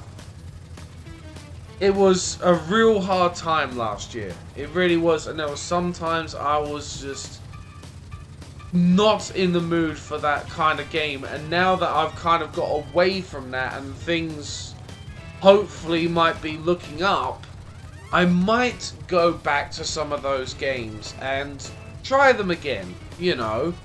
But there was just sometimes I just wasn't in the mood, or I was too exhausted. And sometimes you get like, I looked at some of the highlights of 2016 and you can see I am fucking tired. I am so fucking tired. I am knackered. Not in the mood for that sort of game. And yet I still did it. And I feel that sometimes my stream was really suffering for it. And I don't know if that's true. I don't know if that's just a horrible feeling that I had. But I really felt like I was letting you guys down. I was letting down a lot of people. And also with some of those friends just doing some of the worst shit. Doing some of the fucking worst shit. That I had to get rid of. And these were people that I knew for a long time. That I had to literally tell to fuck off. And it hurt a lot. There was a lot of hurt there. And coming to terms of what I've got. How much it affected my life. And everything. It was a lot to get used to. And that all happened within a year. You know, within... When I actually truly think about it, it happened within 8 to 10 months. And it was such a crazy time. But yet I'm still here, you know? No, it's not failing. It wasn't the fact of me failing with The Last Guardian. I don't mind losing in games. I don't care about losing in games. I really don't. I don't give a shit about losing in a game. No, I didn't lose my mum. I just had to... When my disabilities were getting worse, I couldn't do any physical side of caring, which was not easy for me to let go of, because I had been caring for her, like tending to her needs, since I was 14 years old. Since I was like 14 years old, and to give that up, like to hand over... What's it called? Handing over the helm or something like that, I think it's called. I think it's called, to other people, making sure, like, for like 2 years prior of me, you know, dealing with my own health, I had to set up so much for my mum to make sure that there was the right amount of people and the right amount of stuff for her to be taken care of. You know, I won't go into details about that, but there was a lot going on. And it was hard. It was hard to give up because I couldn't do it anymore. Eventually, I reduced everything to like paperwork, and then eventually I couldn't even do that. I couldn't even do that in the end because the amount that it took just knackered me out every fucking day. Every fucking day. And one of the reasons why I was being so affected in 2016 is because of the fact of, with all of the friend shit, with all of the other stuff that was going on, I felt like I was either letting Bunny down, which I wasn't, and I was letting you guys down, because at one point before I started streaming,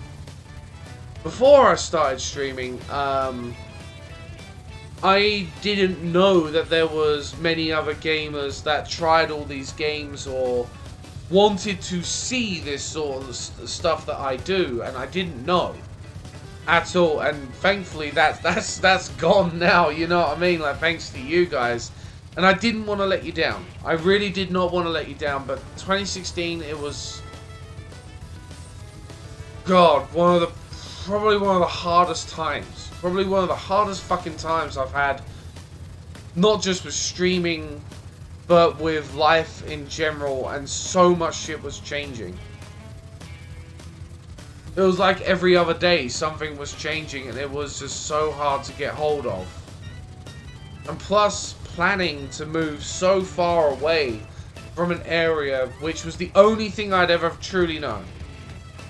Like, it was the only thing I ever truly knew, was like London and everything. I mean, yeah, I travelled all around England and all that, but never actually moved out of London, out of the place that I knew. And I was like, as much as I had to tell some of those long friends to fuck off because they turned into parasites, it was also turning around to the other people that I knew and had to say goodbye, and my family as well, moving so far away. It was very, very difficult. That's all I can say. Like, 2016 was a very, very, very difficult time. Thank you very much, Amazing. I will get into more detail about The Last Guardian. I will do, I promise. But it was a very hard time. And that's why I think with some of the games that I played, I just could not get into it. I could not get into it because there was so much shit. Like, it was so much to do. There really was. There was so much going on. And I just couldn't engage. There were so many games where I couldn't engage, and it was only my fault. I'm not blaming anyone in my like you guys. I'm not blaming you guys. It was all my fault. I should have turned around and I should have said, I'm not in the mood for this. I'm gonna try something different, but I didn't, and that was my fault. So it's no one else's fault but mine. It was just the fact that personally, I like what went on before. Like, seriously, if you guys could have seen some of the shit that was going on, like, off stream, like the shit that went on during the day, and then when I come on, I was so tired. And like, even though with my current situation, as you guys know in my IRL videos,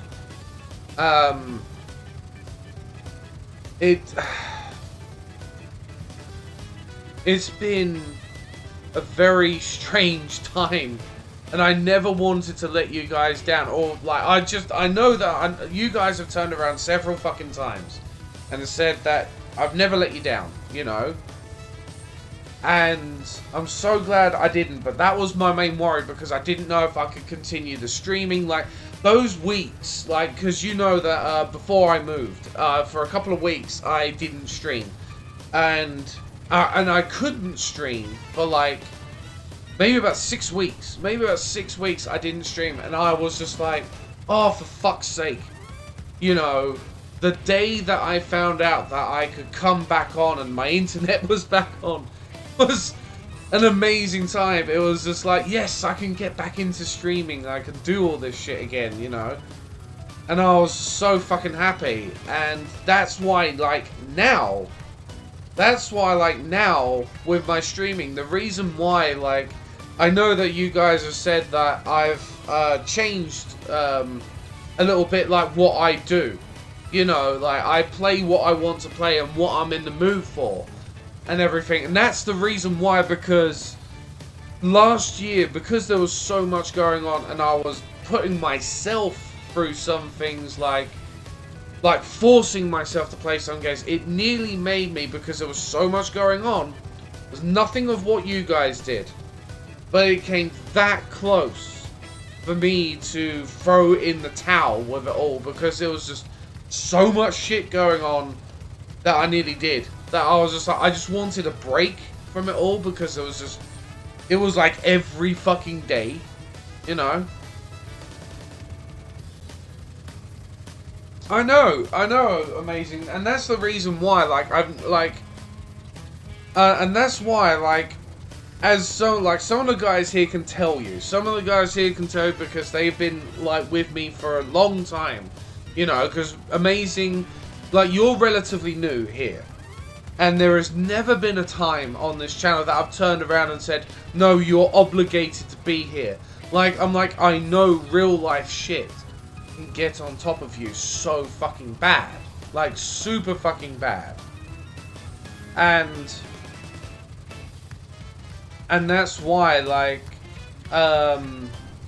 that's why I'm always like, yes, take a break, like, stop sometimes, talk, or just don't don't worry and rush it. You know, like, so many people when they start streaming make the mistake of, like, they're going to play a popular game, thousands of people are going to come out, no, they're going to make $1 million and that's it. They're set for the rest of their life. They're going to be like a superstar overnight.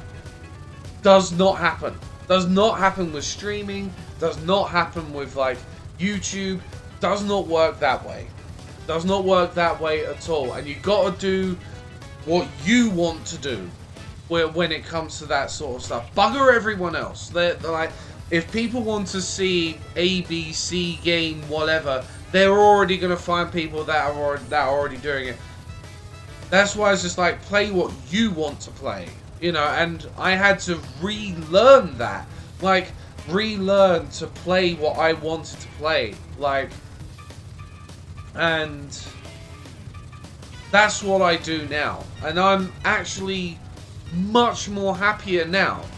I am much more happier now with my streaming than I've ever fucking been. You know, and it's fucking amazing.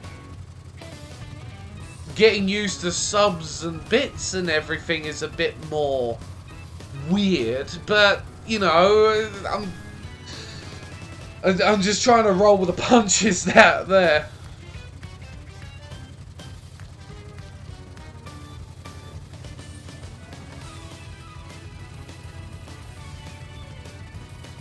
Well, that's the thing. I've got no as that's the thing. Like, as other people know on here, I have no problem with, like, saying, like, ranting sometimes. My rants can be fucking infamous sometimes. That's why I had to make that sign, vape and break. But it's like, it's I'd rather talk about it. I'd rather get it like out of the way, like, and talk to you guys and be more honest. That's why when I come back after I moved and everything, and things settled down, that's why there was we all, like, a lot of us here, we had like a massive talk, like a massive honest talk, and I said, look, there was sometimes in 2016 where I was like, I'm clearly not in the mood, and if I'm not in the mood to play a certain game, I won't fucking play it, you know. Not only does it spice up the channel and be like, oh yeah, like there's something different, you know, all the damn time. And apart from Shenmue Day and random Retro Sundays now, which is what I do, which is the third, that Shenmue Day is the 3rd of every month, and Sunday is for Retro Day. And so I mean, it brings some more variety. And it's better for me as well, because I just have fun with it now.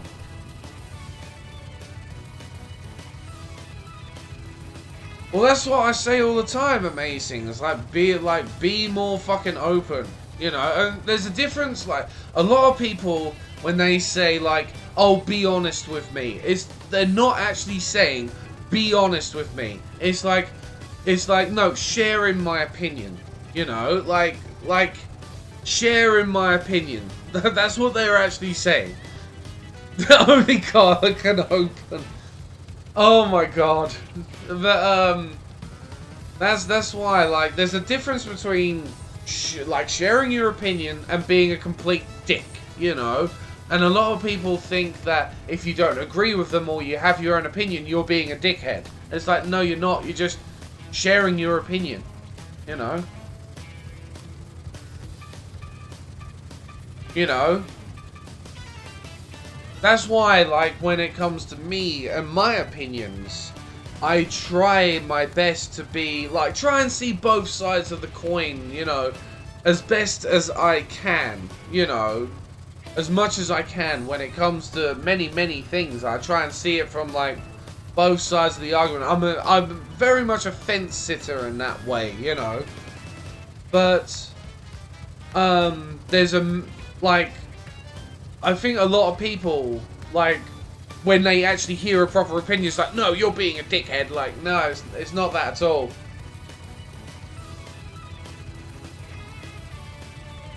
But, coming on to The Last Guardian. Oh yeah, amazing. There is that. There is that, but that's just like life. The way that I see it, being the age that I am now, life is nothing more sometimes than a constant circling filtration process. You know, you filter out, eventually, sooner or later, you filter out the crap out of your life, you know, whether it be people or what you do or whatever, you know. It's a constant filtration process going around and around and around, and it, yeah, sometimes it's not easy, but sometimes it just has to be done, you know. But when it comes to The Last Guardian, holy shit, what a hell of a game. Like fucking hell of a game on like bullshit scale. There, like, I felt no connection. There was no connection, I should say, with Trico at all. There was nothing. There was no little scenes, no little problems, and I was facing the same damn people over and over again. It was like, is there going to be a bonding moment between these two? Like, they're sitting, like, I don't know if anyone here has watched Dragonheart, but if you want to see what I mean about, like, man and beast getting along with each other, you should watch the film Dragonheart. And there is a scene in that movie which is brilliant, right?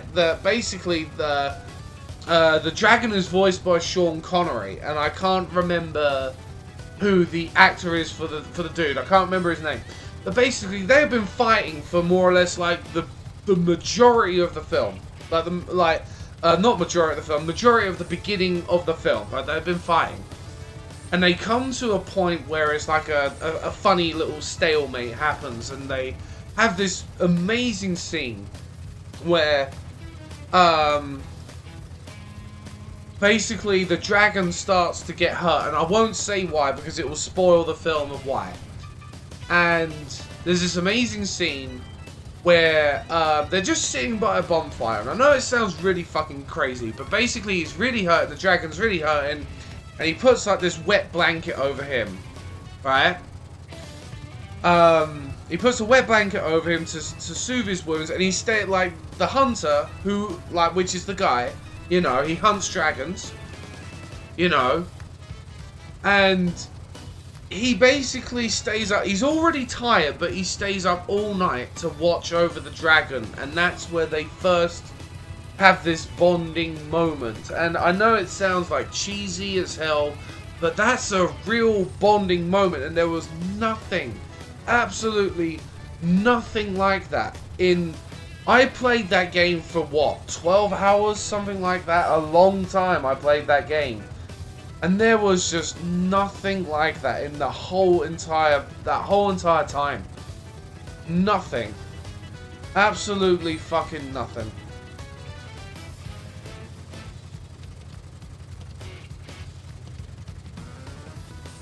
But if you want to see a really good example of man and beast being like friends and all that shit, right? Watch the film Dragonheart, right? It's only an hour and a half long. It's not a long film, right? But then go and play The Last Guardian, and you will see what I mean about there is nothing there. There is no reason for me to give a shit. And not only that, Trico's AI, holy fuck, it was awful. Not like everyone goes, oh, you should think of it as a PlayStation 2 game. PlayStation 2 games' AIs were not that terrible. Look at Metal Gear Solid 2, for fuck's sake. And on that ground, Metal Gear Solid 3.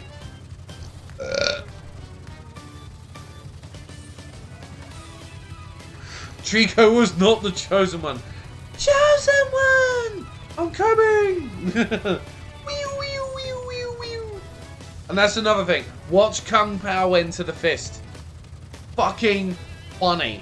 So fucking funny.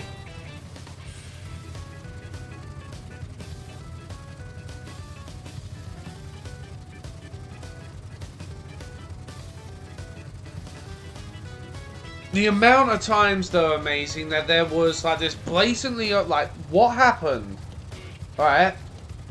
What happened with Trico pissed me off when you could already see the way to complete the puzzle, but it was just like Trico delaying for 10 minutes when you're like pointing at him over and over to reach up to a high point, and then he doesn't, and you think, oh well, that must not be the answer, and then you fuck around for like an hour, and then you just like, and then Trico just does it randomly.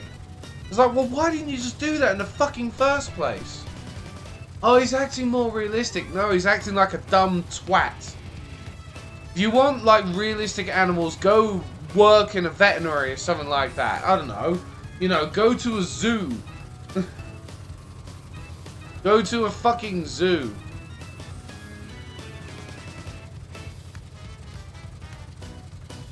With video games, patience is a very, very fickle word.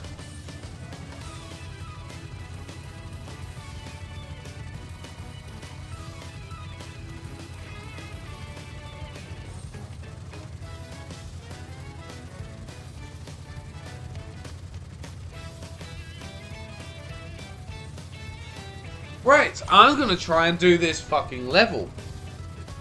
Thank you very much, everyone, for listening to that ranting of 2016. But I like being honest with you guys, and I like being open with you guys. And I said, even at the beginning of even when I moved up here and everything, that I'm gonna be more open and honest. And there you go, I am.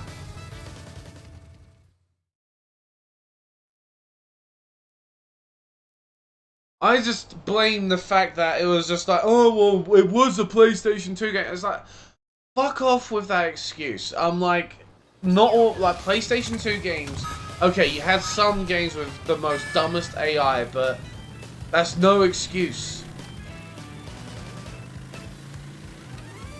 Honestly, amazing. You should watch my playthroughs. Like, the amount of times. Oh, alright, then PS3 games, sorry. But again, that doesn't make it any better. Because there were some games like Mass Effect, especially 2 and 3, where the AI was amazing. Not always amazing, but, you know, a lot more better than that shit. I'm just like, it was crap.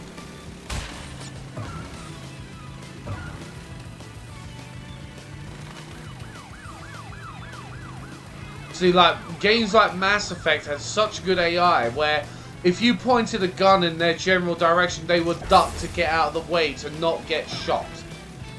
And you're telling me that they can't get Trico, this massive fucking 50-foot beast, to... Oh! Yes! They could not get Trico to go up across this high bit? It's like, no. Fucking hell. Like, honestly, amazing. If you watch my playthrough of The Last Guardian, well, some parts of it are fucking hilarious, but I'm like, it's fucking shit. The amount of times the pedestrians on GTA 4 were better.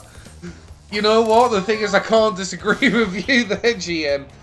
But honestly, if you watch my playthrough of it, it astounds me of how shit they get. Like, the amount of times that Trico, like, do you remember when Trico killed me? Do you remember when Trico killed me like 3 times in a fucking row? Like, he forgot to grab me, and then he tossed me over his back, and then he threw me down a pit. I'm like, Trico, you bastard. Well, it's not only that, like, apparently he had more commands. Trico had more commands. I'm like, but they don't tell you that. They don't fucking tell you that. G'day, mates. Dingledile's the name, and Uka and Cortex gave me orders to bring the crystal to them during the Ice Ages. So give me the goods and shove off, or I'll... Fuck off. Yeah, the amount of times it would fuck up. Troco. Jiv in there. Oh yeah, I know when he swallowed me, he was protecting me, but the amount of times he would throw me into a pit, or I couldn't, his tail was just out and everything. Oh, it was fucking bullshit. Absolute bullshit.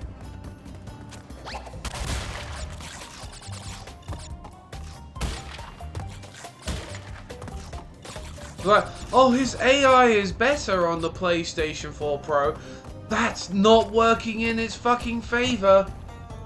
That is, like, honestly.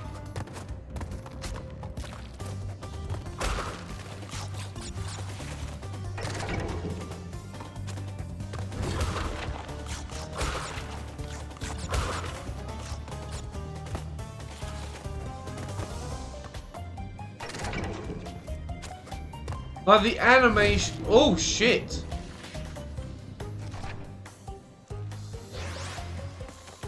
Like the animation of Trico, I must admit, and the actual character itself, right?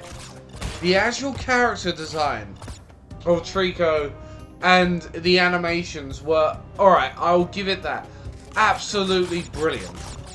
But the problem is, that soon pisses you off when it doesn't, when it refuses to do what you say, and you're like, you're pointing in a direction for like 10 fucking minutes, and it decides to go right back to the beginning of the level.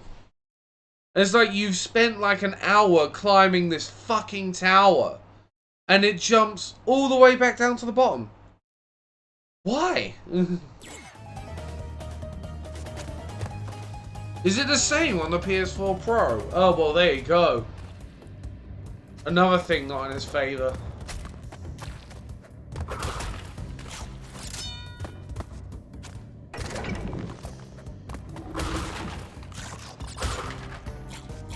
Hyper-realism, yes.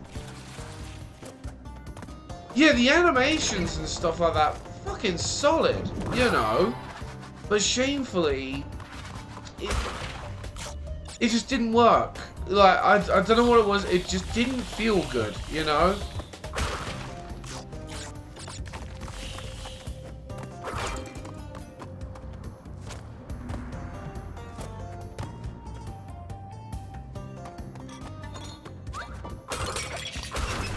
And hell, I'm willing to put up with that. I don't think PlayStation 3 graphics are bad, you know? Even today, I don't find them terrible, you know? But the thing is that shiny graphics only get you so far, you know?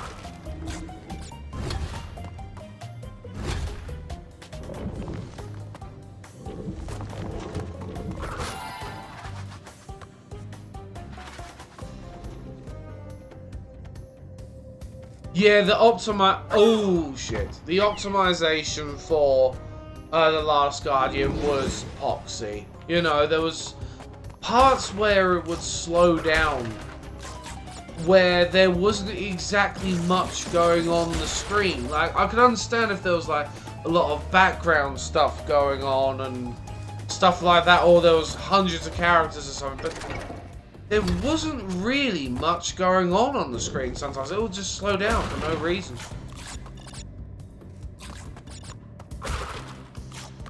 Well, if you enjoyed The Last Guardian, dude, you enjoyed The Last Guardian, you know?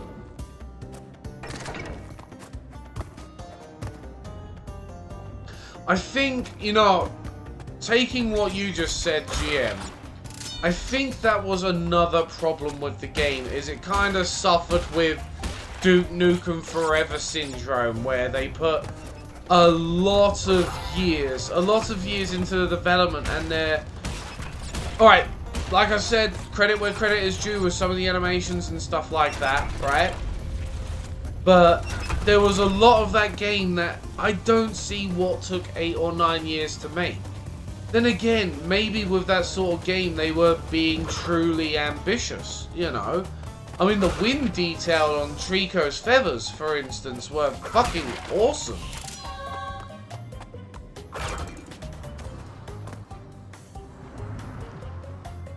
Yeah, I think it was just like, it suffered with that, oh yeah, that took 8 or 9 years to develop. Well, Duke Nukem was over a decade, but you know what I mean.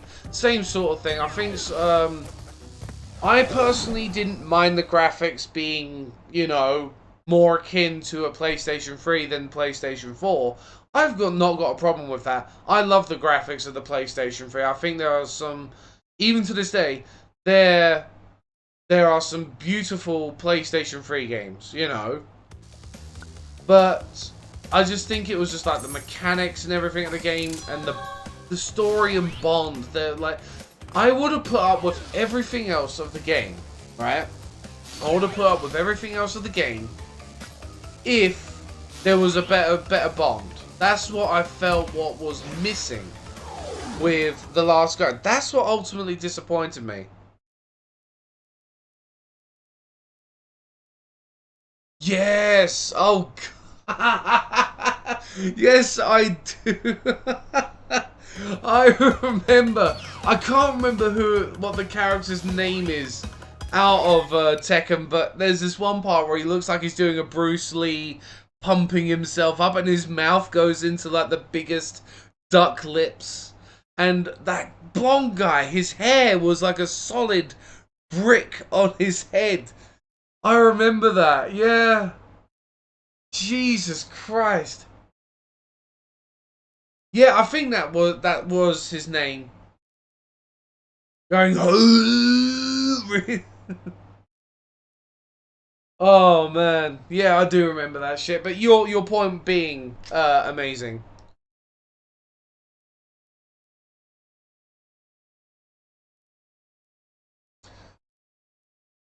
Oh yeah, like I've said, amazing. Like there are some things that haven't aged really well, and games, like everything else, don't exist in a vacuum of space and time.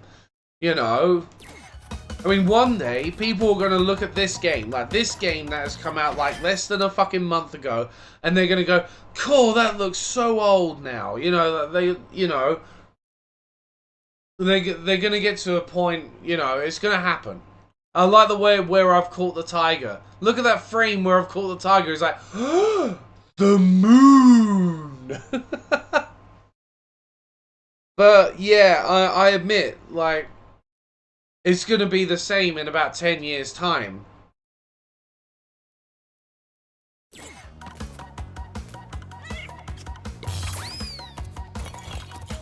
Now that's what I mean. I'm trying to say, amazing, that I didn't mind the graphics, right? I still play games that, well, especially to today's graphics, look fucking archaic, and I don't care. Graphics only get me so far, right? Graphics only have so much leverage with me. But the thing is it was the mechanics, the story, and the bonding. Like, I wanted that bonding moment. I wanted that bonding moment with Trico, and it just didn't happen. I was doing the same thing. Climb up a few towers, right? Go into a fucking, well, I don't even know if you could call it a dungeon, you know. Go into a little bit of the castle. Then climb another tower, and then face the same, like, stone knights? I don't even think that it was actually, oh shit. Tiger has a bad back.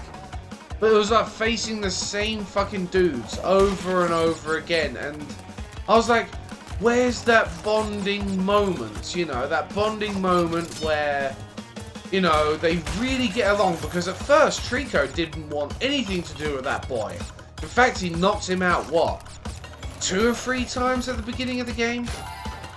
And I was just looking for that moment, those moments. I mean, if the game is meant to be about man and beast and, I don't know, coming of age or something like that, there's got to be more to the story, you know?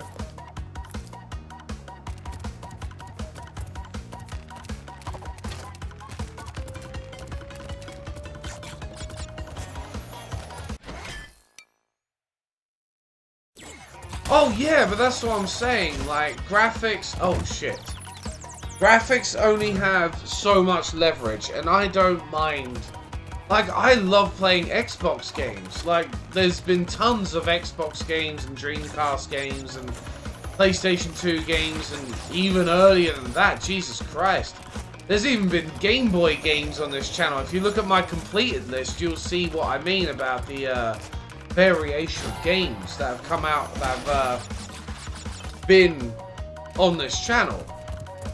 But I just didn't feel that bond with Trigger. And that might have just been me, you know. That might have just been me.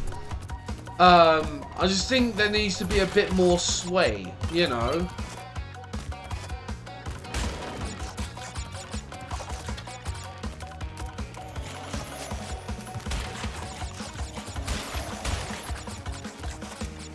Oh, fuck.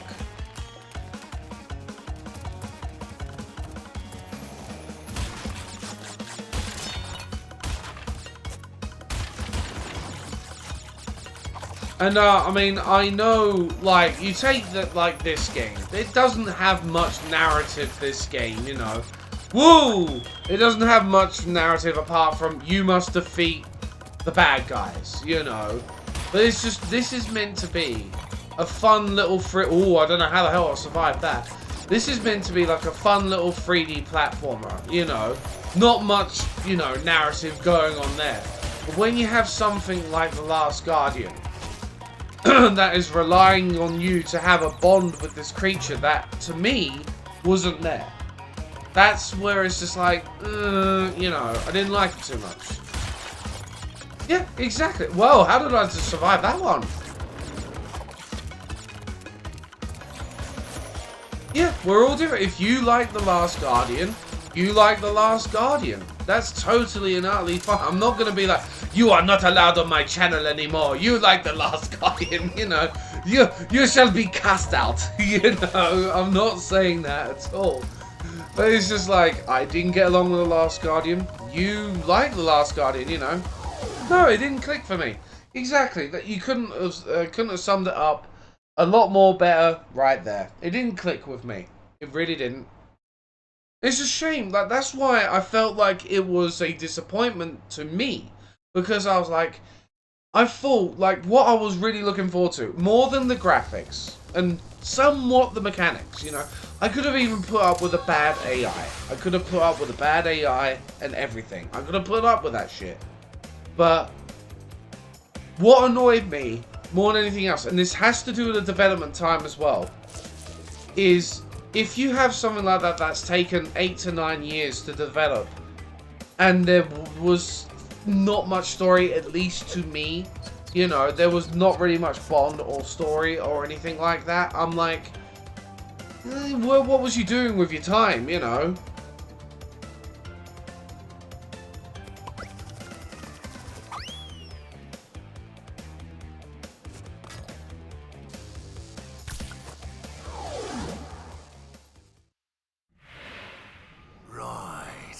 Now you've gone and done it.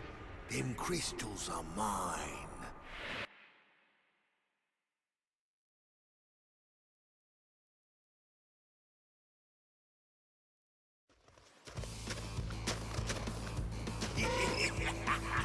Break out the butter. I'm gonna make toast.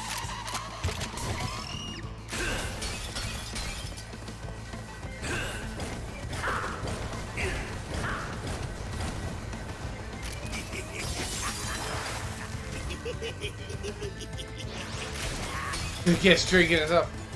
Really want to play this game with you? No, I like as much as like I will rage for Britain. Oh fuck! I will rage for Britain, but I will still want to play the game. You know, I want like that's why like yesterday I started out with say Dead Rising. I started out with Dead Rising, then moved on to Crash because I was in the mood to play both of those games. And if I'm in the mood to play multiple games, I will split up the stream a little bit, and I will end up playing both of them, if not more of them. Sometimes I'm in the mood to play more than one game, strangely. But if I wasn't in the mood to play this game, I would stop right here and right now. You know? Ah, feckaroo! Like, even when I rage at levels, I'm like, no, this will not defeat me.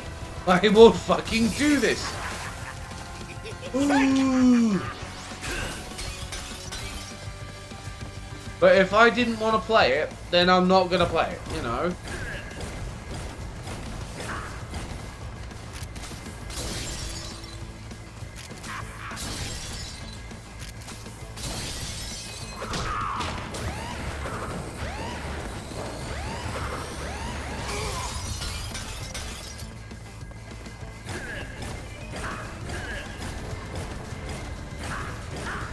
Whoa! It's like when I played the Crash 1, like Crash 1 on this trilogy. Oh fuck! When I played Crash 1 on this trilogy, and it pissed me off so fucking bad. Ah fuck! Fuck. Yeah, exactly. Yeah, kind of like that, Mason. But Crash 1 pissed me off so bad. Like, pissed me off so fucking bad. I am not concentrating on this game right now. Like, Crash 1 pissed me off so bad. Even though I completed it, it pissed me off so bad that I didn't want to play it anymore for a couple of days. Just for a couple of days. I didn't want to play it, so I didn't.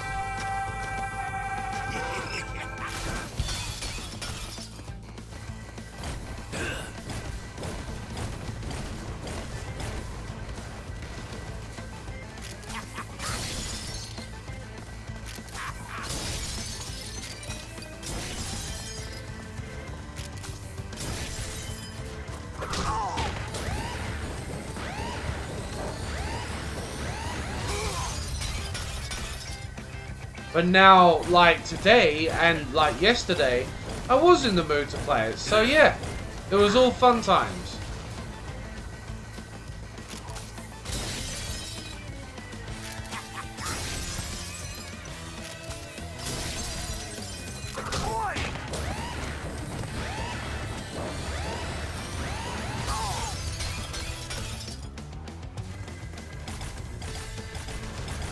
Oh shit.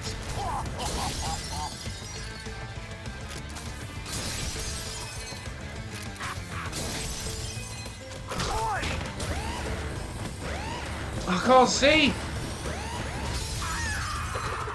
Yes.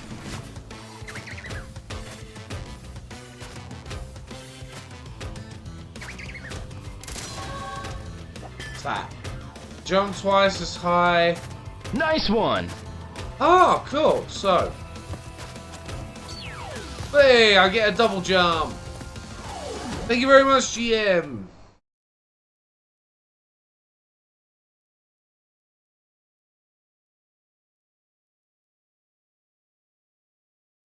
I've tried to, amazing, but shamefully it doesn't usually work. I don't know why, it's never usually worked on this channel.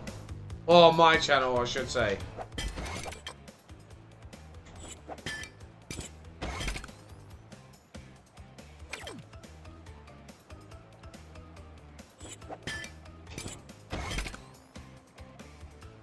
Plus, I have such a huge fucking catalog of games. Sometimes, like, if I was to say if I was to change the game now and say I want to play an Xbox game, like, that would mean I'd have to get the whole entire Xbox out, and then sometimes it's just like I put up like straw polls and stuff like that, and that's understandable. Some people just don't want to vote; they just want to watch, no matter what you do, you know.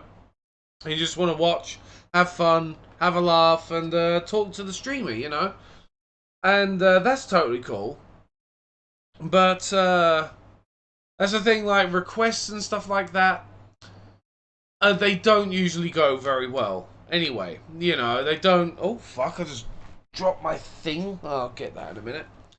They usually don't go very well. Anyway, guys... I'm going to call it a night with my streaming now. But thank you very, very much for your company tonight. It's been great. I'm so happy we have cleared Crash 2. I'm so fucking happy. The planks go as well. Oh, God, no. The fucking planks. But anyway, thank you very much for your company tonight. I hope that you've all had a good time. And it's been good. It's been good to play this again. It's been really good to play this again. I'm glad that we've completed Crash 2. Oh, even though that pissed me off so bad. It's alright, amazing. And thank you very much, GM, as well. I don't mind. So I mean, like, I'm always honest with that sort of shit anyway, you know. And like I said, I wanted to be more honest and more open, so there we go. Anyway, guys, please follow my social media networks to keep updated about what and when I am streaming. I'm gonna try and be on here tomorrow, but it's gonna be a pretty busy day tomorrow, so I'm not sure if I'll be on. Like I said, follow my social media, and also there are links in the panel. And I hope to, if I'm on here tomorrow, that I see you here. So take care of everyone. And goodbye. And see you in the next one.